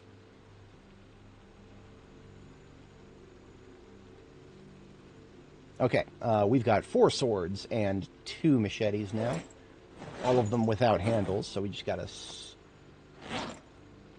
Yeah, that's, the transmutation of steel into iron is a very unfortunate thing that shouldn't happen, but it's, it is what it is, I suppose. There are very few things you can do with iron that you can't do with steel, but it's usually the other way around. You know, things like a sledgehammer, for example, must be made of steel. Let's see here. We've got a, that's another pretty hunting knife. Yeah, okay. Nothing else over here that I can think of. Everything over here are firefighter axes. I think the one in my field kit is good. I think. I was going to rip this firefighter jacket down into aramid thread. There we go.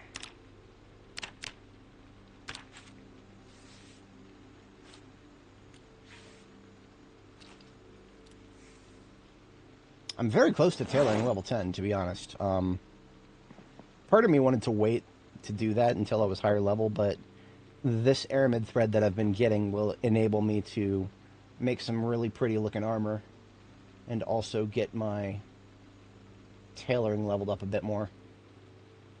We've currently got 13 full spools, make that 14. Maybe like 13.6, or sorry, 14.6 spools of aramid thread. And then we recently picked up some sinew from animals that we had to butcher. So I'm actually going to do that now. Make sinew thread times however much I can. Each time I do this, it makes a very pitifully small amount, but it's good. Yeah. I just consolidate them all.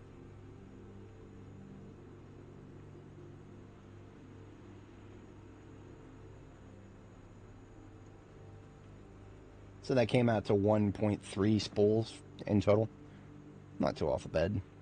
Because sinew thread and aramid thread can be used basically interchangeably for most purposes. I don't know of anything off the top of my head that... And I don't know if they result in different stats. I don't think they do. Disc brakes. That's an interesting one. I know you can make weapons with disc brakes. If you turn around and melt those weapons down. But I don't know. I've never tried. I remember making a disc brake axe at one point, and I thought that was cool because the disc brake axe does not have sharpness, but it levels your axe skill. So it's like a way if you want to grind, pardon the pun, if you want to grind axes, and you don't want to worry about sharpness, you just want you want it to do the same damage regardless of how long you've been using it until it breaks. That's the disc brake weapon. Until it breaks, get it? Oh, okay. That's not bad. That's not bad at all. I definitely like crucibles. I have a mixed opinion on, but they work. They function. I would rather, to be entirely honest, I'd rather they just omit the crucible and do everything in chunks like they did initially. I liked that system. Okay. How close am I to tailoring 10? I'm halfway there. Oh, no, I'm more than halfway there. I had so much twine, I might be able to do it. If I get to tailoring 10, that increases my armor levels for everything.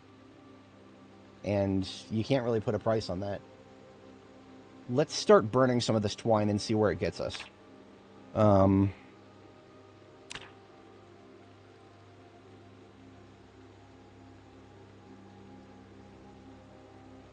Because I have so much twine at this point, it's actually becoming a problem for me in terms of whatchamacallit, in terms of storage. I have so much twine that I ran out of room on the back wall, and I've been storing it over here with the tailoring stuff.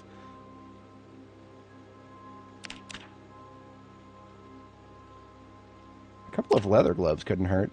You know what? I'm going to do that. We're going to do 3 leather gloves, and then we're going to turn those into bone gauntlets. And each time we do that, it's going to get us, yeah, about 150 tailoring experience. What do we need, like 3,500? So, we're making progress. We would need bone fragments for that. We've got 3 here. Most of the rest of my bones are outside. I would probably want to smash a few of those. Oh, hello. Speaking of outside, look what else is outside. You caught me without most of my melee weapons because I'm in the middle of reforging them. But I still got my hunting knife. I always got this thing. Give me that jaw stab. Come on. Okay. I could have swore that when your character does the they're holding the knife and then they raise their offhand. I always thought that you click after you raise the offhand, and that's when you do the jaw stab. Doesn't seem to be how it works.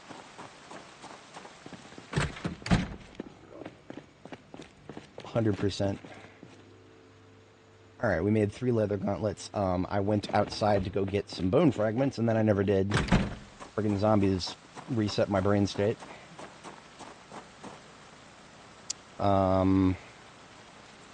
Bone fragments. I've got a lot of them. I'm going to take them all inside with me.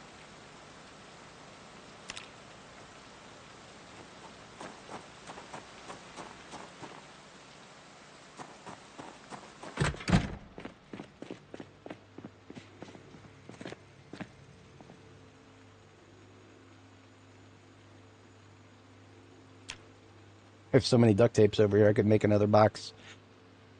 Um...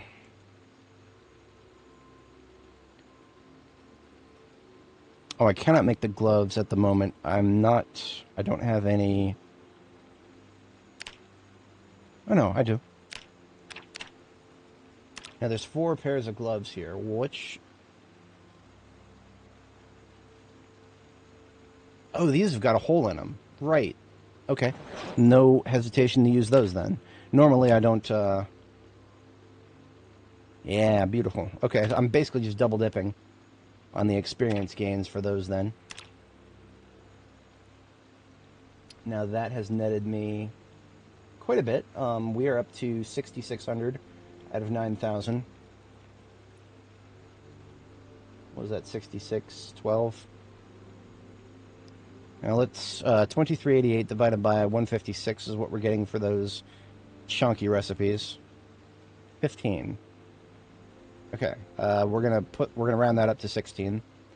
Now, what we do is divide that, well, 16 divided by 2.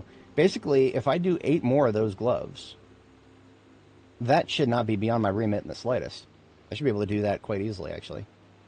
Because I've been drying a lot of small leather here. Look at that, I've got 6 small leather ready to go. Just because I've been, and you know what? Okay, I've got 6 small leather, and then I've got 1 medium leather. And what is that? Medium leather is too small. You just got to cut it in half. Shit, that leather is really heavy. Let's, I'm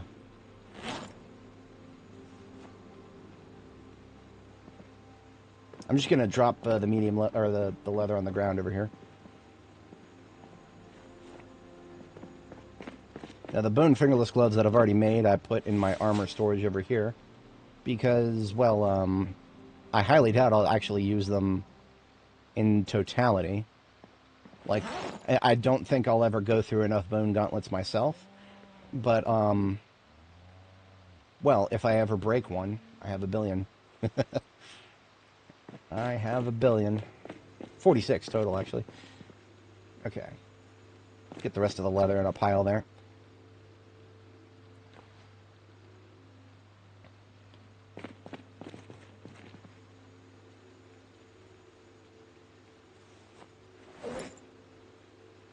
Okay, so 6 small leather and 1 medium. We're going to cut the medium leather in half.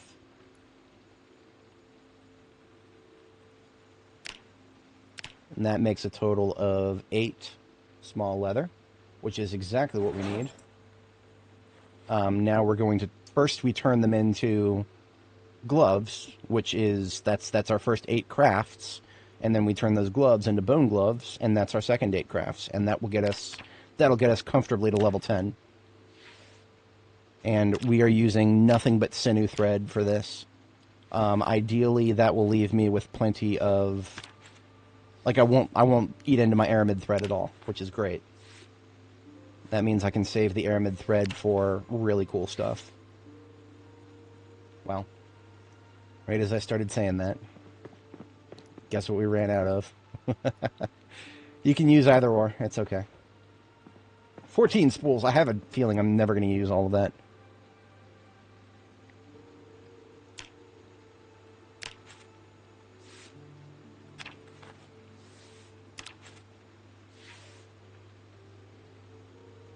Okay, 1 more spool. But then we are done. You used to be able to make these with regular thread. But of course, the devs decided that was way too easy. As is their prerogative. I don't mind... You see, to be entirely honest, guys, I've got a lot of stuff. I don't mind using it up. I really don't. It does not feel unbalanced in the current state, so if they do want to increase material requirements, just make sure that, you're not going too nuts with that. There is a balance to be struck. Now, how many bone fragments is this going to cost us? 4 each divided by, that's 8 times 4, that's 48? Am I going insane? No. We need, 28 more bone fragments then. Easy enough. We've got so many large bones out here, we just gotta break them, a few of them.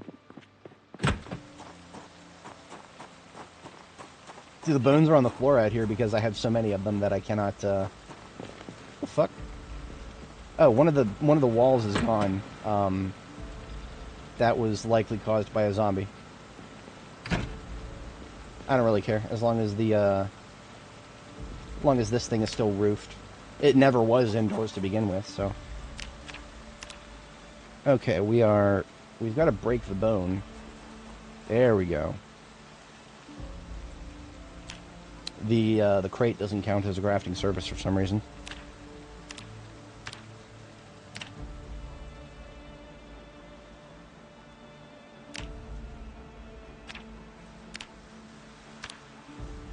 I'm going to start with the skulls first because I think I don't have quite as much use for those as I do regular bones.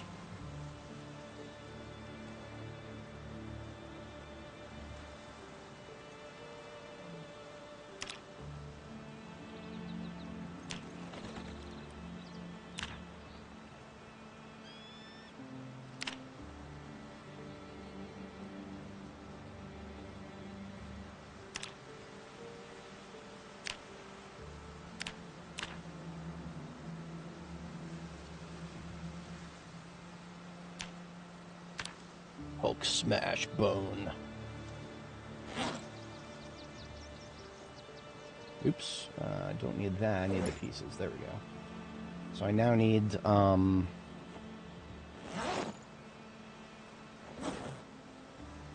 just 20 more. That is going to be 10 bones. Yeah, let's go ahead and, we're going to smash 10 bones. Basically using up the rest of the day. That's okay. It's absolutely worth it. Tailoring level 10 is nothing to sneeze at. I don't think I've ever done that in build 42. I've gotten to tailoring level 10 on build 41 a few times. Well, mostly thanks to mods. My homies and I, when we played multiplayer, we had a mod that, whatchamacallit, that gave you a very small amount of tailoring experience for ripping clothes. Which, well, I can sort of understand why the devs made it so that you don't get experience for for ripping clothes, because, you know, there's enough clothes from dead zombies to, you'll have zero problems whatsoever getting your way to,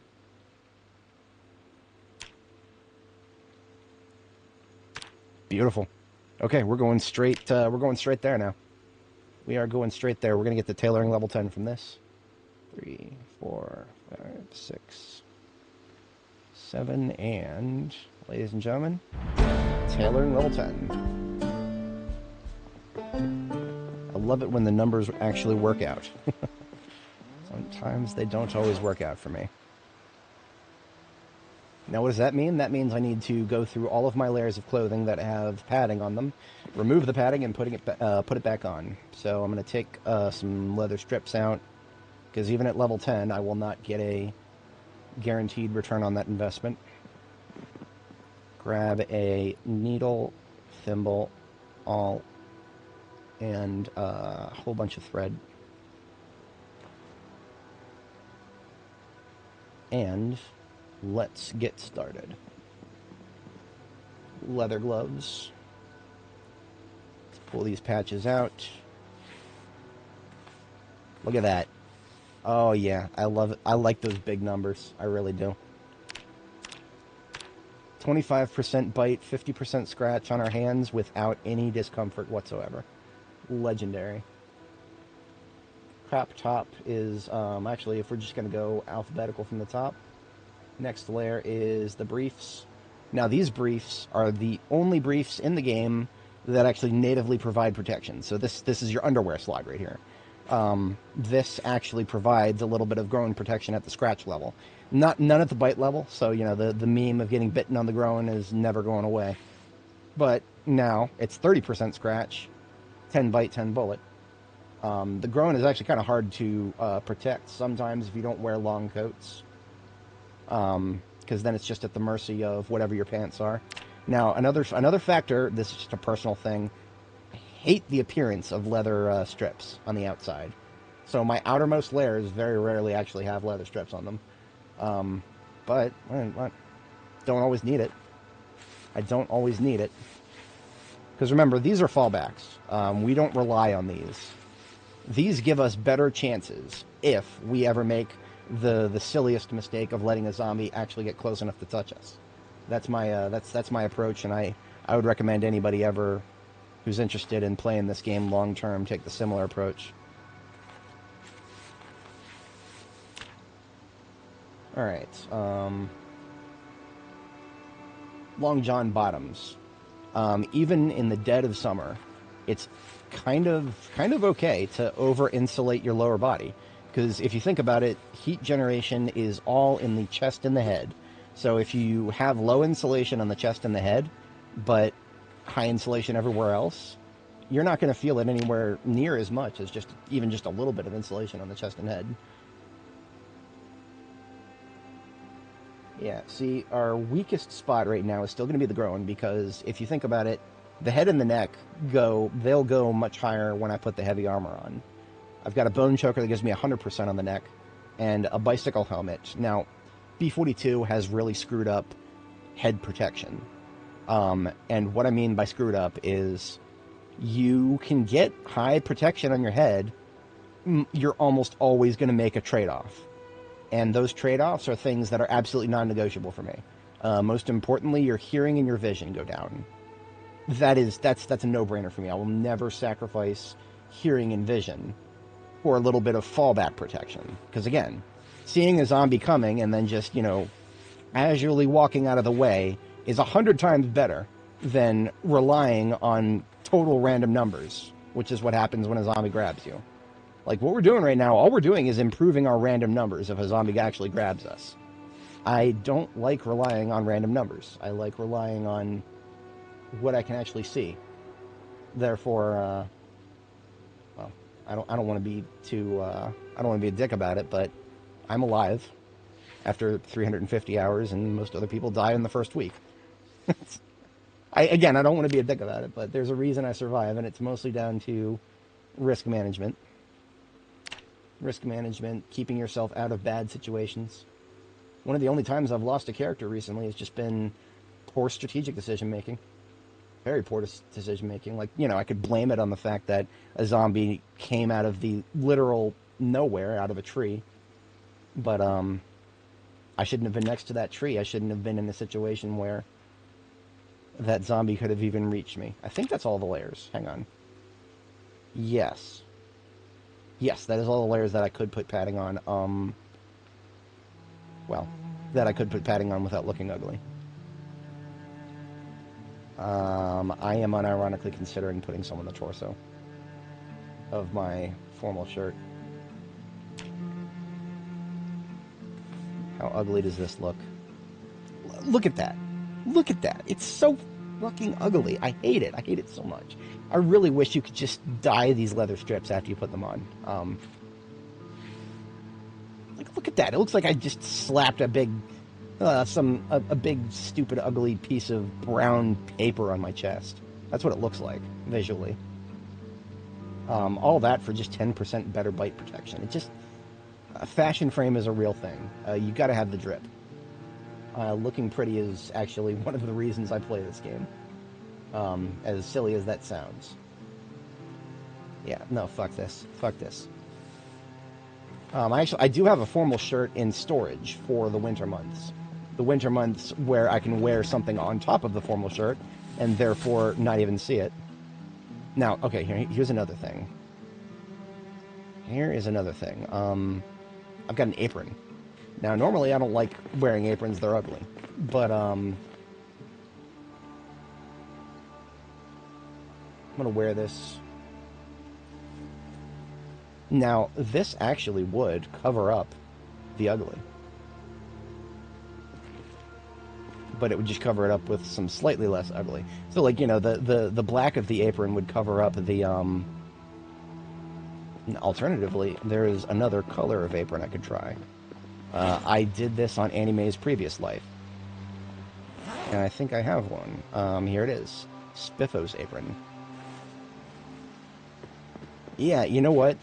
So, mods, my policy on mods are, anything that makes the game less stable is right on out. So, you know, anything that adds new items to the game and stuff like that. But the stat bar is well within my remit because all it does is read values and print them on the screen. Even if, for some reason, an update comes along and the stat bar totally doesn't work, it crashes the game, I'm very unlikely to lose anything because of that, because I just take the stat bar mod off and reload the game. Any mod that would make it so that I cannot just remove the mod and reload the game is not happening. I don't want my saves destroyed by an update just because of a mod. If my save gets destroyed by an update, as has happened before, and it's because the developers changed something, well, there's nothing I can do about that. But if we look at this doesn't look too bad at all. The spiffo on the chest there, it actually matches our hair. And the green of the spiffo apron actually kind of matches the military backpack. It's not a perfect match, but it's acceptable for me. However, if we're going to go with this color combination, what I think I'm going to do is I'm going to swap the formal shirt for a green one. I do think I have a green formal shirt. In fact, I believe I spawned with one specifically for this color combination. It's just a question of which one is it. Yes, we are literally playing dress up right now. You guys are going to have to deal with it. We have fun here. I think this is it. I think it was the formal shirt on top here. It's more light. Yes, that is almost a perfect match.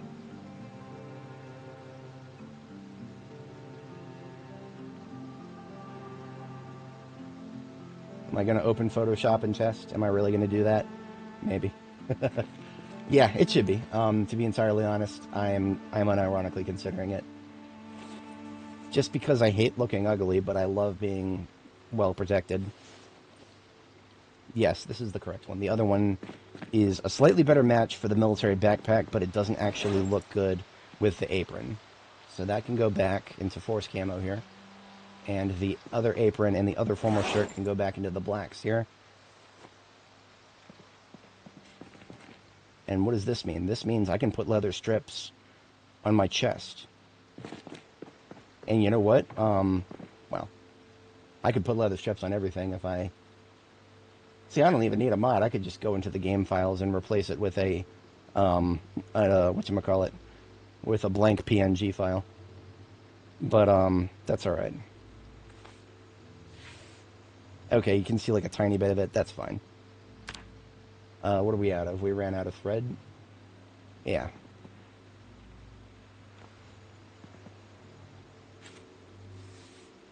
And now, on top of this, we can also add a little bit to the pants now. These are our skinny leather pants. Normally, adding leather strips to these would look very jarring. Well, okay, so look at that. Just freaking... I keep a blue flag hanging out my backside, but only on the left side. Yeah, that's the Crip side. That just looks fucking terrible. God, I hate that so much. Yeah, I am definitely considering getting a mod that just hides the stupid leather strip. It's only 10%. It's fine. Where we really needed it was the chest. And look at that. Our chest is now bright green, where it was like a mustardy yellow before. Isn't it? No, that's there's a reason I have a wardrobe over here with approximately a dozen different storage containers, all for different colors of things that might match. Okay, anyway, we came back to base to get more weapons, and I think we should do just that. Let's get ourselves some handles for these weapons we just built. Assembling machetes. Assembling swords. And, let's get rid of the sewing materials.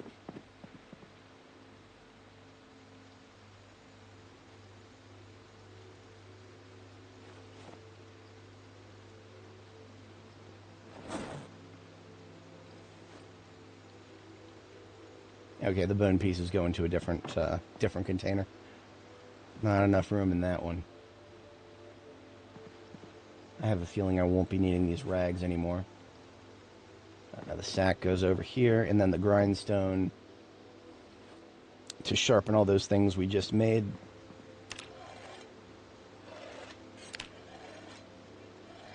We're in a surprisingly high amount of pain. Even at level 10 tailoring, you still get a rather large amount of muscle strain in your neck from sewing patches. Welcome to Project Zomboid, I guess. Get used to it, the devs hate you. Alright, machete goes on belt right, sword goes on back, and then, yeah, that looks alright. Even with the, now, of course, this means I have to update my character art. This does mean I have to update my character art. That shouldn't be too hard. It shouldn't be too hard to find an apron. I've got a lot of Daz Studio assets. Well, okay. I have about 20 different variations of the made apron. That's not a good match for this game. I might have to make it from scratch. Daz actually makes it relatively easy to make new clothing, so that shouldn't be too big of a problem. I need to put Longblade 4 away into the book collection here. And take Butchering 5 out, because I am now capable of reading Butchering 5 and or Forging 4. And it's 22:10. We're going to have a bite to eat, then we're going to bed. So we spent 2 days back at base instead of anything less. That's okay. Good thing about all these bell peppers, we can just straight up eat them. They're perfectly fine to eat straight out of the straight off the vine, as it were.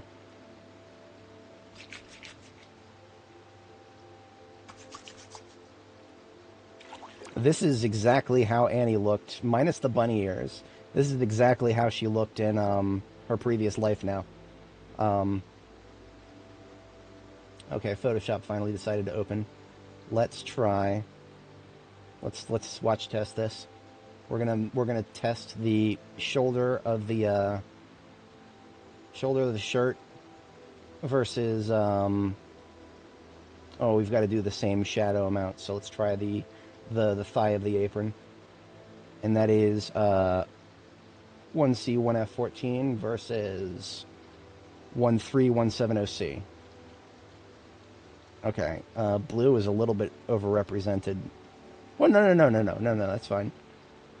I can read hexadecimal, I promise. Still working on actually memorizing the words for everything, though. No, that's not bad at all. That is close enough for government work.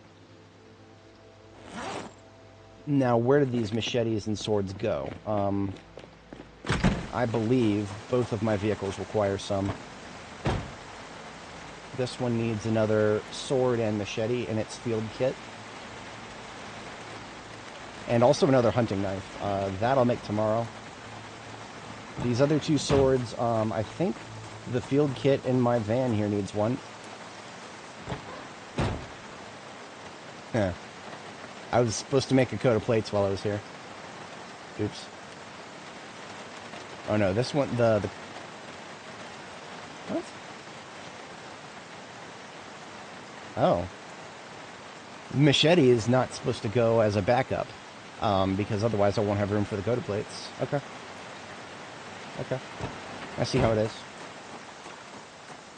Sorry, just talking to myself about really stupid stuff. Really stupid stuff. Hunting knife. The field kit over here has one. But it does not have a sword because I've taken all of the swords out of my kits. That means that this other one is just a backup for the current expedition. And goes into my backpack. There we go. Okay. Past our bedtime, we're hitting the sack.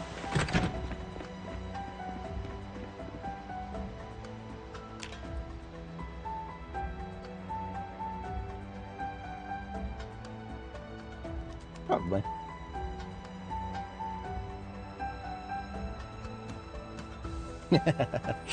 It's a hobby of mine. There's a game called Warframe, and a lot of people like to call it Fashion Frame.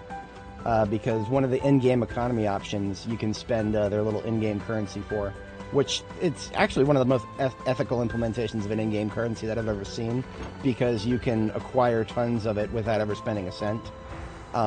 It's just that somebody else is going to spend that cent and then, go on the market and buy stuff. So it works. But anyway, you can spend the premium currency on color packs, and it gives you different swatches to change out your armor colors too. And there's quite literally thousands of different color options based on the swatches you buy. I think my favorite sets are standard Vivids, and then one of them that I use almost all the time now is Halloween. The Halloween colors, because it comes with a very vivid, almost a lime green, and then it comes with a the hell else? It also several colors of orange, obviously. I don't know if you guys noticed, I'm a bit of a fan of orange. Okay, what else am I doing tonight? Coat of plates? Yeah. Do I have the charcoal for it? I don't know if 17 is enough to make a coat of plates. Nope, I need 25 charcoal to make a coat of plates. This is why I didn't make any more. These things cost so much charcoal. The sinew thread is not even the problem. Like I could get 12 steel sheets, 6 leather strips, and a sinew thread unit in the blink of an eye. But 25 charcoal, that's like a couple of trees right there. I suppose.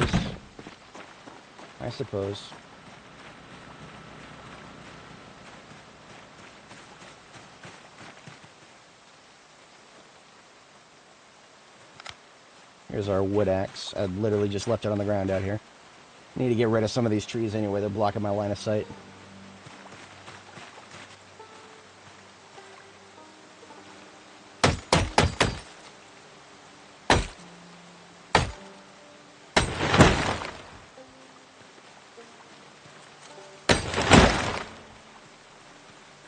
One thing I like to do with the charcoal barrels is make as full usage as possible of the fact that you can, with the new crafting menu items, or buildings rather, you can craft from them from 2 tiles away. So by grabbing the charcoal burner here and putting it strategically between those sets of logs on the ground, like right here, it can reach both sets of logs.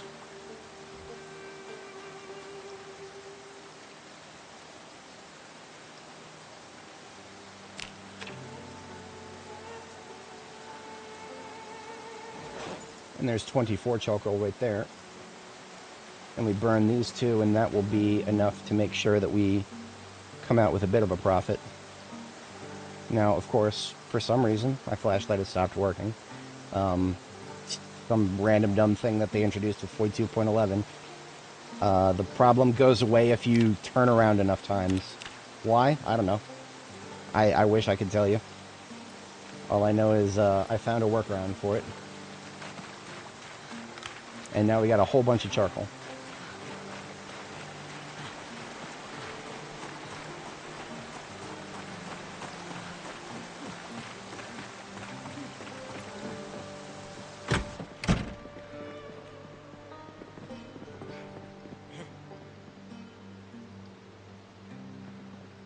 Just gonna straight up drop that on the floor because I don't have a lot of places to put it right now. So we've got a whole bunch of small steel sheets. We're gonna have to split a few of them.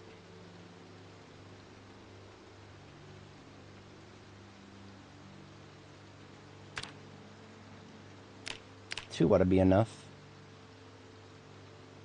And then we just need a single unit of Vermin thread. Should probably sit down while I'm doing this. That'll help me recover some stamina.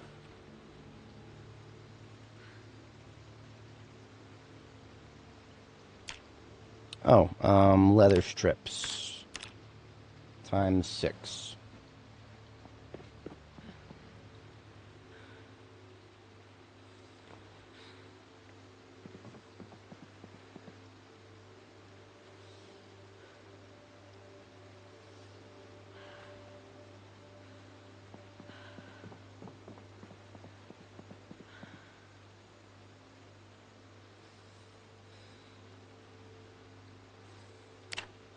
Alright, there goes another coat of plates. This is going to take a while. I probably should have started this after I slept. That's alright, I suppose. Now, what is this? This is 80% bite to the chest. In addition to what else we currently have, that's basically full coverage for the chest. And it also, the best part about it is it blocks the ugly leather strips on the shirt.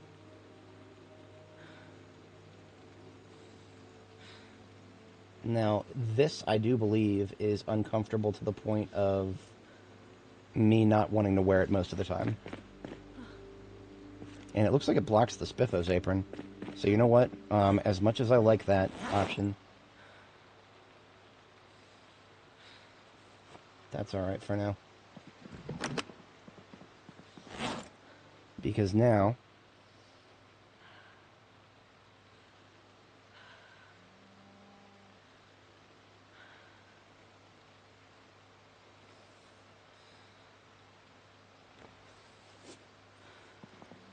look at that. She pretty. I like it. She also very well protected. Let's get the other stuff out of her inventory, and I would like to see how long it takes for her to become miserable from wearing this chest piece. Probably won't be long, but better to find out.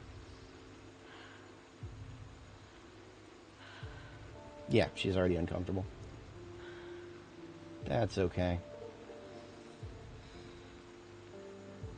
The charcoal on the floor can go into this box here, and then we're going to sleep.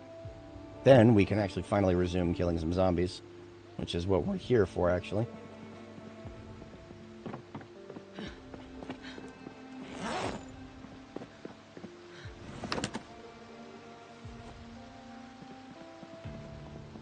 Should have known better than to mess with perfection. That's okay.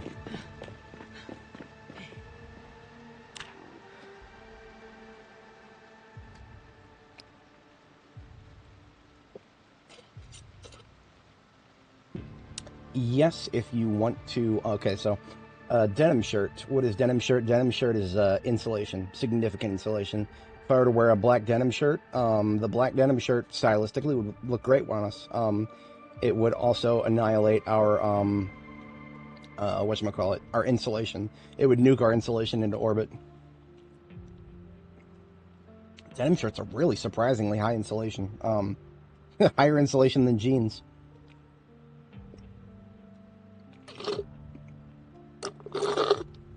Temperatures outside are going to be in the, I don't know, like a low 70s for the high and like mid 60s, high 50s for the lows. Doing a lot of physical activity with high body heat generation, and that weather is no bueno. So what I do, though, is when now let's just say I have, I'm carrying around a 2-liter of water. I don't really care about being too heavily insulated as long as I'm not, what I really need to do to counteract that is,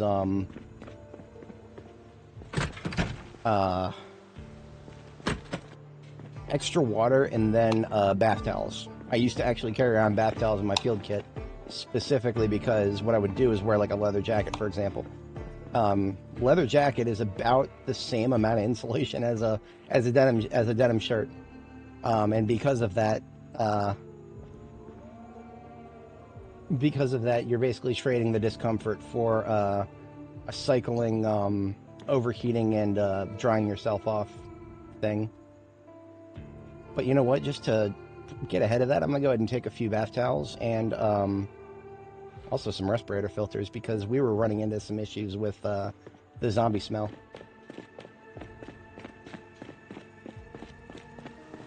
Okay, I'm going to eat a couple of bell peppers before I leave, because, man, I got to use those up.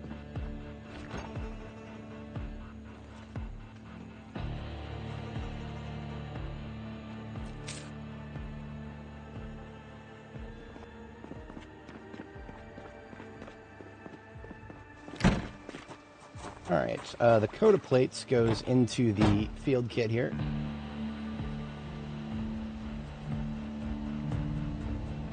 I do not have room for it because of the machete. There was never supposed to be a machete in the field kit, so there was supposed to be another hunting knife. I don't think my current one is at risk. I haven't lost any health in it, and I don't plan on going hard on the short blade, so that's not a problem. That just means I need to, when I get around to it.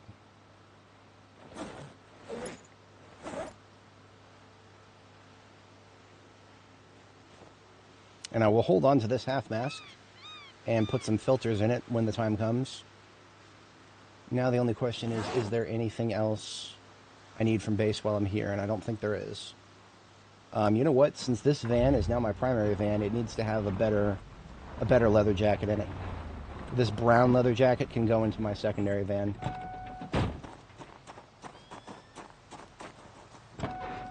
I do still use them differently, separately here and there.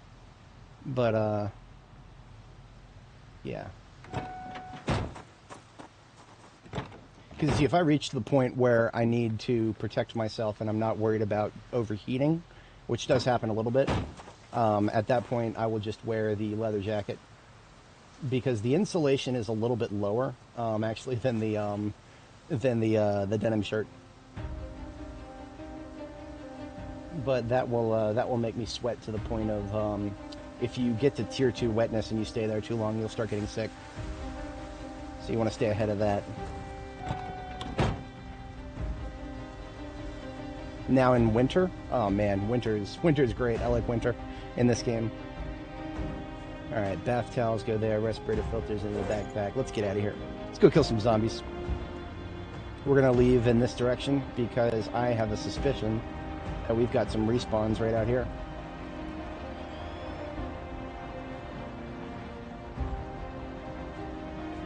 Would you look at that? We got some respawns right out here. Let's get our pretty kit dirtied up.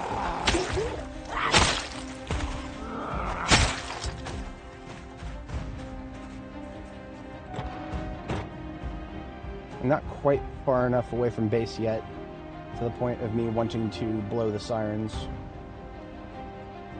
Not that I'm beyond that.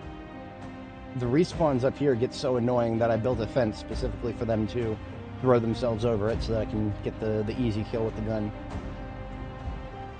But I think we're good for up there for now. Is it still here? Okay, a moment of nostalgia. This little blood stain on the road, that is my own blood. And it happened because I did not turn quickly enough while going at a very fast speed. And I smashed my other ambulance, not this one, my other one, up against that street light. And that was a laceration to something. I don't remember exactly what. I don't know. I don't know anything. Okay, so I took one character with Outdoorsman in build 42, and I think that was one of my shortest lived test characters, because I took Outdoorsman, and what I did is I kicked my body heat generation up, and I wanted to see if that would prevent me from getting to tier 2 overheating at the same rate as I would without it, and it didn't. So basically, Outdoorsman, if it is any good, it is only good against the ambient air temperature, and it does absolutely nothing to weaken the blow of your own body temperature, which my body temperature is my own worst enemy.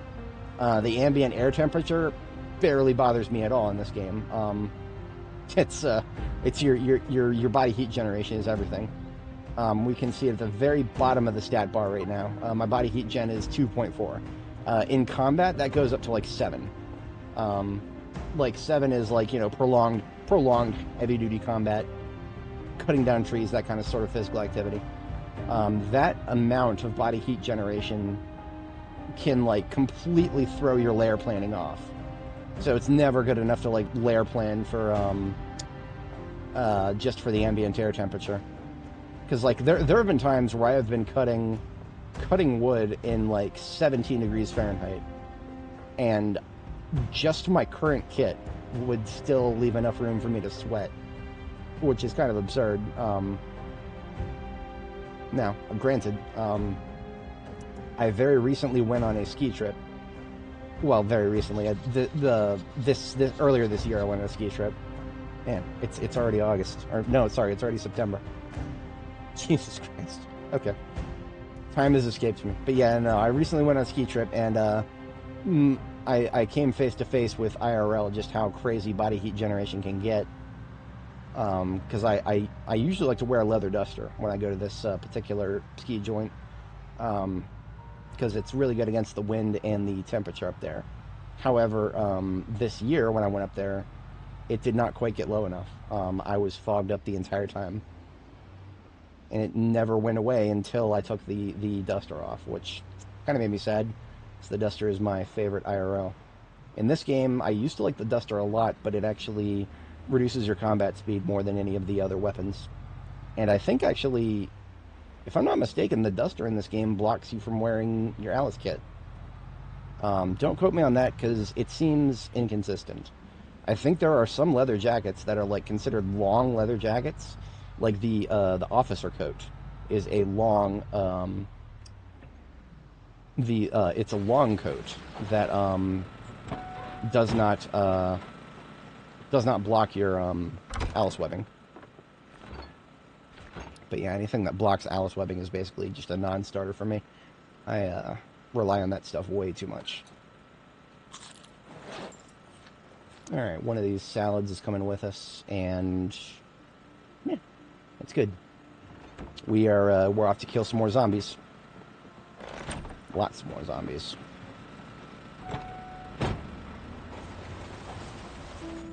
I don't think this is going to necessarily affect us, but we also just fell finally below the 85.1 kilo mark, so we are no longer considered a fatty. I haven't felt like a fatty, but you know, sometimes reality doesn't match up with what you feel like.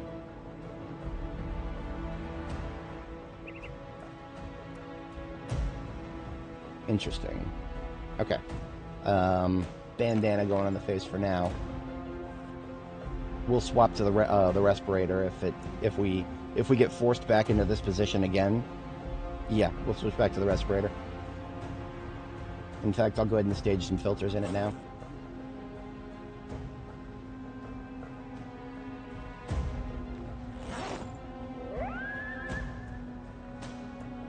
So far, our only volunteer, it seems, is the young lady here in the bright blue dress.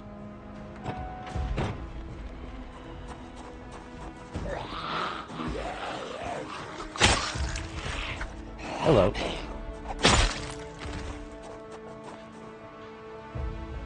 Okay. So, before I left, I did a little bit of herding with the vehicle siren. So I'm predicting most of them are going to be somewhere in this field. At least that's where they were last I looked at them. Now they have a tendency to spread all over the damn place. If I go up to around where this rock is up here, I can peek down the hallway.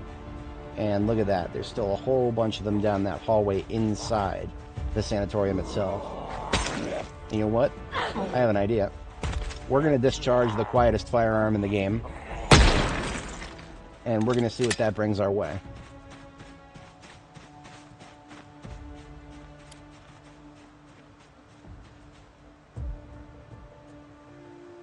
When I say the quietest firearm in the game, what I really mean is I read that in a post somewhere and have no idea if that's 100% accurate, but it does feel like it's quiet compared to anything else.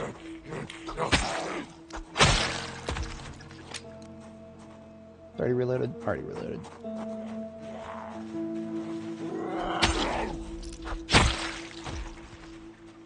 Okay, what have we got? One north, one east.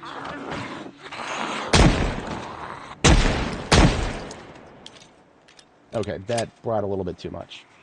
That's okay. I'm here to level firearms as much as I am anything else.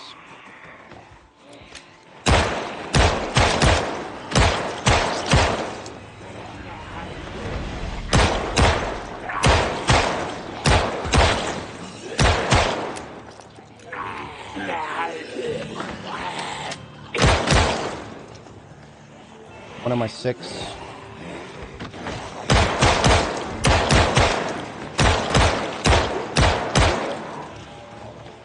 Falling back.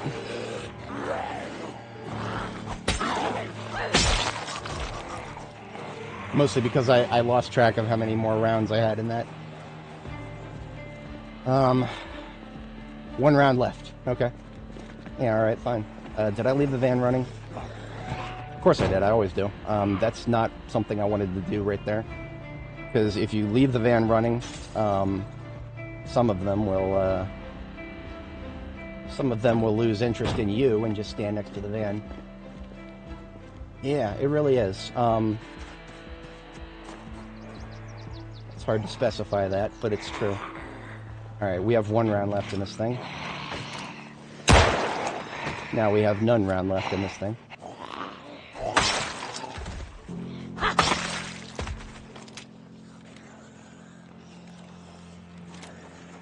Now I've got to be wary of my 6 here. Sometimes they will congregate behind the buildings and cause me problems. Now this guy right here, he's not going to flip over the fence.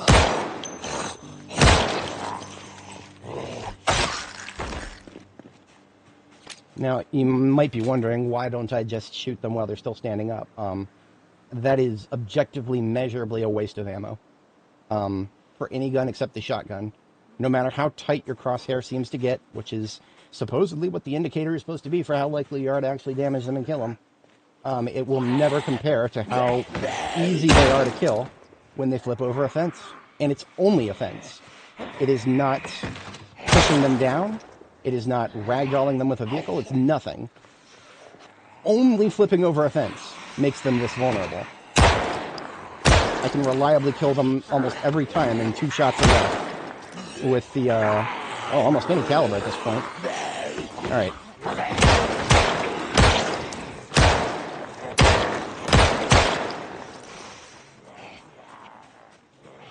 There's one coming around.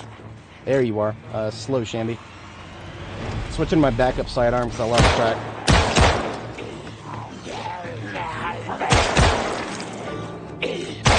Another one coming around the corner. Another slow ass. Come on.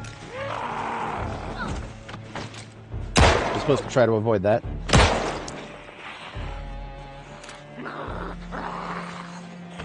You know, I made all that pretty armor and I never put it on. Bit of a mistake.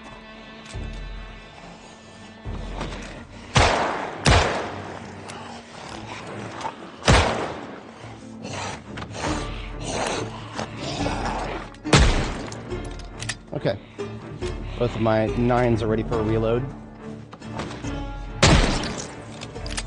Revolvers are so much easier, the way I like to play. You know,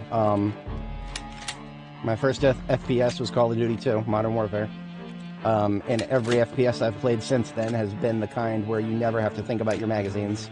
The bullets, all you have is just a remaining amount of bullets and they magically appear in your magazine. That's video games in a nutshell for most games. This game is one of the very first that has ever made me think about my magazines as they actually would be.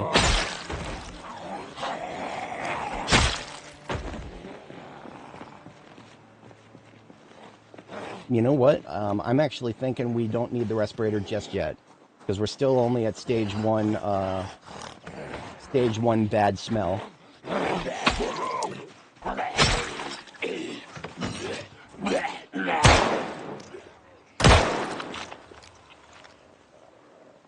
What was that? 14, 13. I don't know, somebody died. Oh.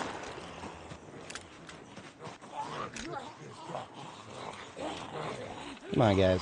Any day now.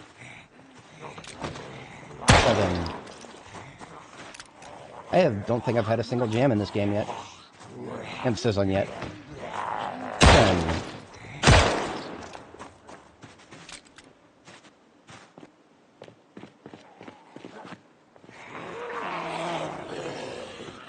Split them up even further. 8. 7.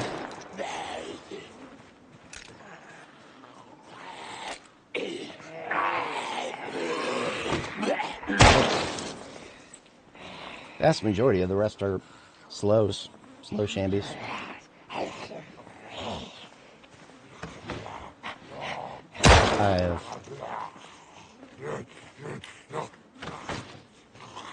4.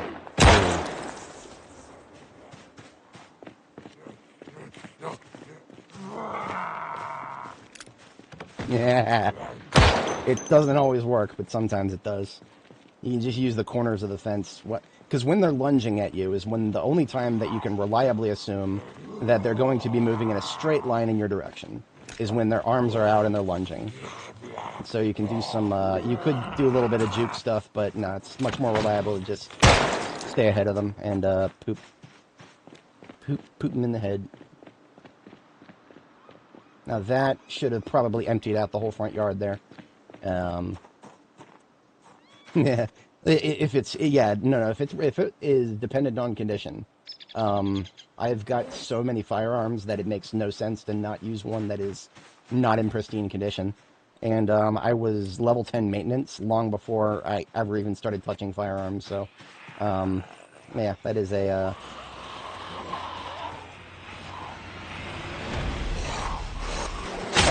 problem that I don't expect to be too bad for me. I'm a lot more worried about running out of ammo than I ever am weapon condition. To be such to such an extent that my 45 auto supply is actually somewhat under threat right now, because 45 auto is more powerful than 9mm, and yet it's a revolver, or you can use M625 revolver. So I have it is part of the meme, after all. My thumbnail is anime shoots zombies with the big iron, and some other weapons. But yeah, we can't afford to continue using the big iron exclusively. Otherwise our 45 auto will evaporate.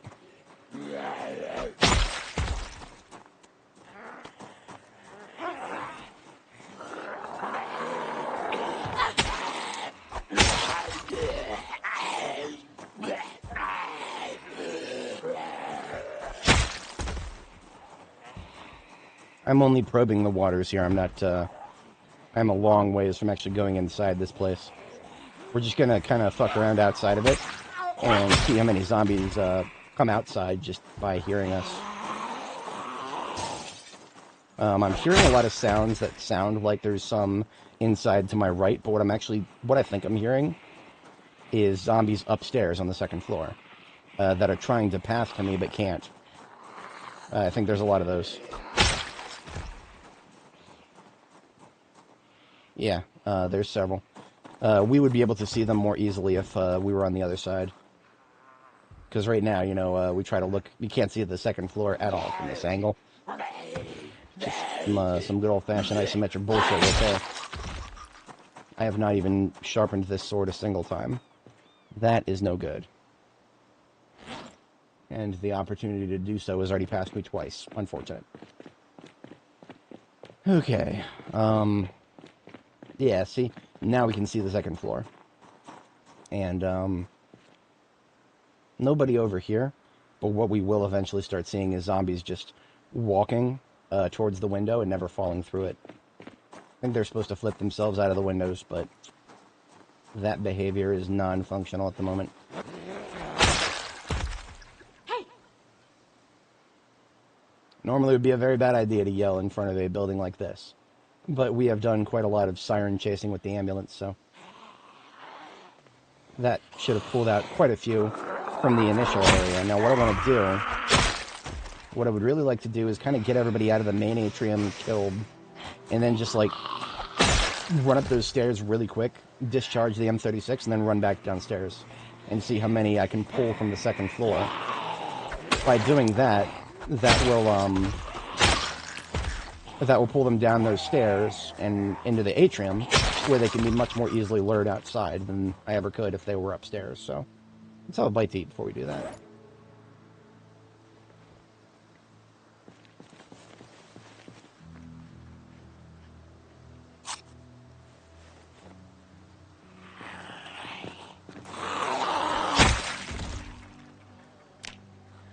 Still hearing quite a few sounds. Hey! I'm going to let my voice do the work here. Of all of our noise-making options, the voice is one right there smack dab in the middle, really.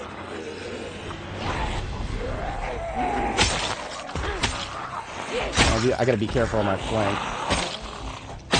Yeah, I had a feeling. God bless the surround sound.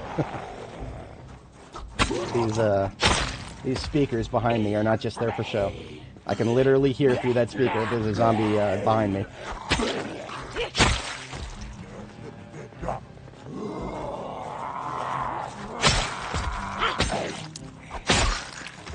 Yeah, I might not need to discharge the M36 at all.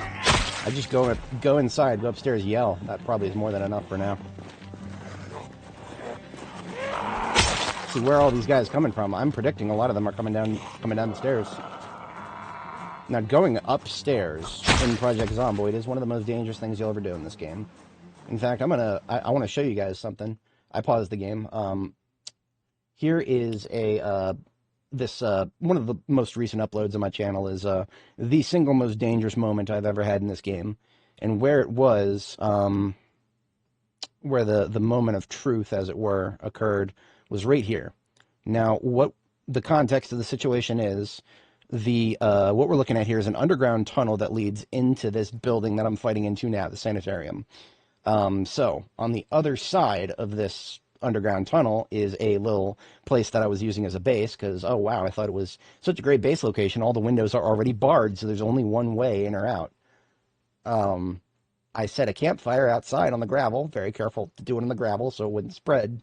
A zombie walks over the campfire, catches themselves on fire, comes up in the middle of the night, starts smacking the door, sets the door on fire. So now that little base, my little field base with only one way in or out, now I've got fire on one side of me spreading throughout the entire place, and zombies, 1,500 of them in that little tunnel there. But this is where things go from bad to worse, because I'm kind of standing at the end of the tunnel waiting to see if the fire will burn itself out. And then this bullshit happens. The fire spreads down the stairs. Where is it? There it is. The fire spreads down the stairs. Now, those stairs are still there, so I don't know exactly what happened here. But this is the moment where I had to take a calculated risk. Because if the stairs were what caught on fire, then I would have absolutely no choice but to fight my way out of that. I was running low on flashlight battery, I was running low on food, that was not happening. So I decided to, every staircase is a 3x1. So technically speaking, only the right side was on fire. I go up these stairs, but I have no idea if the ground right in front of the top of those stairs is on fire. I could have walked straight into fire by doing this. I got very lucky, and there was no fire. It had already burned itself out completely. So that happened just a little bit ago on this character. And I make that point to illustrate. Going upstairs in this game is the single most dangerous thing you'll ever do.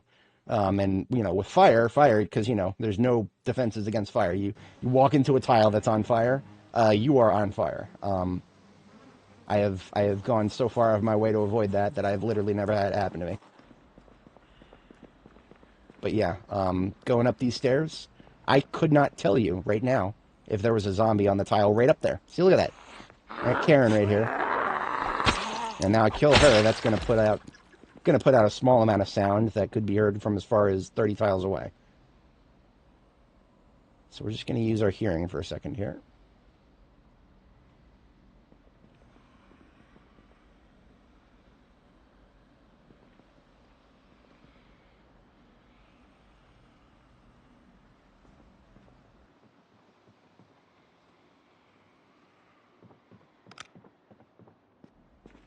Hello, okay.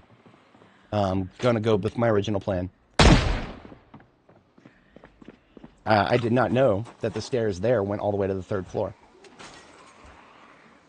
Look at that. We woke up a lot of people doing that. Yeah. I feel vindicated. Okay. But yeah, no, fire... I'm never going to leave it running when I go to sleep. That's what I'm going to do. I used to think, okay, that's a great way to conserve lighters, matches, whatnot. It's a lot easier to cut more fuel and just keep it running, for me at least, than it is to, constantly be using up more matches. But I don't really have that excuse anymore. I've got to the point where I can make my own lighters. Now, here's a problem. Look at all the idiots on the second floor who are getting gummed up. Wait a minute, okay, that's the third floor. Huh. Interesting. I would really prefer not to fight inside right now. And you see, now we've got the problem of the people who are not even going the right direction when they come down the stairs.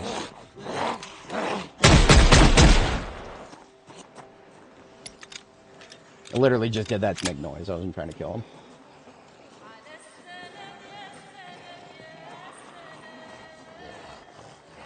There's at least 4 of them in there now.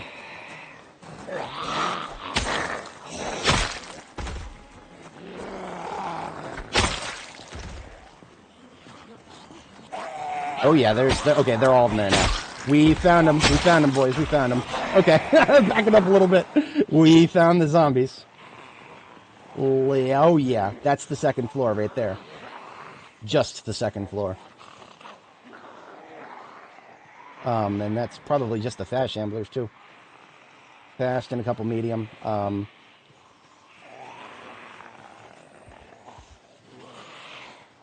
It's just a question of where to kill them.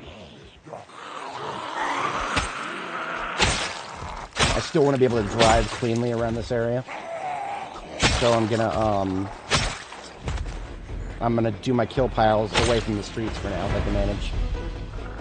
Now, we don't have a lot of fatigue left to work with, so after we kill, we'll wipe out the A-train again. And maybe before I leave, I'll actually discharge the firearm again. But, yeah. Because you see, all the slow ones who came down the stairs, they never even caught us.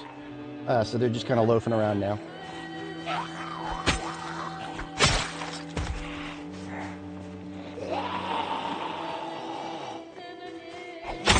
If it looks like I'm killing zombies in piles to leave a nice, clean, drivable street between them, yes, 100%, absolutely. That is the goal. We don't pollute our streets here. Maybe the side of the road, sure, yeah. But no, there will not be bodies in the street unless it is a controlled pile.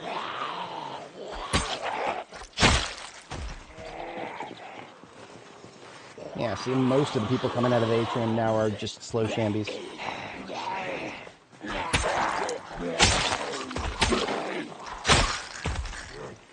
Now, here is where I could probably make good use of a noisemaker. I have been able to make them for a while now. You know, kind of hard to find a good strategic use for them outside, but inside, absolutely. If for no other reason than the fact that it would keep the attention of the slow shamblers.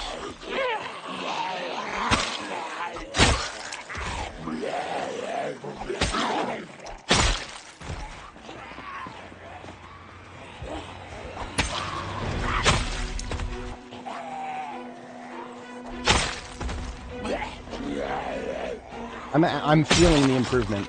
Nimble level 4. You don't notice the differences in Nimble make a lot more difference in terrain that would slow you down. Grass, you move slower in the combat stance.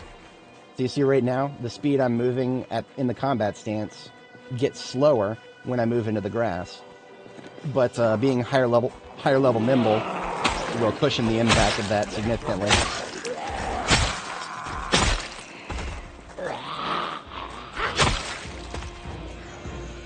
Of course, as you can see on the third floor there, plenty of doofuses still don't know how to get to us. Oh, hello. Speaking of doofuses.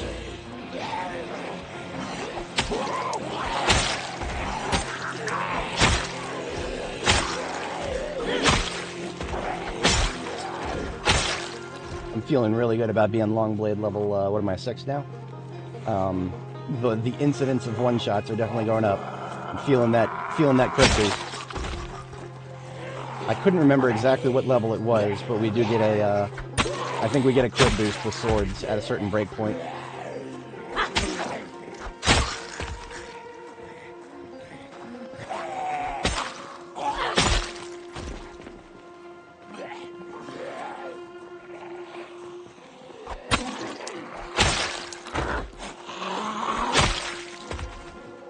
You know what? I would like to find out exactly what that breakpoint is.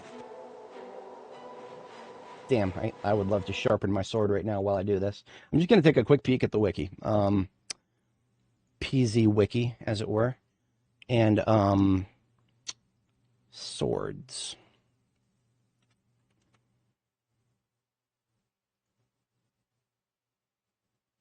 So, now the problem with this is the crit chance doesn't, it doesn't show you the crit multiplier on the actual page for the weapon in the wiki. So what you got to do actually is go to the weapons page. There it is in my recents. You go to the actual just page where it lists all the weapons, and then you scroll down to Longblade, and then you sort them by, there's actually not, you don't have to sort them quite as much. There's crit chance. Give me crit multiplier. Come on now. There it is. Crit multiplier is 5 times for the sword. Machete is also 5 times. The only thing with a higher crit multiplier is the katana, which you cannot build. So, yeah, it is what it is. But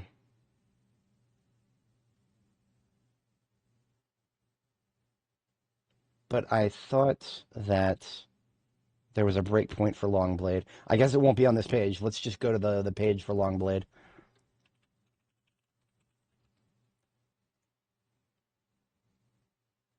Skill effects. Well, come on now. I could have swore that we had a breakpoint, like at level 6 or something. The Longblade skill influences attack speed, damage done, crit chance, and front grabs, obviously. And condition reduction. I mean, that's all. Everybody knows that. I mean, that's that's the basics.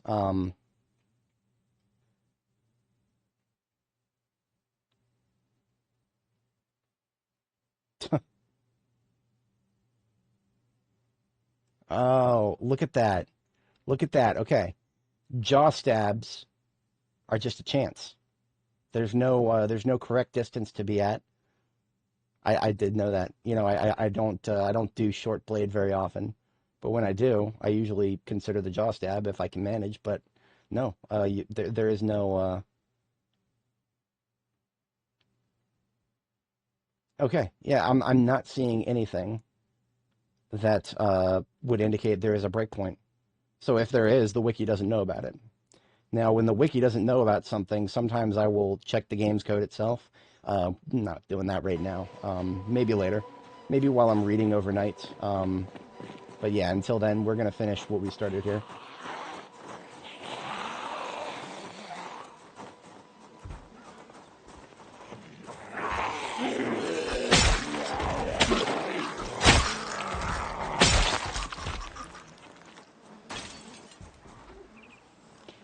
So one of the things that I'm considering doing on my channel is I'm gonna hop back and forth between streaming Zomboid and another game. It's not necessarily that I'm losing interest in Zomboid, but it's not capturing me hard enough to play every single day. If I start doing Louisville, that will be an everyday thing for sure. But I am gonna start another game, probably Stellaris. I'm gonna start a Stellaris campaign. I have already prepared a streaming setup for that. Oh, Jesus Christ! I don't know where the fuck that thing came from. Am I going insane, or was that zombie there this whole time? The one on the ground right there.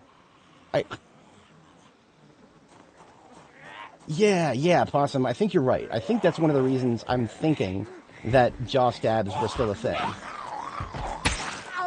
Or, like still a thing you could actually do.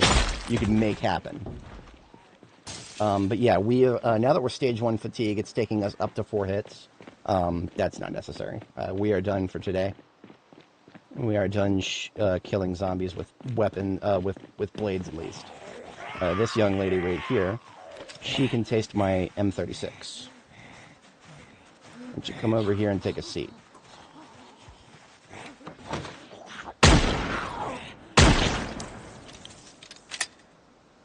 Ah, I see. Yeah, because you see, if that's the case, I mean, look at that. Hand raised.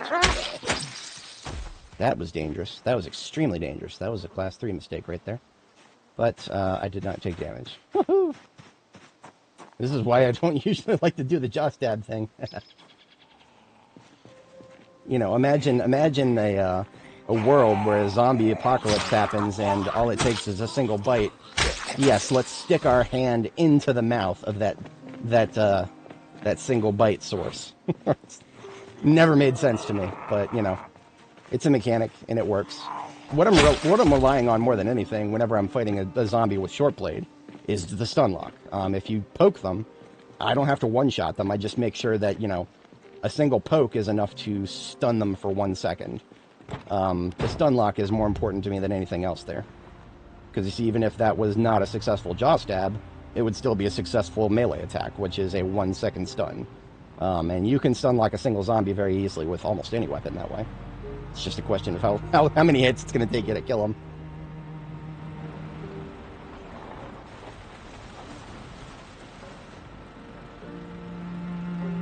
A little window into the way I perceive combat in this game is I like to consider things in terms of how serious of a mistake they are. I make mistakes all the time. It might not look like it, but I definitely make all sorts of mistakes. And now in terms of dealing with zombies, a stage 1 mistake is allowing a zombie to get within a single tile of you and not be stun locked. So if a zombie is, you know, 1 tile closer to me, not stun locked, and I have to like push them back or something, that's a stage 1 mistake. If a zombie winds up an animation on me, but does not actually stop me from moving, then that's just a stage 2. A stage 3 mistake is when a zombie actually animation locks me long enough to, you know, maybe I push them back, maybe I'm still attacking, I don't know, whatever. If a zombie stops me from moving, that is a stage 3 mistake. I've sort of kind of been changing how I classify these. Movement makes the most sense to me for that now. I think I am going to stick with that system. Can opener. It's on my key ring. I have if you go to a military surplus store, or I think even in most military checkpoints, you can find this lovely gem right here, the P38 can opener. I keep a can opener on my keychain now, along with the bottle opener. But we haven't messed with canned food for quite a while because we have an entire garden of stuff that we got to eat, to such an extent that this whatchamacallit, this field base here is keeping a fridge running constantly. So all the fridges back at my base are full.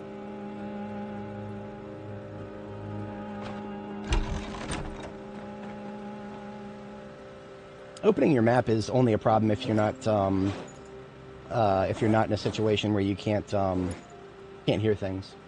See, if I open my map, you can still hear the generator. So your echolocation is not affected by what you can see. Remember, these surround sound speakers back here, these are not just here for show. They tell me where a zombie is, and based on the amplitude, how far away they are. Gotta be Batman if you can't rely on your sight. But what are we doing? Are we gonna forage? No, because we're reading the book. Foraging level 4, or volume 4 rather. Let's get our nose into the book.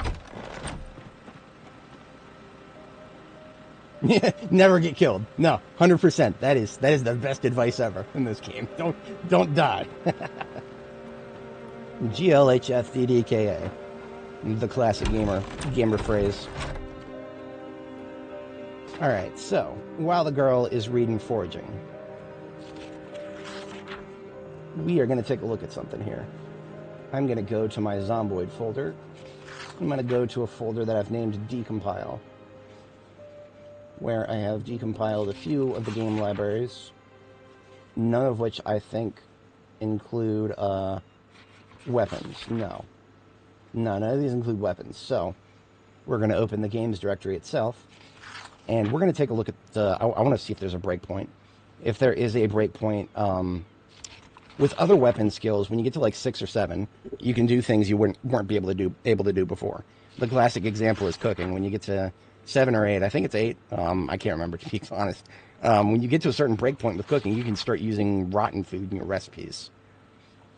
Do I ever do that? Not really. I mean, it's a waste, but it's not the worst thing in the world. But yeah, Here it is, game directory. It would be zombie weapons. No, zombie items.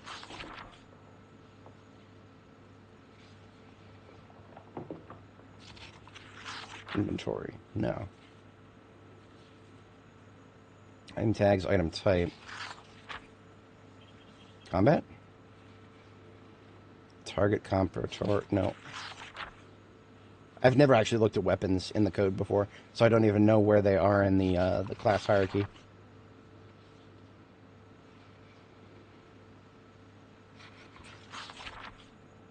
ISO is all of the simulation stuff, I think. So it wouldn't be in there. Well, I don't think it would be in there, but... Well, it could just be in the base here. Base class. If it was, it would be down here in the... Combat Manager. Calc, hit list, grapples... Combat Manager. Window Visitor. There's a class called Window Visitor. What is that, I wonder? Attack type. Attack type dot class. Okay, you know what? Let's start with that, because even if it's not the right class, it might be. It might lead us there, right? It might reference the item classes we're looking for. So here is the online Java decompiler that I use for when I'm assessing Zomboid's code. So we're just going to upload attack type dot class, upload, decompile, and then we're going to download it. Open that bad boy from my downloads folder here. And open it up in my handy dandy text editor. I like Ultra Edit, but there's probably nothing that I can do in here that y'all can't do in Notepad++. Okay, this has pretty much nothing in it. Damn it.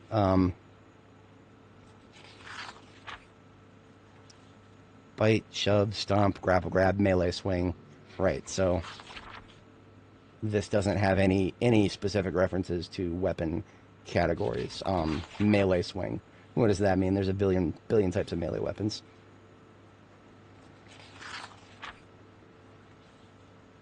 Now we've got the skill sets themselves in here, but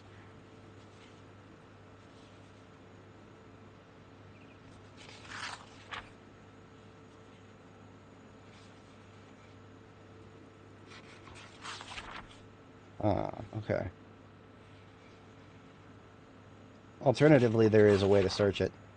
Yeah, there is an online database of the code, but it only is valid for build 41, and they have completely redone the code base for 42. But some of the hierarchies are the same, at least. So I'd just do a search for sword, because that's what we're looking for. No results found.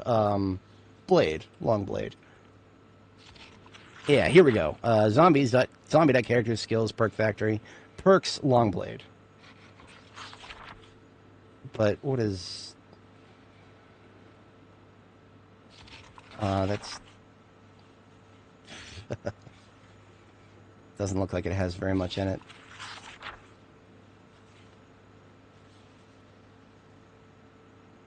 Well, at least we can see how big the file size is. So it would be zombie character skills, perk factory, perks. Yeah, this is a 4 kilobyte file. It's not going to be in there.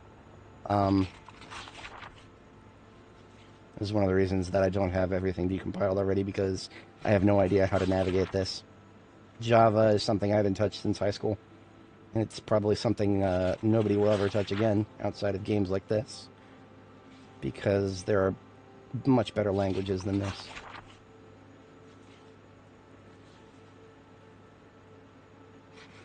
This is how you know that the game is not written very efficiently. When you've got some classes that are, like, literally 1,000 times larger than other classes. It doesn't show that they're good at dividing things up, subdividing things. Why is the character class 400 times larger than most of the rest of the classes? Doesn't make sense to me.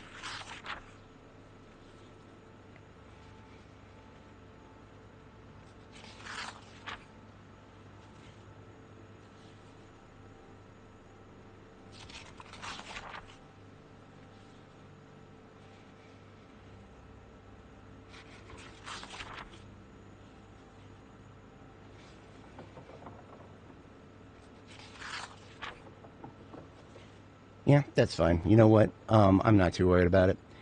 I just wanted to know if there was a breakpoint for it, but doesn't look like there is. So we're going to fast forward here and hit the sack at 2300.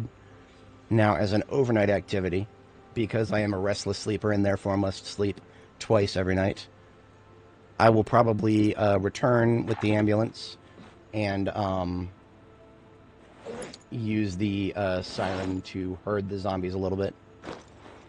We just need to get a bite to eat before we sleep.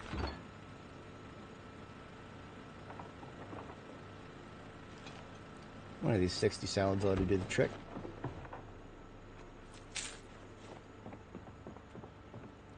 Oops, wrong button. Yeah, 100%. I mean, well, it's 2013. There were other better languages in 2013 to use than Java, but it's okay. I mean, like back in 2013, you could be forgiven for assuming that Java was going to be around forever. I don't even think Rust existed back in 2013. If it did, it didn't exist outside of I'm not going to finish that sentence. I have conspiracy theories about Rust.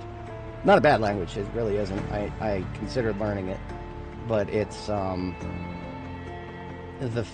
cult behind it has led me to feel very uneasy about it. And that, you know, when I say cult, how ironic are people being with their support of Rust? You know, people going out there being like, "Oh, would this run better if it was written in Rust?" Well, who fucking cares? I mean, it's just a programming language. The Dave's Garage YouTube channel, great YouTube channel. He did a competition of running a specific type of, I think it was mathematical program in different languages to see which one was the most efficient. And that got some really interesting data. I think C was still the best. I don't remember though. Do not remember the results. I just remember some really hilarious factoids, like Python being about 100 times slower than C, which I would believe in a heartbeat. How can it possibly be efficient when it spends so much time at the compile stage checking for indentation errors? I'm sorry, this is a personal pet peeve I have of using indentation for critical syntax has just rubbed me the wrong way from the very beginning.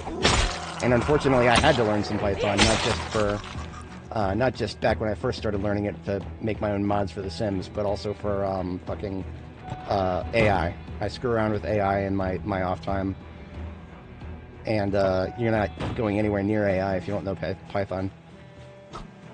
Oh, that one just fell and died, killed itself. Okay, cool. Wonder how many of them are going to do that.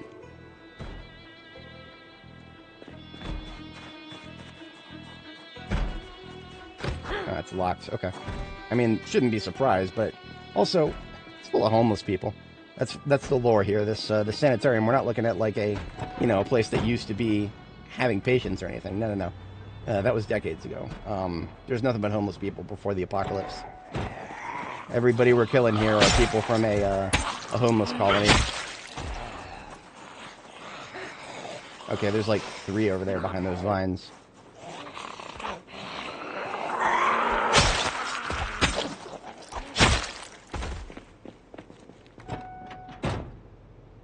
Alright, yeah, alright, well, here we go. Here goes nothing. This is what we came here for. We are gonna pull them out as much as we can here. Now, what I really didn't want to do was pull like a wall of them and block this street here, which is why I got out, did a little bit of fighting first.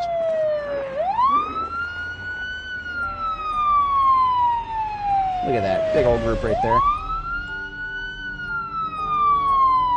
In fact, what I'm going to do is chill up here for a minute. Oh, look at that, there's a rat.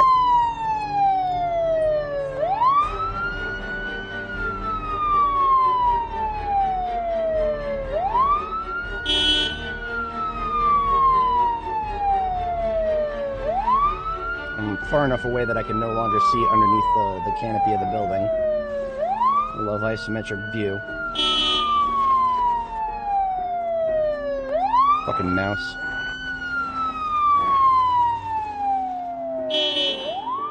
Alright, starting to get him from the south as well. Did he just bump my trunk?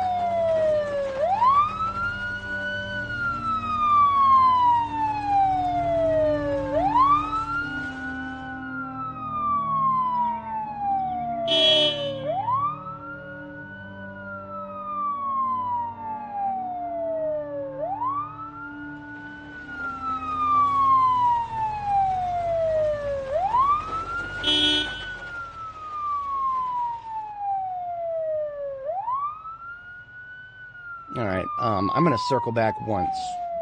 I'm only gonna have the real estate to circle back once. Because, the fast ones are still right on my tail. But then you get these assholes, like this one right here. She was just going off in that direction. And more ones like her are gonna prevent me from doing another circle back like this. Now the reason I'm circling back is to keep the attention of all the slow ones back here. Otherwise they would have, you know, lost focus on me and just kind of fucked off and grouped up somewhere else.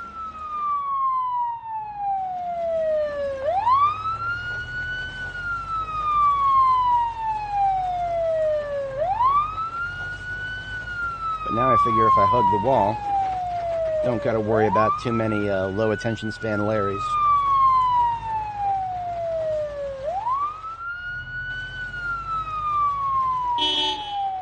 Now, what has that accomplished? Theoretically, that should have pulled a whole bunch of them out of the building itself and left them in that field up there, theoretically. Didn't want to turn it all the way off. Hello, wrong button. I wish there was a key binding for the light bar. I would actually very much like that. It's a shame there is not such a thing. Now, this is fine. This is fine.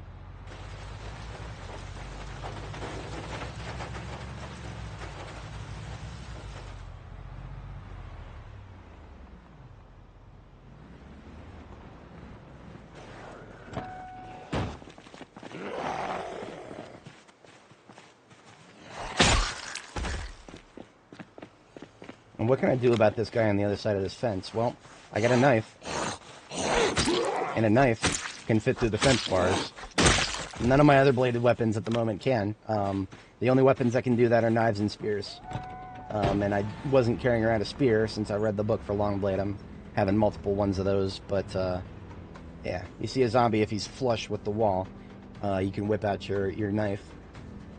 Which, in build 42, you're always carrying around a knife, regardless of what kind of character you're playing, because knives are used in way too many crafting options to ever not want to carry around one all the time. So that's basically, you've always got a knife on you. It's just a question of how easy to access is it, and what kind of knife is it. Because, you know, if you want to stay far away from ever using it for combat, then sure, you can get away with carrying around like a paring knife, which is like extremely lightweight. It's like 0.3 encumbrance, and it can be used for almost all crafting recipes. So if you just need it for crafting, yeah, sure, you can be boring and just carry around a paring knife. But nah, I mean, if I'm going to be carrying around a knife anyway, I'll put it on my belt, my whatchamacallit, my chest slot. All right, reed forging for like another 20 minutes, and then we hit the sack.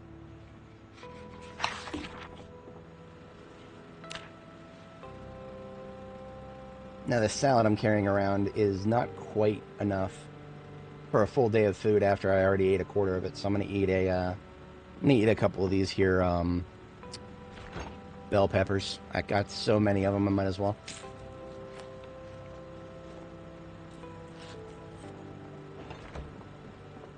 I'll do a status check on this generator. It is a blue one. So even though it's only doing one fridge, it's not going to last forever. But it's doing pretty good. Alrighty, so quick recap for anybody joining. We are doing a bit of a hit and run on the sanitarium here. Sanatorium, whatever the fuck you want to call it. It is a, there's no loot here. We're just doing this to kill zombies.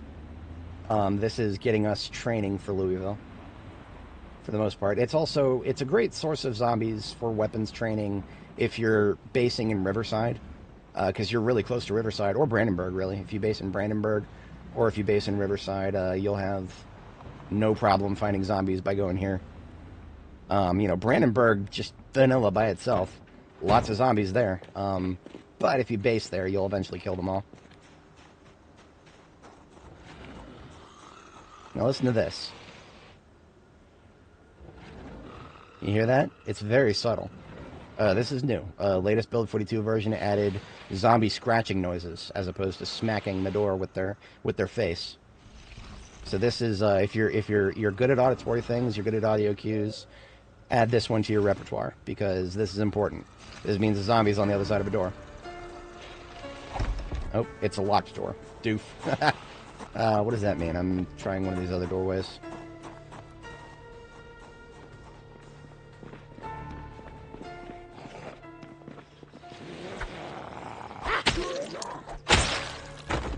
Now, I've never even cleared the rooms in this unit.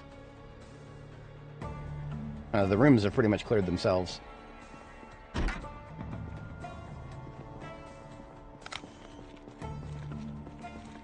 All the usual warnings about the tops of stairs here. Now, when you're cresting the top of the stairs, what's going through my mind right now is where Murphy's Law, right? What can happen will happen. So where is it most likely to happen from? What we've got up here is just a catwalk. So this little shape that I'm tracing is where we're looking at. So what direction do I need to be facing coming up these stairs? This direction. Because remember, if a zombie does happen to be right there, your greatest chances of pushing them back if they grab you is from the front. So always be facing the correct direction and you'll improve your odds rather significantly. This place must have been very sparse. I mean, look at this. None of these units have been... Whoa! Okay. Wow. I didn't think they made it all the way that far north. But none of them are coming from me. No, they're just trying to group up. And when I say group up, there's a mechanic that makes the zombies try to group up with each other. There's a group leader and then a group that forms around them. Now, a lot of players wouldn't even notice this, but there is a quirk to this mechanic. When dealing with walls, a lot of these zombies are moving to group up with somebody that is a group leader on the other side of the wall from them. So where they're actually going is a group leader that's probably all the way out there and fuck off nowhere.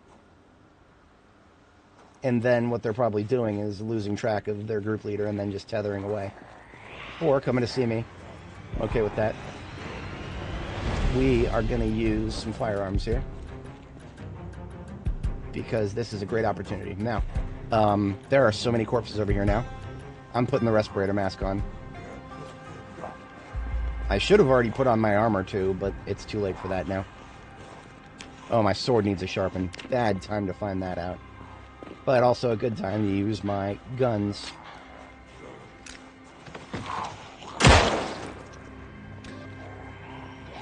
Alright, primary is empty. Secondary. Let's reload primary.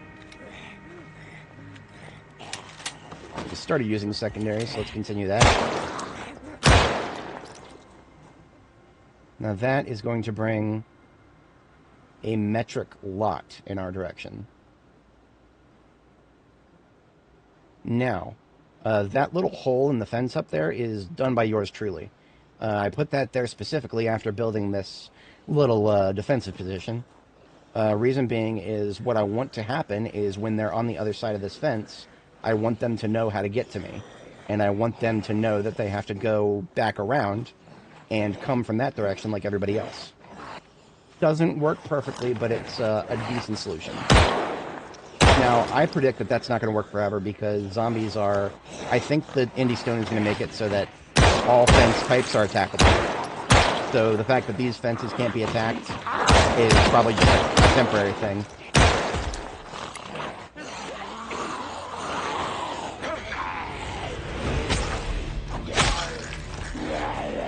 Didn't realize I was using my secondary that whole time. Back to primary.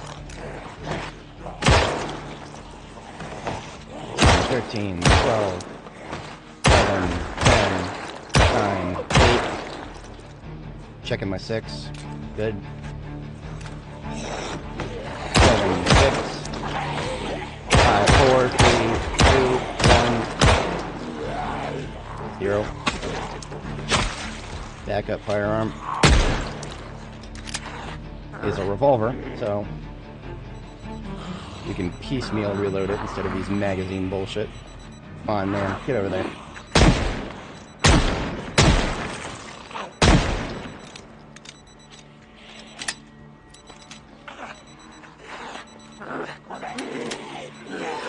Oh shit. Not good. There's only one on my 6.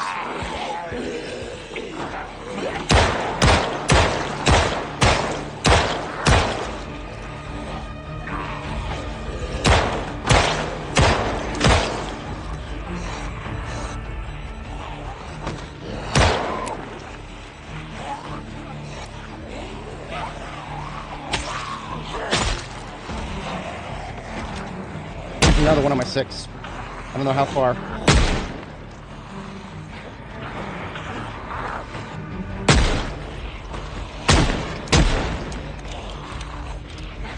Alright, switching to sword. You know what? The sword needs to sharpen. Let's do machete.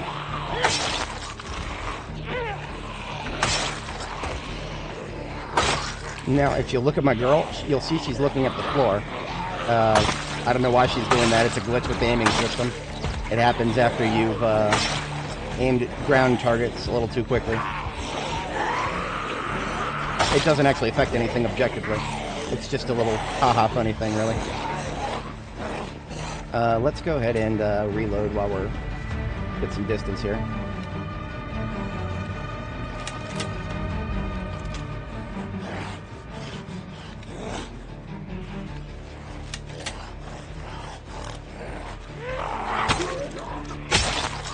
Now, to fix this silly thing, all I gotta do is aim at an upright target and then switch back off a firearm, and my aiming is fixed.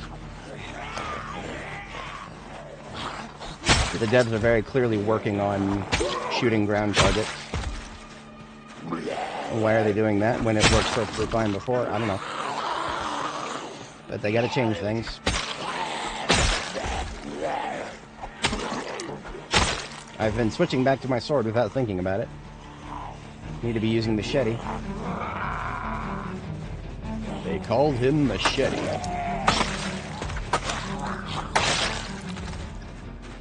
You want to hire Machete? You're gonna hire Machete. Alright, look at this. We've still got our fallback position is untainted for the most part.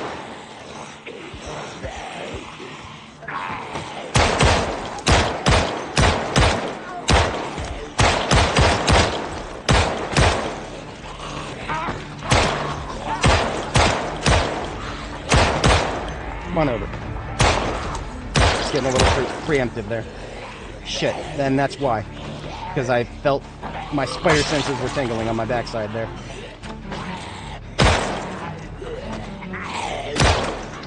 Okay, three rounds in this bad boy.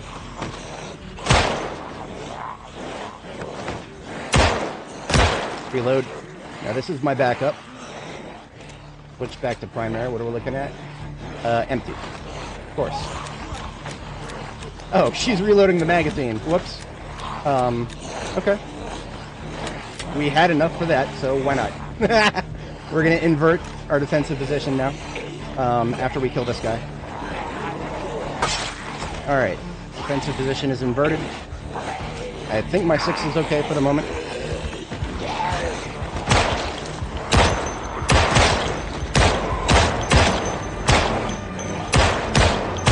Okay, not working out very well. I couldn't afford to get any closer. They were coming over too unpredictably to interrupt them all from the lunge.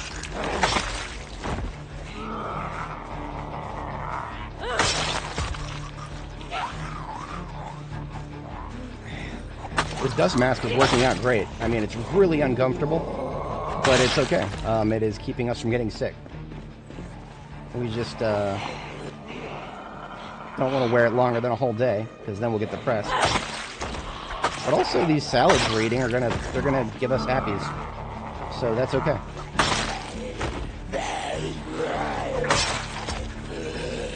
This is, recently machetes became my favorite weapon for my character.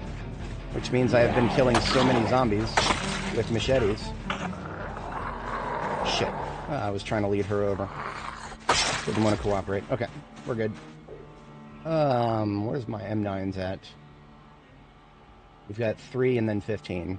Let's just charge those last 3.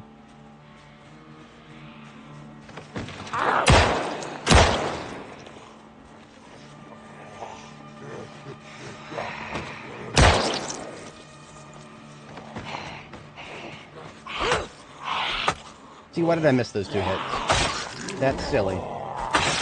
That is one of the many factors that led to the loss of Barb the Builder, one of my other characters. We made it to, was it February 2nd? And, of course, you know, it was far from just the missed ground attack. That was one of a great many factors. When I lost Barb the Builder, I was fighting next to a low fence, not unlike this one. But there were trees. There was a tree. A zombie came out of that tree. And then, of course, on the other side of the fence, there were also trees. So I did not know that there was a zombie coming up that was about to flip over the fence in the first place. I reacted well enough to that, but I missed the ground attack. And by missing the ground attack, the zombie hit my feet, staggered me. I didn't even fall all the way down. I was staggered. Now, and that was when I got pincered, because a third zombie came at me through a tree.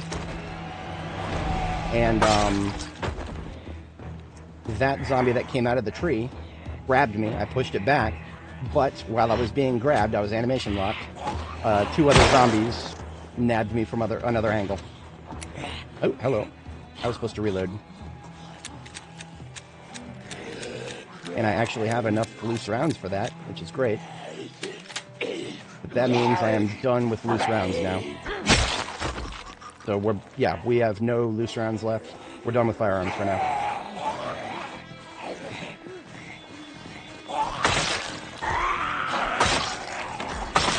Threaten you with a good time. Now I don't have to worry about the defensive positions quite as much.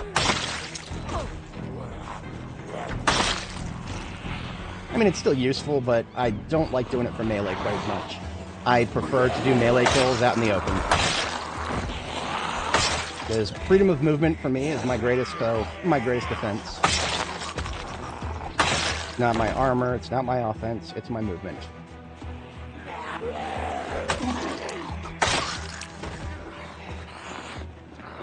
Okay, we are getting a little hungry, and we are surrounded by corpses, so we're going to line of sight them.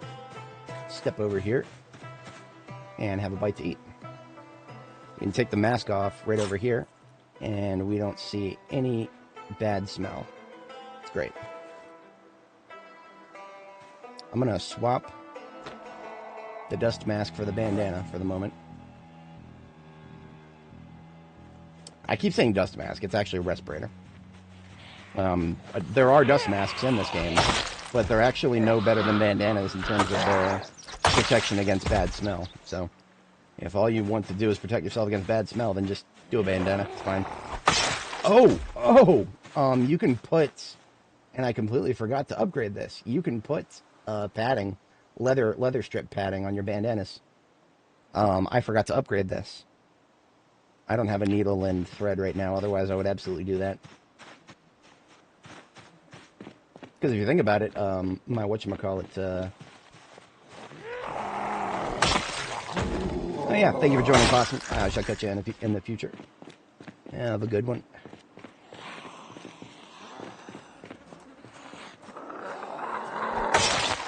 I have a feeling I'll be streaming for another, well, let's see. 8 p.m. now, it's a work night for me. It is a... Jeez Louise, it's already a Thursday. This week escapes me very quickly. But I am going to try. I'm just on try.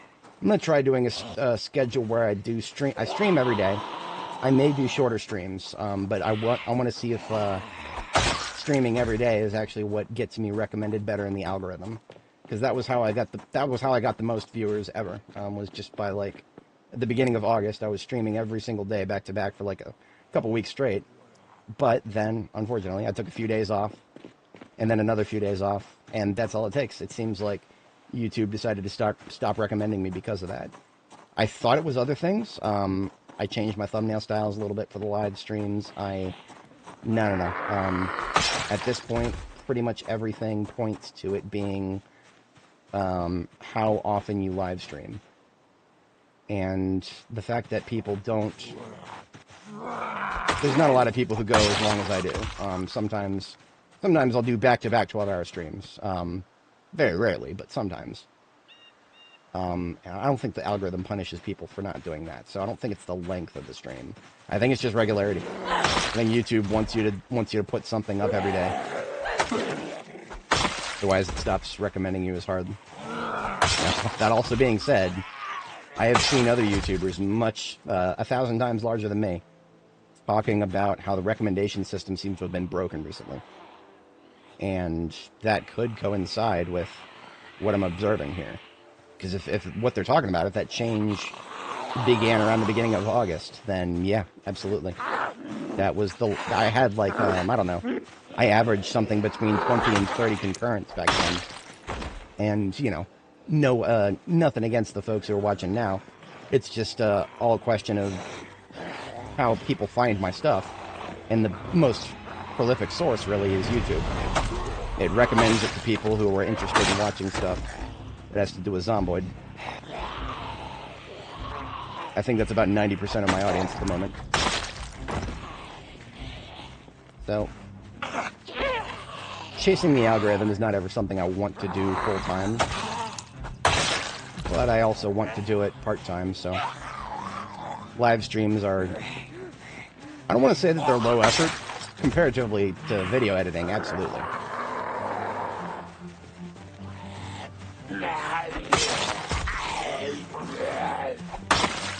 I have considered not even like doing gaming, but just live streaming other things that I do. I don't know if I would do that, but I've considered it. Because I have some folks that would probably just hang out with me no matter what. I know I have a few subscribers that just like to hear me yap about stuff. Shout out to you folks. You're the MVPs. Because that's what I got the most of. I got plenty of yap.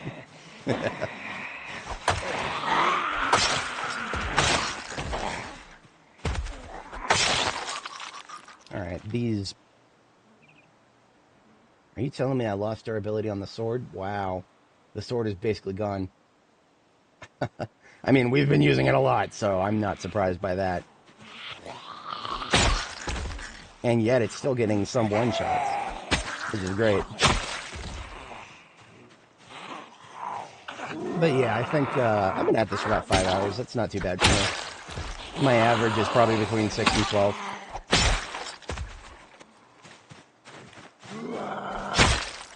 I think I'll do another day in-game of fighting zombies in this area, and then take a break. Call it there. People definitely like to see this, the combat. It's a lot more interesting than the base work.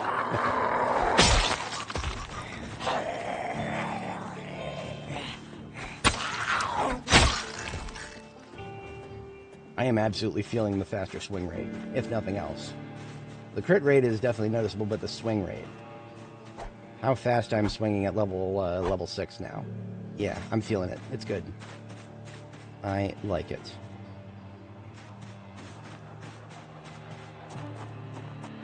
I just had a wacky idea.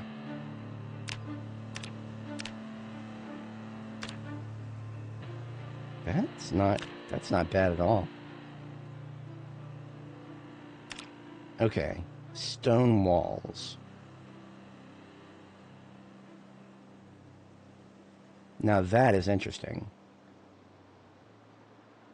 I think when it comes to building walls out in the field like this, logs feel like the most reliable if you've got something to wash the rags that you'll get from the zombies. Because then all you gotta do is cut trees, and that's it. Now, if you have the foresight to bring a box of nails with you, then it's even easier to build walls out in the field. These ones over here made out of planks instead of logs are probably the easiest to build out in the field. I think in my future expeditions to places like this where I'm going to be killing tons and tons and tons of zombies, I am just going to go ahead and bring a box of nails. That would make it about 10 times easier to build these little defensive positions, and I can build them much more frequently. See, it's a rather significant undertaking right now to try to build one of these out of just logs. Just because I got to find, I got to source the rags, I got to source the logs, but then it's a rate of 2 logs for each fence. And that's wacky right there. 2 logs for each fence. Deconstructing furniture doesn't get you very many nails, sadly.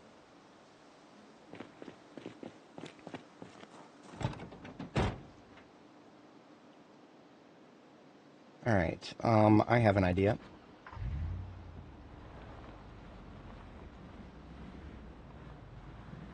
This is something I did last time I was here. All I did was bust open this fence up here. If I didn't know better, I would say there was supposed to be a gate here, not a fence. But there's just a fence. And so, what I can do about that is, in the passenger seat of all my major vehicles, there'd be a sledgehammer.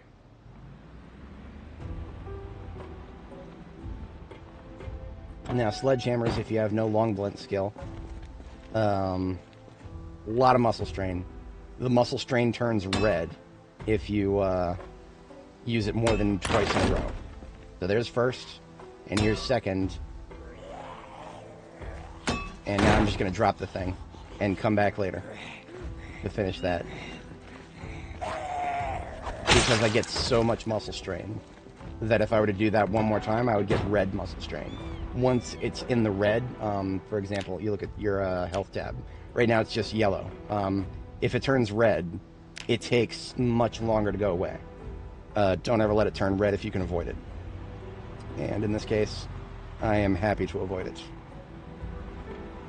In fact, I'm so happy to avoid it that I'm just going to do a little drive around with the ambulance.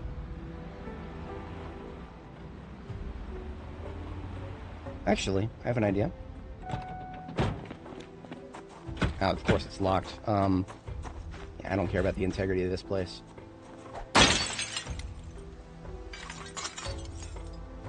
I did use this as a base in the past. Oh yeah, we are, that's what we do here. That's 100% why we're here, is just killing zombies. There's no loot to be found that I know of.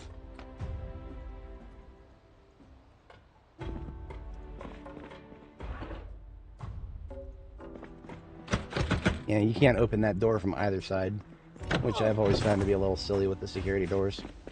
I'm pretty sure that that is actually against fire regulations. I don't know if I should... I know of many buildings that are, like, very secure. I probably shouldn't say very specifically, but I've been in buildings that are, like, extremely secure. But the doors can always be opened from the inside for fire regulations. If they cannot be opened from the inside, then that's a risk to life right there. If there's a fire spreading through the building or whatever the hell.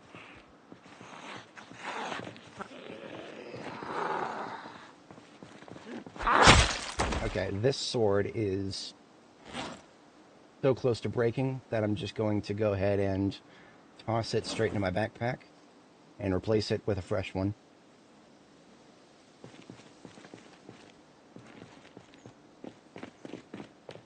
I specifically decided not to bring the ambulance any closer, although I could have parked it up there. It's whatever.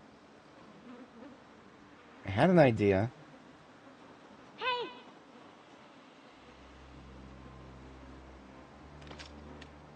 Oh, right, the M36 is no longer the easiest to reload. I'm out of 38 special.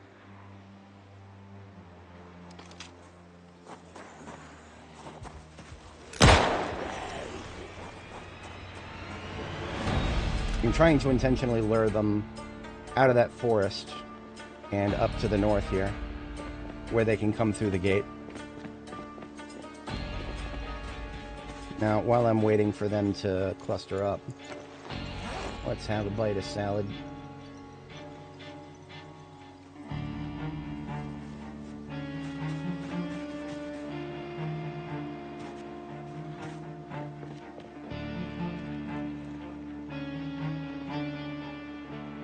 It definitely works. You see how they're coming out of the forest and coming up towards that hole in the fence? Exactly as intended. Now, I'm going to be fighting here for a while longer. I need some new respirator filters in this mask. Do I have enough time to finish this? No. That was only enough time to pull the dead filters out. Whatever. Bandana will suffice.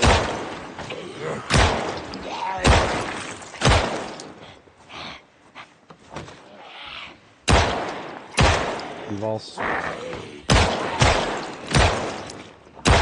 I didn't even see the damn thing.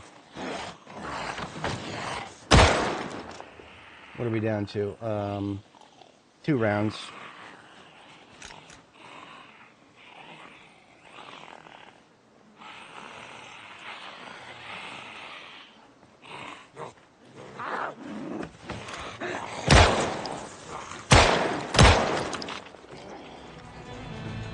Oh, I was supposed to reload before that. I didn't get the replacement magazine. Of course I didn't. Falling back.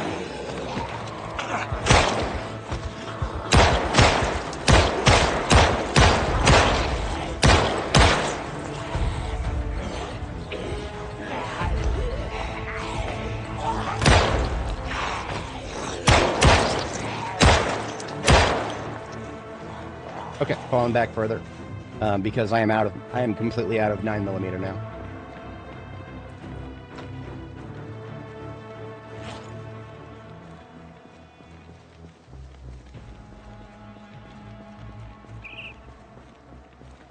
Okay, my primary has 9 rounds left. Secondary is empty. Get rid of the empties. There's one for the secondary.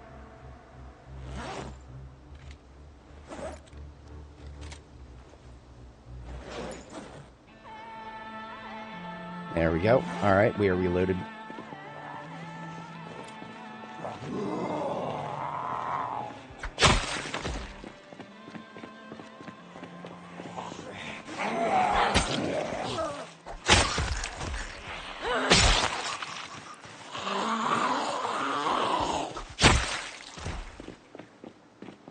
They'll be at this for a while because some of the corpses are fully desiccated. The skeletons now. Yeah, see, it would be amazing if I had another fallback position. But I don't. It's okay. It's alright. We got these nice, lovely little piles here. If I were to start discharging the firearm any further south, it would create a problem where I'd be surrounded by these assholes right here, who are going around all the way to the end to come around the fence to come get me. I cannot preempt that if I'm fighting down here. If I'm fighting down here, anybody on the other side of the fence is going to go south, to go around here. And I have no answer to that, other than, you know, I can't go in there and fight them myself. Way too many trees in there. I'd get surrounded and never know it. So I would never go any further in. I could always poke them through the fence, but I run out of ability to do this quickly without my spear. My only weapon that can poke through the fence right now is the knife. No, you cannot stick your spear through these huge bars. I'm sorry, sword. Well, look at this sword. I could absolutely poke that and do a thrust. But apparently our characters are incapable of thrusts with the sword. We can hack as if we're chopping wood. And that's about it. Hey! Now, the reason I just yelled is because there's quite a few idiots who hear us discharging a firearm over here and miss us, and then just fuck off in that direction into the woods. It's rather predictable, actually. So I gotta pull them out of the woods. And my voice feels good for that. Now, I don't know where they are in these woods. Sometimes they can fuck off pretty far into the woods, to such an extent that I don't feel safe in that direction at all, ever. Speaking of not safe,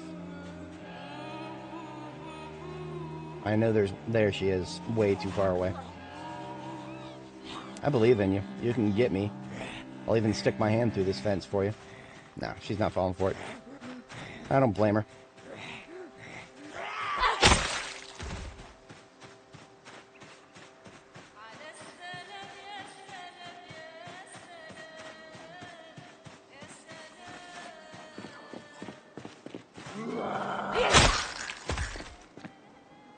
Now, look at that one. Where is she going? Why is she going around back? Ma'am, what interests you in the back of this building? Could you explain that to me? It's probably just whatever brought these guys back here. Yeah, see, this is why fighting in a forest is always a bad idea. You have no idea how many are around you. Because not only do the trees block your line of sight, they dampen your hearing, too. It's a little harder to hear a zombie in a forest. If a zombie moves in a forest and nobody's around, does it make a sound? I've always hated that question. That mean question. Anti-deterministic propaganda.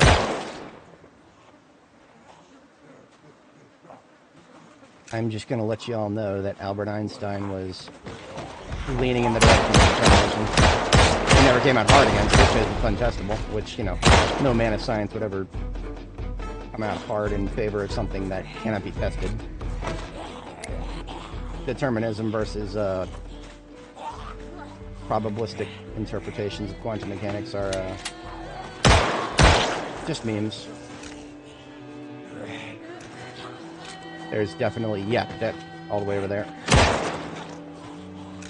Yep, there's at least 3 over there. And they're faster, so they're dying first. Thankfully, I've got... The corner of this building is very useful, because I can do that. I can like triple dip out of these fences, just by having some flush with the corner there. The zombies will go around it, and it's great.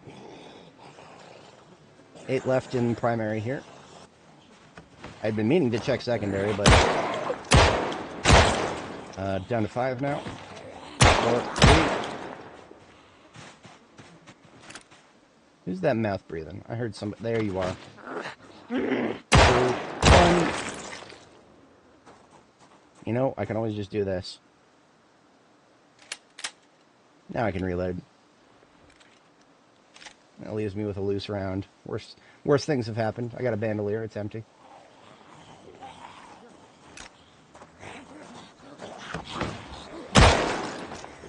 $14. Check 6. 15, 12, 11, 10, 5.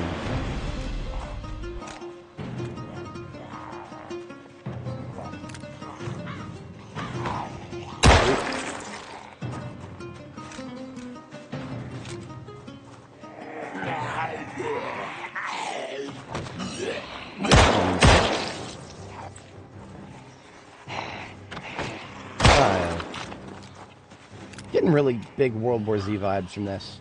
The book, not the movie. The only thing we're missing, of course, are the whatchamacallit, the bulldozers to come in afterwards and clear the corpses out of the way. That book was a very, very, very good interpretation of a zombie apocalypse. Not the best.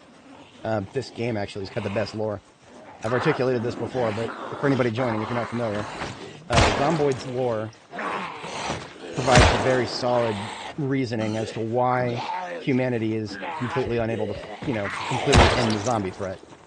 If you were, a lot of films and books fail to adequately describe why militaries and governments would be completely unable to contain the virus.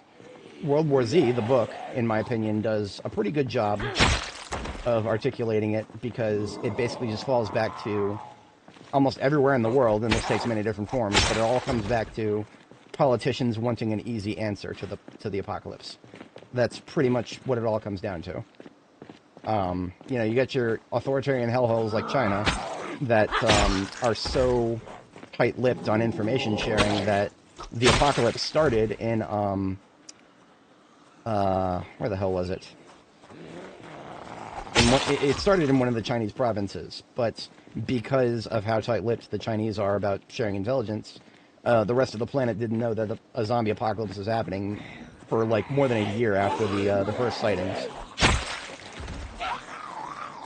And so that gives you just a basic introduction as to how things spread out of control in that series, and it mostly just has to do with government response. Very, very, very few governments had the correct response.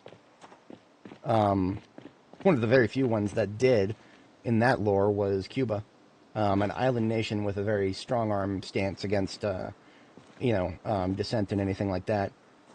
Whatchamacallits, they were able to lock down their borders very, very, very easily. But they were also close enough to the north to benefit from American manpower once the U.S. started to fall. The U.S. government pulled back behind the Rockies and reestablished the seat of power from Washington, D.C. to Honolulu, Hawaii. That was makes perfect sense. I mean, when islands are your best source of defense against the Walking Dead, then yeah, absolutely.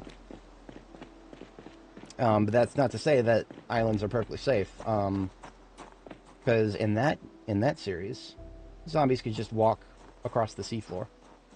That was rather terrifying to read. There's a section about an underwater oil rig mechanic who had to go down in a hard suit to do some maintenance. To keep the oil flowing throughout the war. The war with the zombies, you still need oil production. That the need for oil never stops, no matter how bad things get. And what they had to do is they had to take a hard suit down, which is basically almost like a spacesuit. I mean, it's a hard diving suit. It might as well just be a spacesuit. And he got pulled down by Zeds while he was underwater. Fucking terrifying, because his vision was completely shot. You know, all you've got is a little faceplate that's open, and just nothing but a bunch of hands smacking at your faceplate trying to get at you. The hard suit saved him. He made it out of that, but man, that I can easily understand why he assumed he might not. Okay, we've got our drivable spot open there. That is going to make pulling groups a little bit easier, because I don't got to go all the way around anymore. It's funny you mention Iceland, Jamie. Iceland is and was one of the worst places to go in World War Z specifically. And that was partially because, zombies can travel underwater, but also because Iceland had almost zero semblance of border control. It's a very peaceful nation, IRL, and in the series. And because of that, no standing army. I think it relies on, don't quote me on this, doesn't it rely on Denmark for military assistance?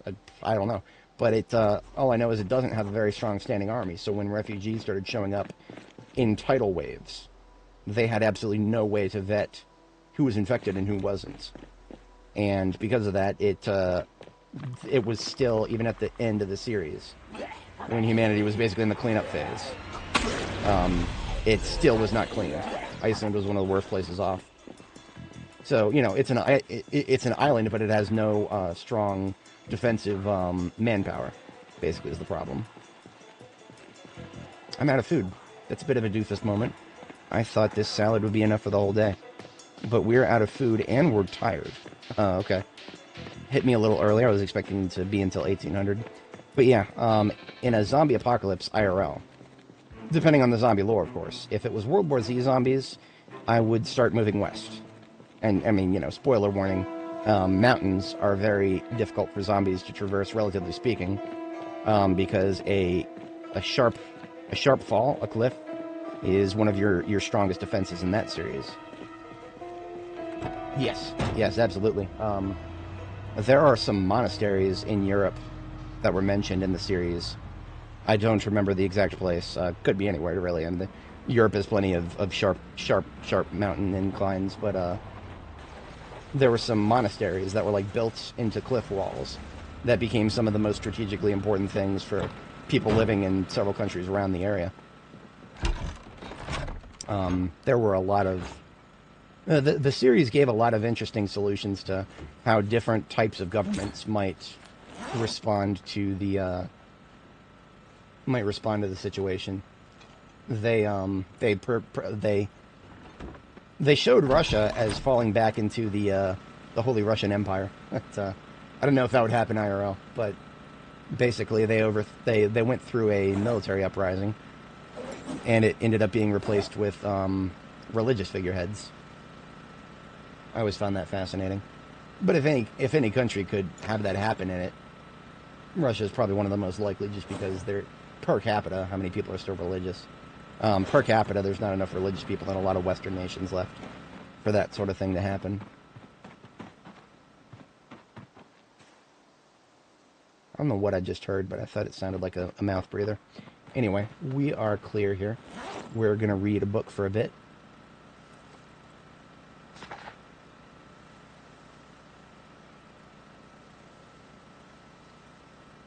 Yeah, it's hard to say. Definitely, I would go west.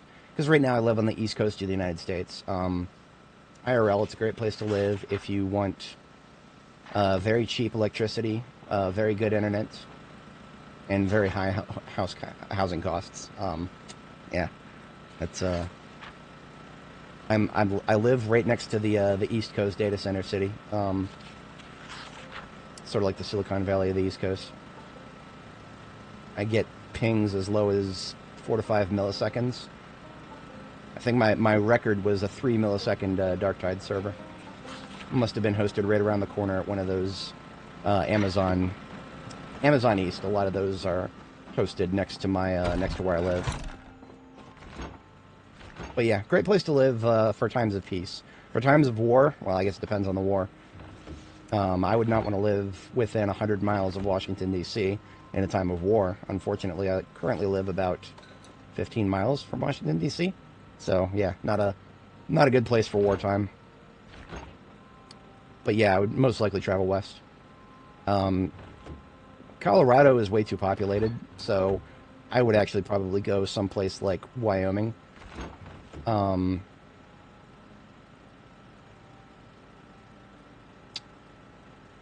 thinking about some of the mountains that I've hiked over. I've hiked over mountains in the, where the hell was it? That was New Mexico. Yeah, New Mexico. Not a bad place, but also, high population. New Mexico and a lot of the southern area there. Once you start going south far enough, you start getting much, much higher population. See, what I'm thinking of is low population and high elevation. That's where I would want to go in a zombie apocalypse, regardless of the type of zombie lore. Ireland, it depends. I've got. I don't think the fighting Irish. I have some Irish heritage myself. My mom told me stories about the fighting Irish, and how the IRA was nothing to be messed with. That they, they were able to bring the British government to the table to negotiate things during the Troubles. I don't think that spirit is there anymore. That's just my take as a foreigner looking from the outside in.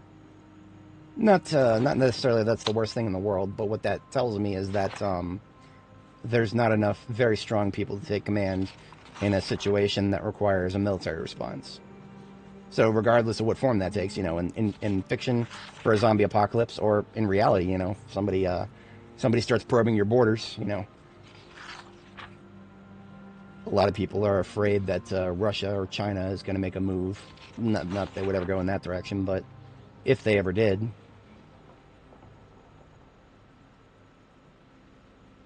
NATO is all on paper right now. The NATO has never been tested, in my opinion. Because, the whole doctrine of NATO is get invaded. Yeah, that,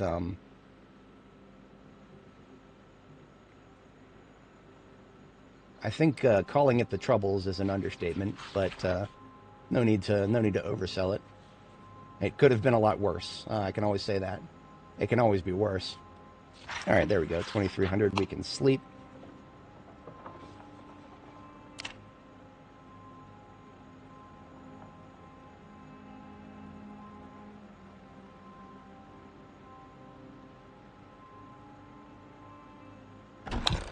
Oops. Now, as an overnight activity, I should probably get some cooking out of the way. This salad is almost gone, so I'll just eat the rest of it. And then we're going to do some more watermelon salads. And they work out great for us. What we need for that is 5 bowls.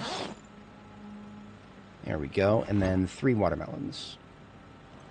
And what you like to do with watermelons is, or what I like to do specifically, is slice one of them and smash 2 of them.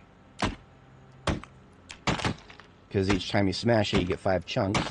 Each time you slice it, you get 10 slices. And as a rather interesting quirk of the cooking system, watermelon slices and watermelon chunks count as 2 different ingredient types.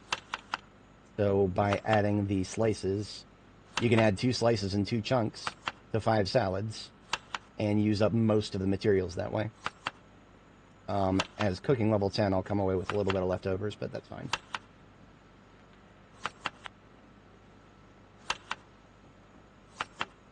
But, you know, basically for an island nation like Ireland against a zombie apocalypse, it would entirely depend on the population and what they're willing to do. How hard they are, I mean, you know,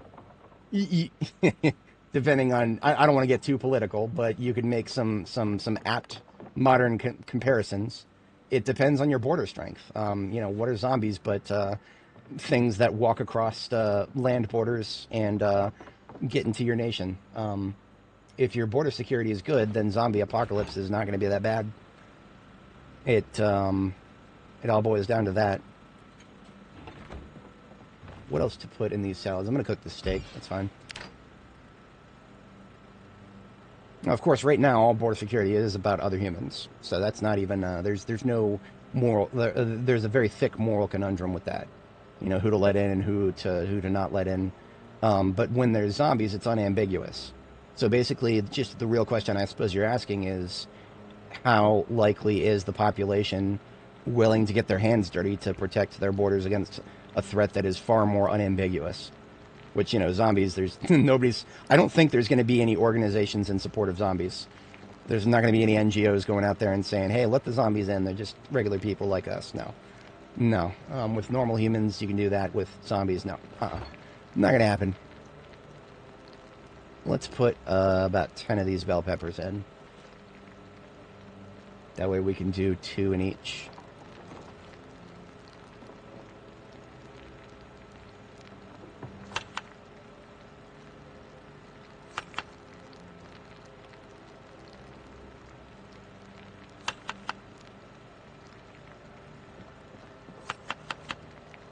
Oh, you know what? I'm a doofus. Bell peppers, you can only put half of one into a salad. Oh well.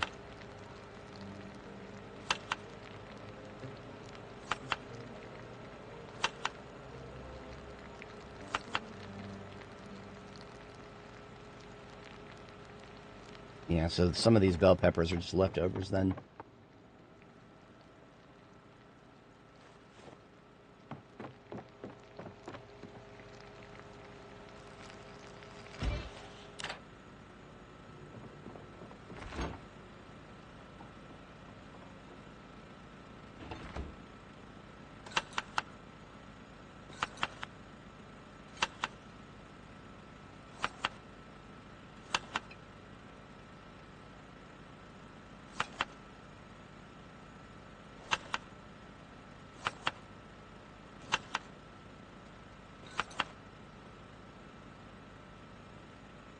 Okay, these 5 bell peppers that are left are fine, and we just cooked this steak, but we don't have anything to put it in, so these salads are good to go. Each of them are 40s, so we rename these to 40 salads.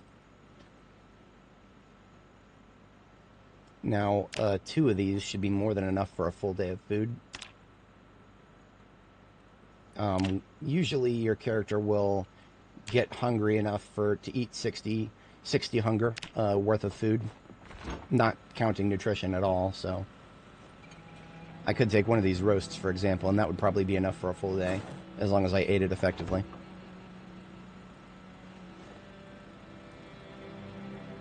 Okay, this sword. Getting rid of the sword, putting it in the trunk. So what that tells me is I want to use my machete more often now because I have a replacement of that. But I am down to my second to last sword, so I'd prefer to use the machete next. This one over here on the table needs to go back in the trunk of the vehicle so that I can turn it, I can reforge it later. Lots of it. Actually, you know what? You can see my list.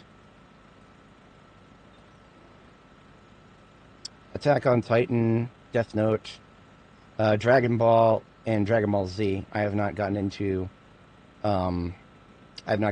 Super yet. Sugumomo,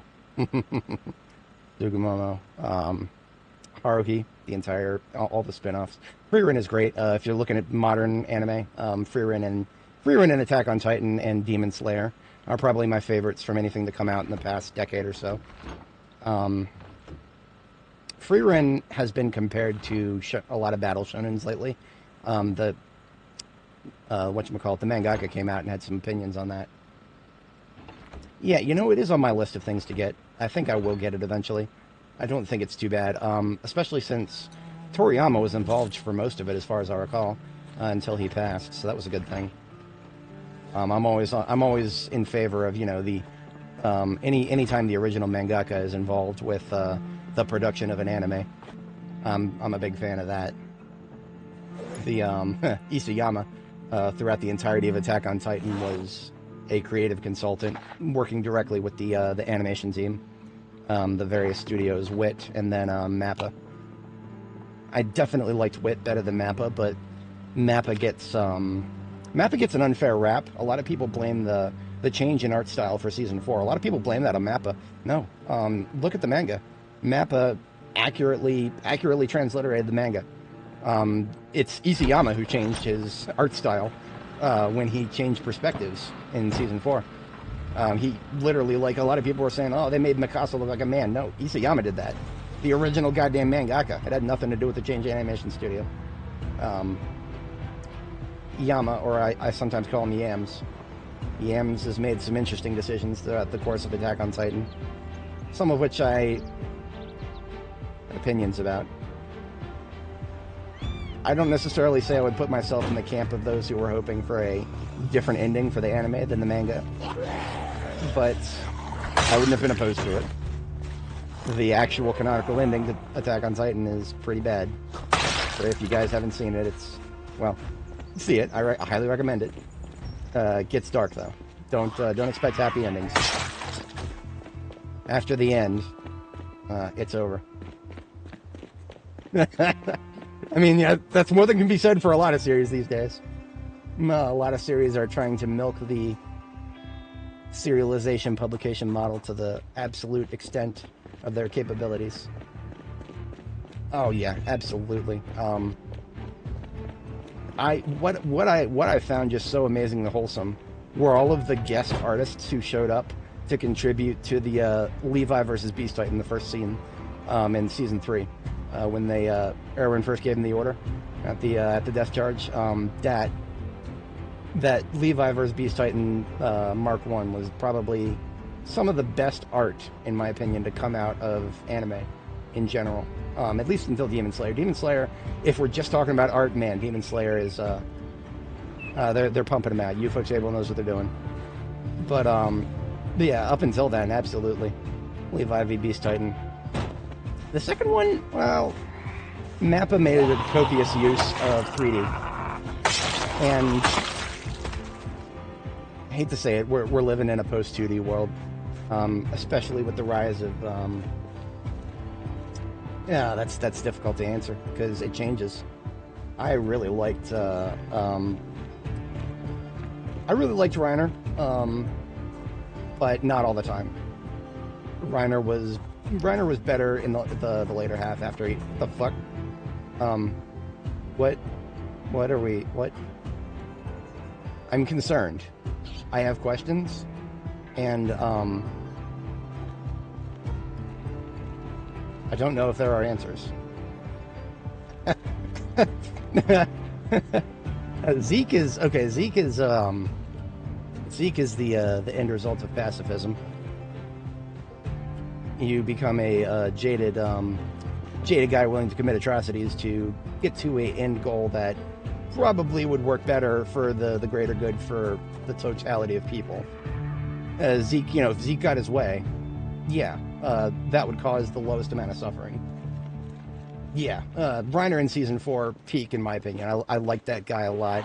The transformation he went through.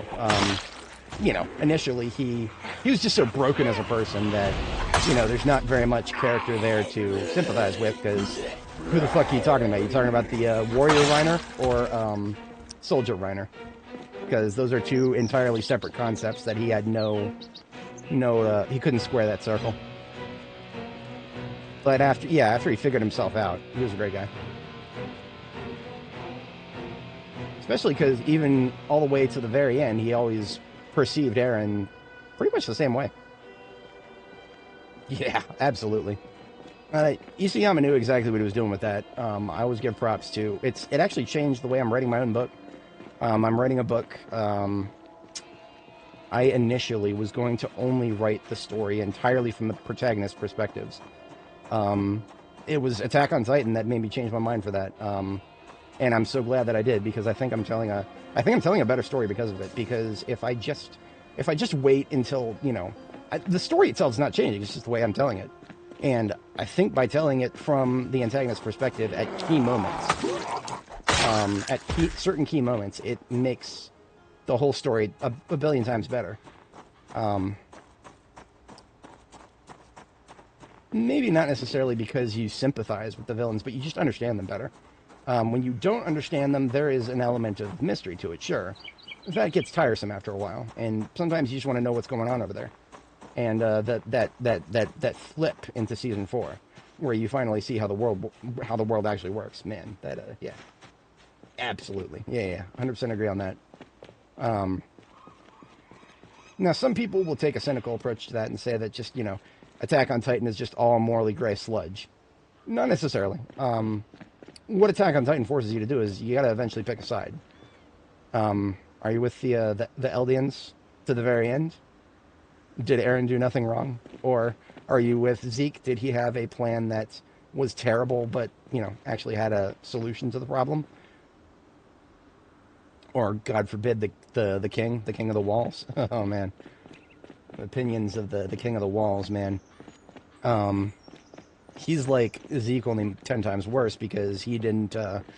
The king of the walls could have enacted Zeke's plan 100 years ago, and Attack on Titan wouldn't have happened as a story. It just would have just ended, and that's fine. Well, none of the main characters would have existed, and that would be that. But the king of the walls apparently didn't have it in him, I guess. That's probably just one side of that whole story that I just never really got behind. The King of the Walls is simultaneously a fascist, but also a bleeding heart. I will not attack anybody. didn't even defend himself at the very end. I mean, yeah, leave it to Frida to fight for herself. I mean, come off it. Barely 16 years old. She didn't know how to use her Titan. Of course, she got nommed. But you could say that he got exactly what he was asking for with that. Now, speaking of what I'm asking for now, I could blow the siren. I could blow the siren right here, and it would pull exactly what I'm looking for. Decisions. Okay, you know what I'm going to do? I have got this lovely little roadway that I just opened up. I'm very glad I did this. In fact, I'm not going to leave this job unfinished. I'm going to make it nice and smooth to drive through.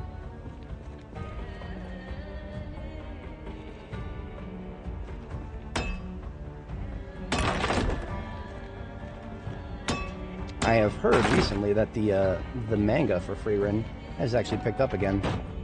It was one of the longest hiatuses I've ever heard of, if that is the case.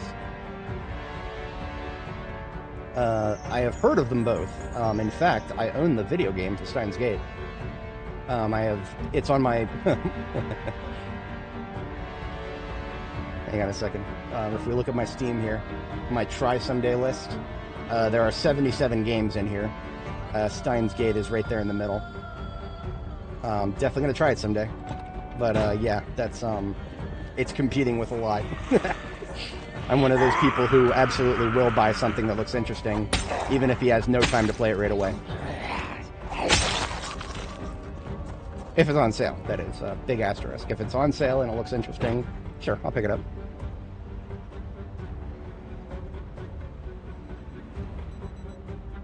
Alright, so what I'm actually going to do, before I start blowing the siren, I'm going to go back get some food, because I'm a doofus and I forgot to bring food. So that will actually be a perfect time for the muscle strain to fade away. Yeah, I'm probably gonna give that a shot. What I've heard is that the video game is the best. That's what I've heard, but I don't know if that's true. But it did compel me to pick up the video game. But wouldn't hurt to also pick up the manga, or the anime rather. Yeah, let's go ahead and take the 60 roast and call that our daily bread.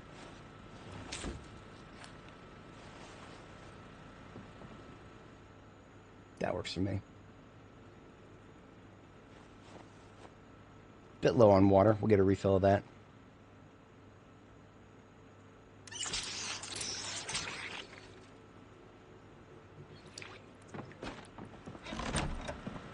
Yeah.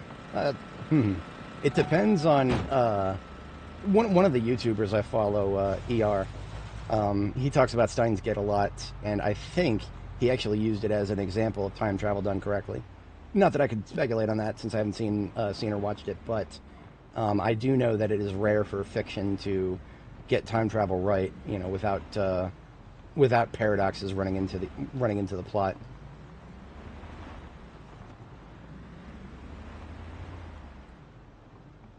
All right. I was hoping the fog would start to ease up a little bit, but no. This looks like it's going to be around until midday at the earliest. Excellent. Yeah, look at this. We found them all. They're all right here. So here's something I'm going to do. I'm not going to use the horn or the siren or anything. I'm just going to use the sound of the engine to pull this group.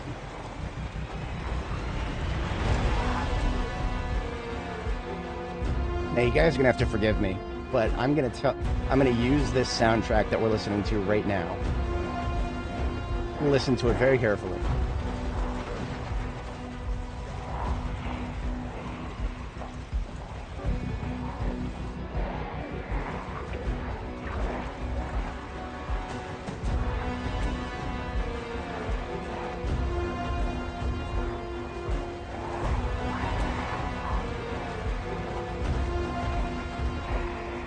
You hear that?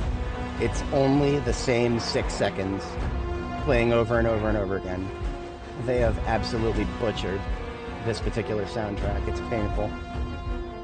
You know what? I was actually checking just earlier. Do I still have it open? No, I don't.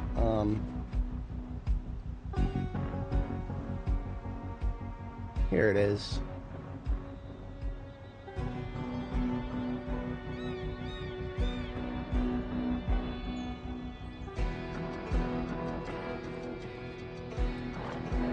There's just that one guy. All the rest of that group lost interest. Kinda silly. But yeah, I'm basically everything you see in this list. I have either read and or am supposed to read eventually.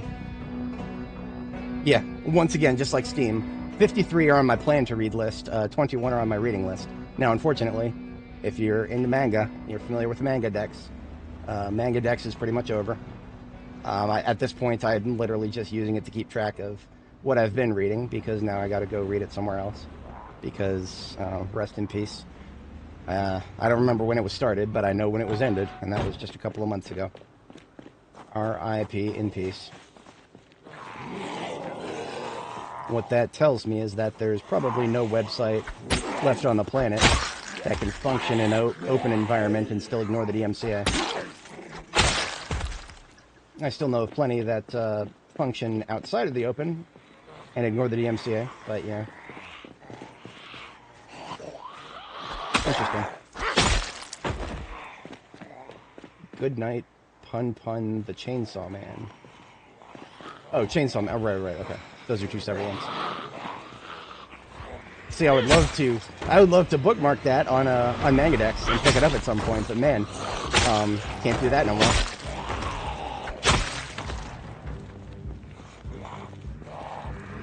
Oh yeah, absolutely, Richard. That's one of the reasons I made my own loop with blackjack and hookers. This loop right here that I've tabbed over to every once in a while. It's just all it does is loop between Determination, Overrun, and They Are Coming. I was gonna add more, but honestly, that's enough. Yeah, I think I'll just pull away at this group in chunks. We're gonna switch to the machete because I've been using the sword without even thinking about it very much. It's probably down to about 2/3, if not lower.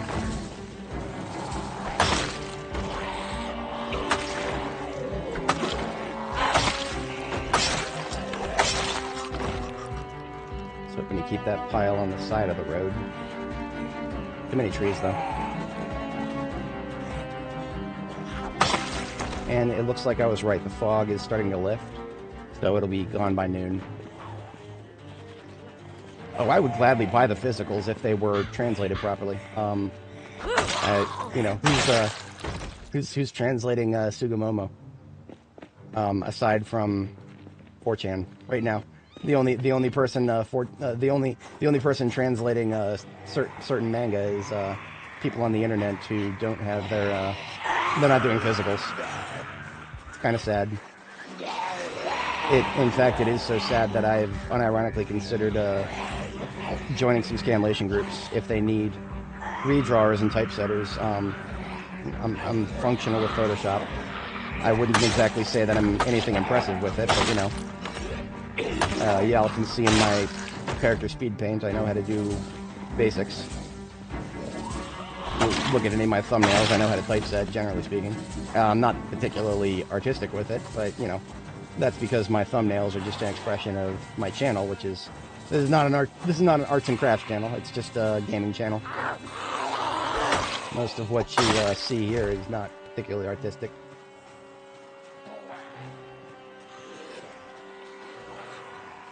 I'm using the fact that I'm conspicuous to attract them in small groups.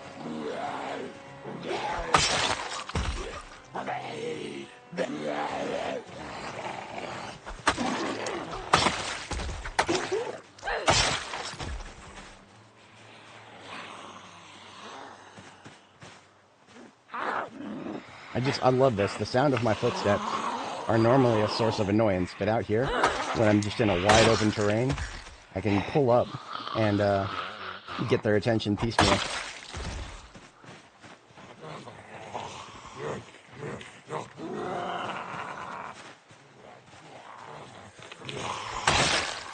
But yeah, you know what? If there were a way to get the physicals, like, right away, I would do that in a heartbeat. But a lot of mangaka don't write for a global audience, they just write for a Japanese audience, which makes sense from a content perspective. I mean, absolutely do that, and only do that. Like, I'm a big supporter of find your audience and write for them. And if your audience is, generally speaking, the Japanese public, then just write for them. Because you're going to produce things that people from other markets want. Because, you know, as a Westerner myself, I crave the authenticity that the Japanese have for their own, because we sure as fuck don't have it anywhere here in the West. That said, I would love to support their work, but I don't read moon runes. I'm trying. Well, I'm trying. I've bookmarked a webpage that teaches you how. I'm a long way out from actually learning, though. There's only so many hours in the day. If I listed how many projects I'm currently working on, I would have to figure out whether to do it alphabetically or chronologically.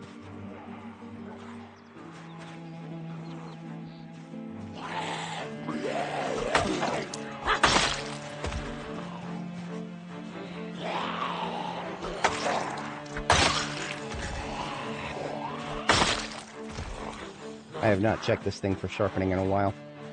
That's not good. It's not going to last very long if I don't sharpen it.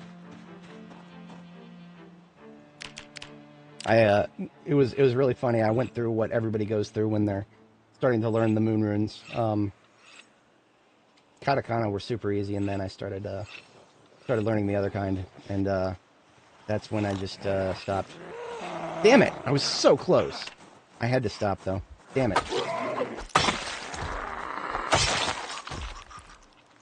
I might have been able to keep that going, but then I would have had to push him back. And that did the sword instead of the machete. Boy.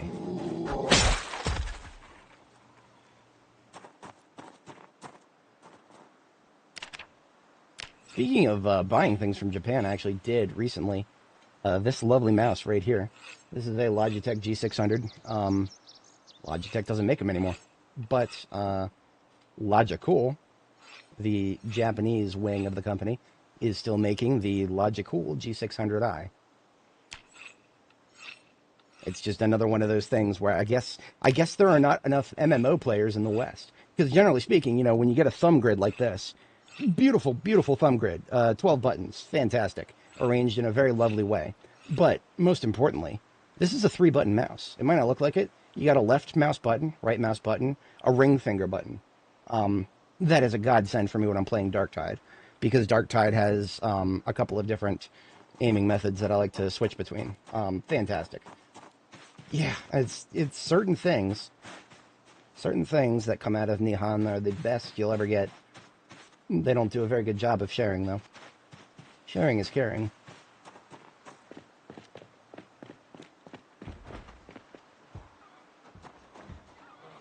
Okay. What is going on in there?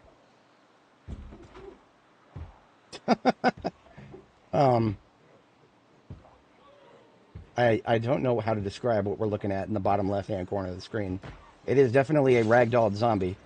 What it is doing, though, I got nothing. I got nothing. It's going for a tumble, and it's not stopping. Now, I know zombies are infinite motion machines, violating the third law of thermodynamics all the time. Actually, zombies violate all 3 laws of thermodynamics. If they didn't, then they should all die as soon as they don't have enough brains to eat, or whatever it is, whatever the fuck is it that they eat.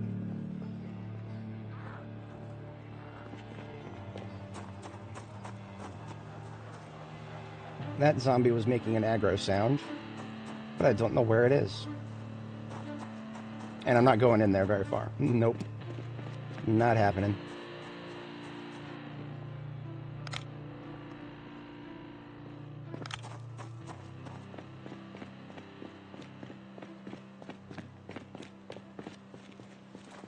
Hello there.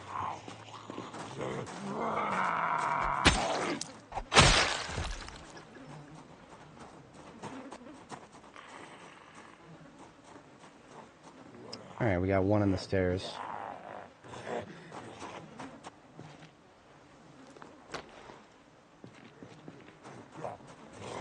How is my M9 holding up? 14.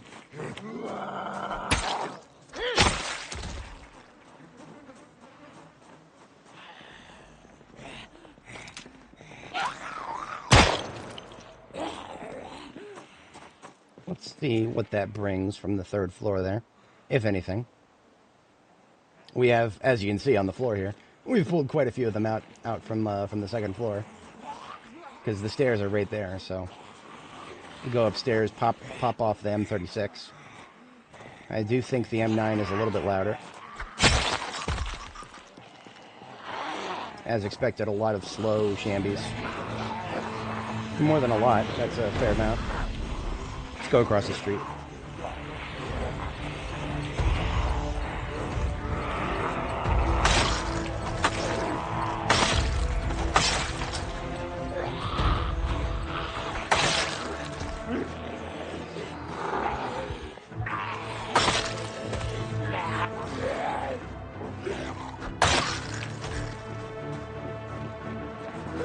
Alright, time check. 6 hours in and about 9 p.m. I think I will stick with what I was saying before. I'm going to finish out the rest of today and finish out overnight of the game. Tomorrow morning in-game, I think I will call it there. Now tomorrow, I am going to try to schedule the stream for 3 p.m. Eastern. That's what I'm going to try. I've never scheduled a stream before, but that's what I'm going to do, and I'm going to see if I can keep up with that. No idea if I'll be able to, and even if I will, at the beginning of October, I'm going to have to cover the overnight shift for a week, so I won't be able to maintain it indefinitely. I can already tell that for sure. But, yeah, that wouldn't be too hard. Because at that point, you know, YouTube wants daily content, it seems. That's my current understanding of the situation.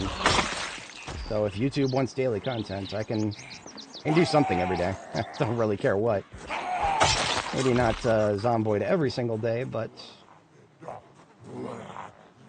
unless we're doing Louisville. If we do start the Louisville operation, I'm going to want to see that through to fruition. And it will very much grasp my attention. See, right now, I've done the sanatorium before. I'm not necessarily learning anything new by doing this, so the pull is not quite as strong. But we are on an adventure, and it is long from being done.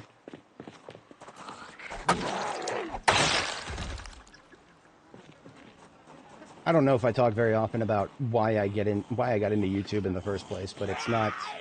I'm not doing it. I don't want to become a YouTuber like full time. It's not really that's not my goal here. My goal really more than anything is just build a presence on the internet, so that I can self-promote my own creations as opposed to other people's creations, which is, you know, video games like this and whatnot. I don't expect that I'll ever be making my own video games, but my own creative works of certain types. If you want to go the route that doesn't involve having a publisher tell you what to do, you got to go very far. Up to and including building your own audience.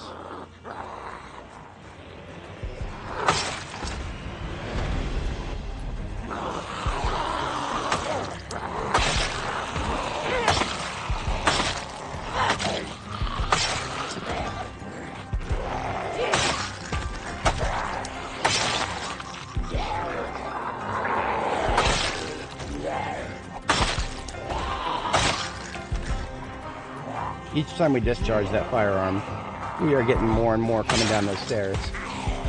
It will end eventually, but man.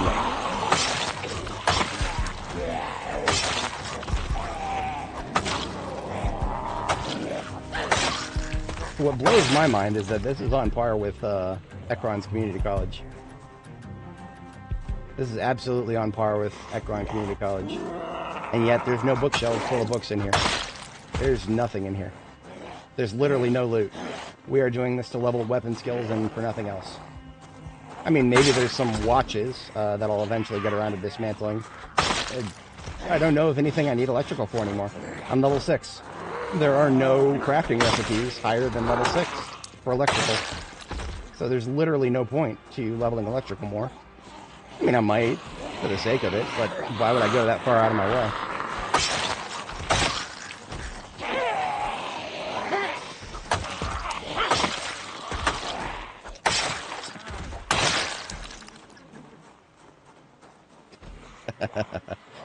I probably need a sharpen. Let's give this bad boy a sharpen. Absolutely. Now, I do have a replacement machete for when this one breaks. I don't expect it'll break anytime soon, but I want to catch it before it gets down past, like, 1/4 of its condition. Because at that point, it's better to break it yourself and reforge it. Last thing you ever want is for it to break unexpectedly in combat, if you can avoid that. I would much prefer to avoid that if I can manage.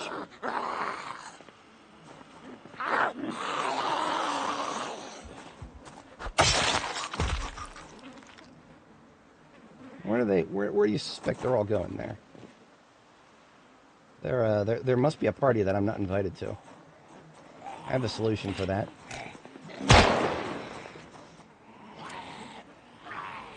Single discharge of the M9.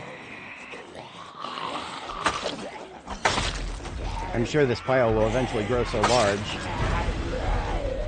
that I'll start lagging.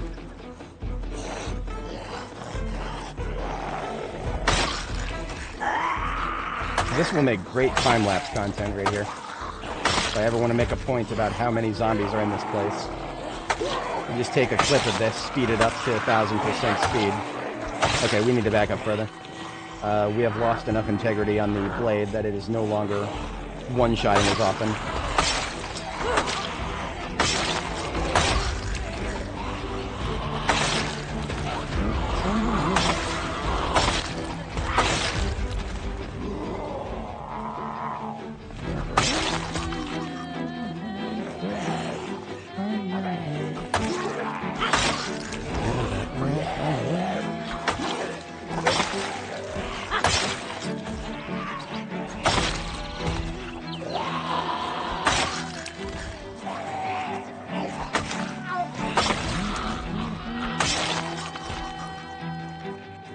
Hello?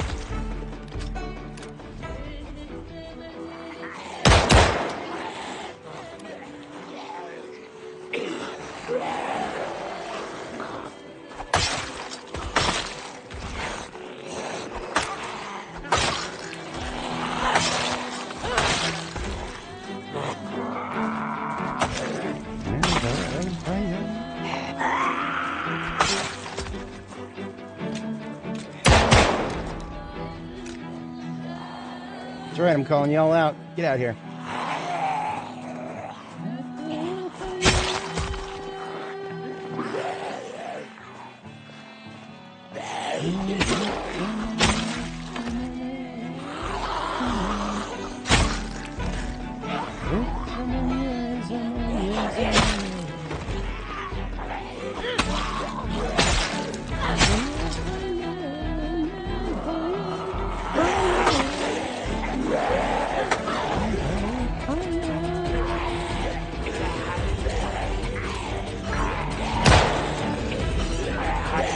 Not good. We lost our sound. This usually doesn't happen this quick. Fuck. We're only 6 hours in. So, you guys may have noticed, sudden lack of sounds. The music is gone. You can't hear my swings.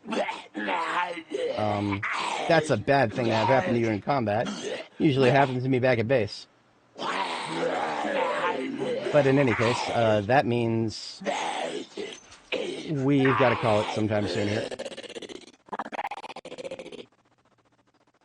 I was vibing too. God damn it.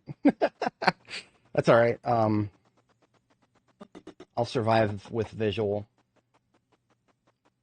You get a very, very brief window into what it's like playing this game while deaf. It's not fun. I would never do it. Never in a million years. Never in a million years.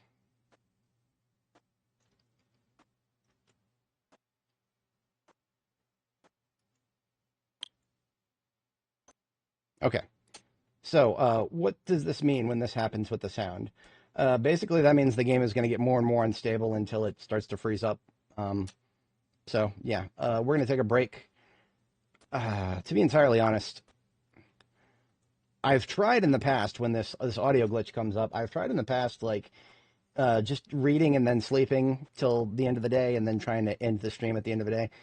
That's not a very good thing to do because the game will get slower and slower and start stuttering and then stop. Yeah, absolutely.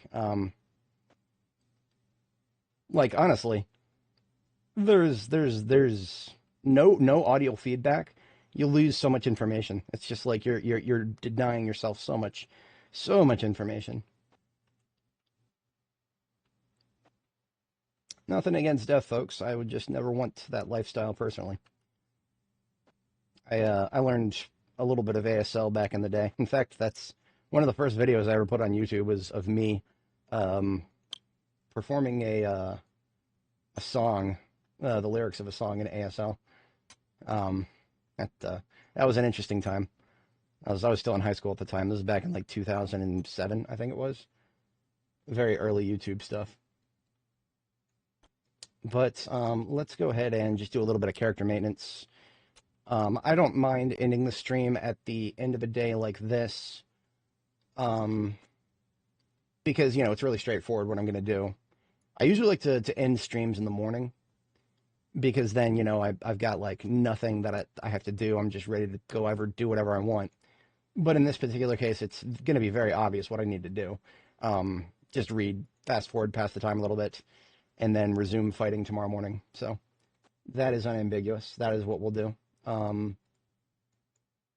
ahead and stage some new filters in the half mask.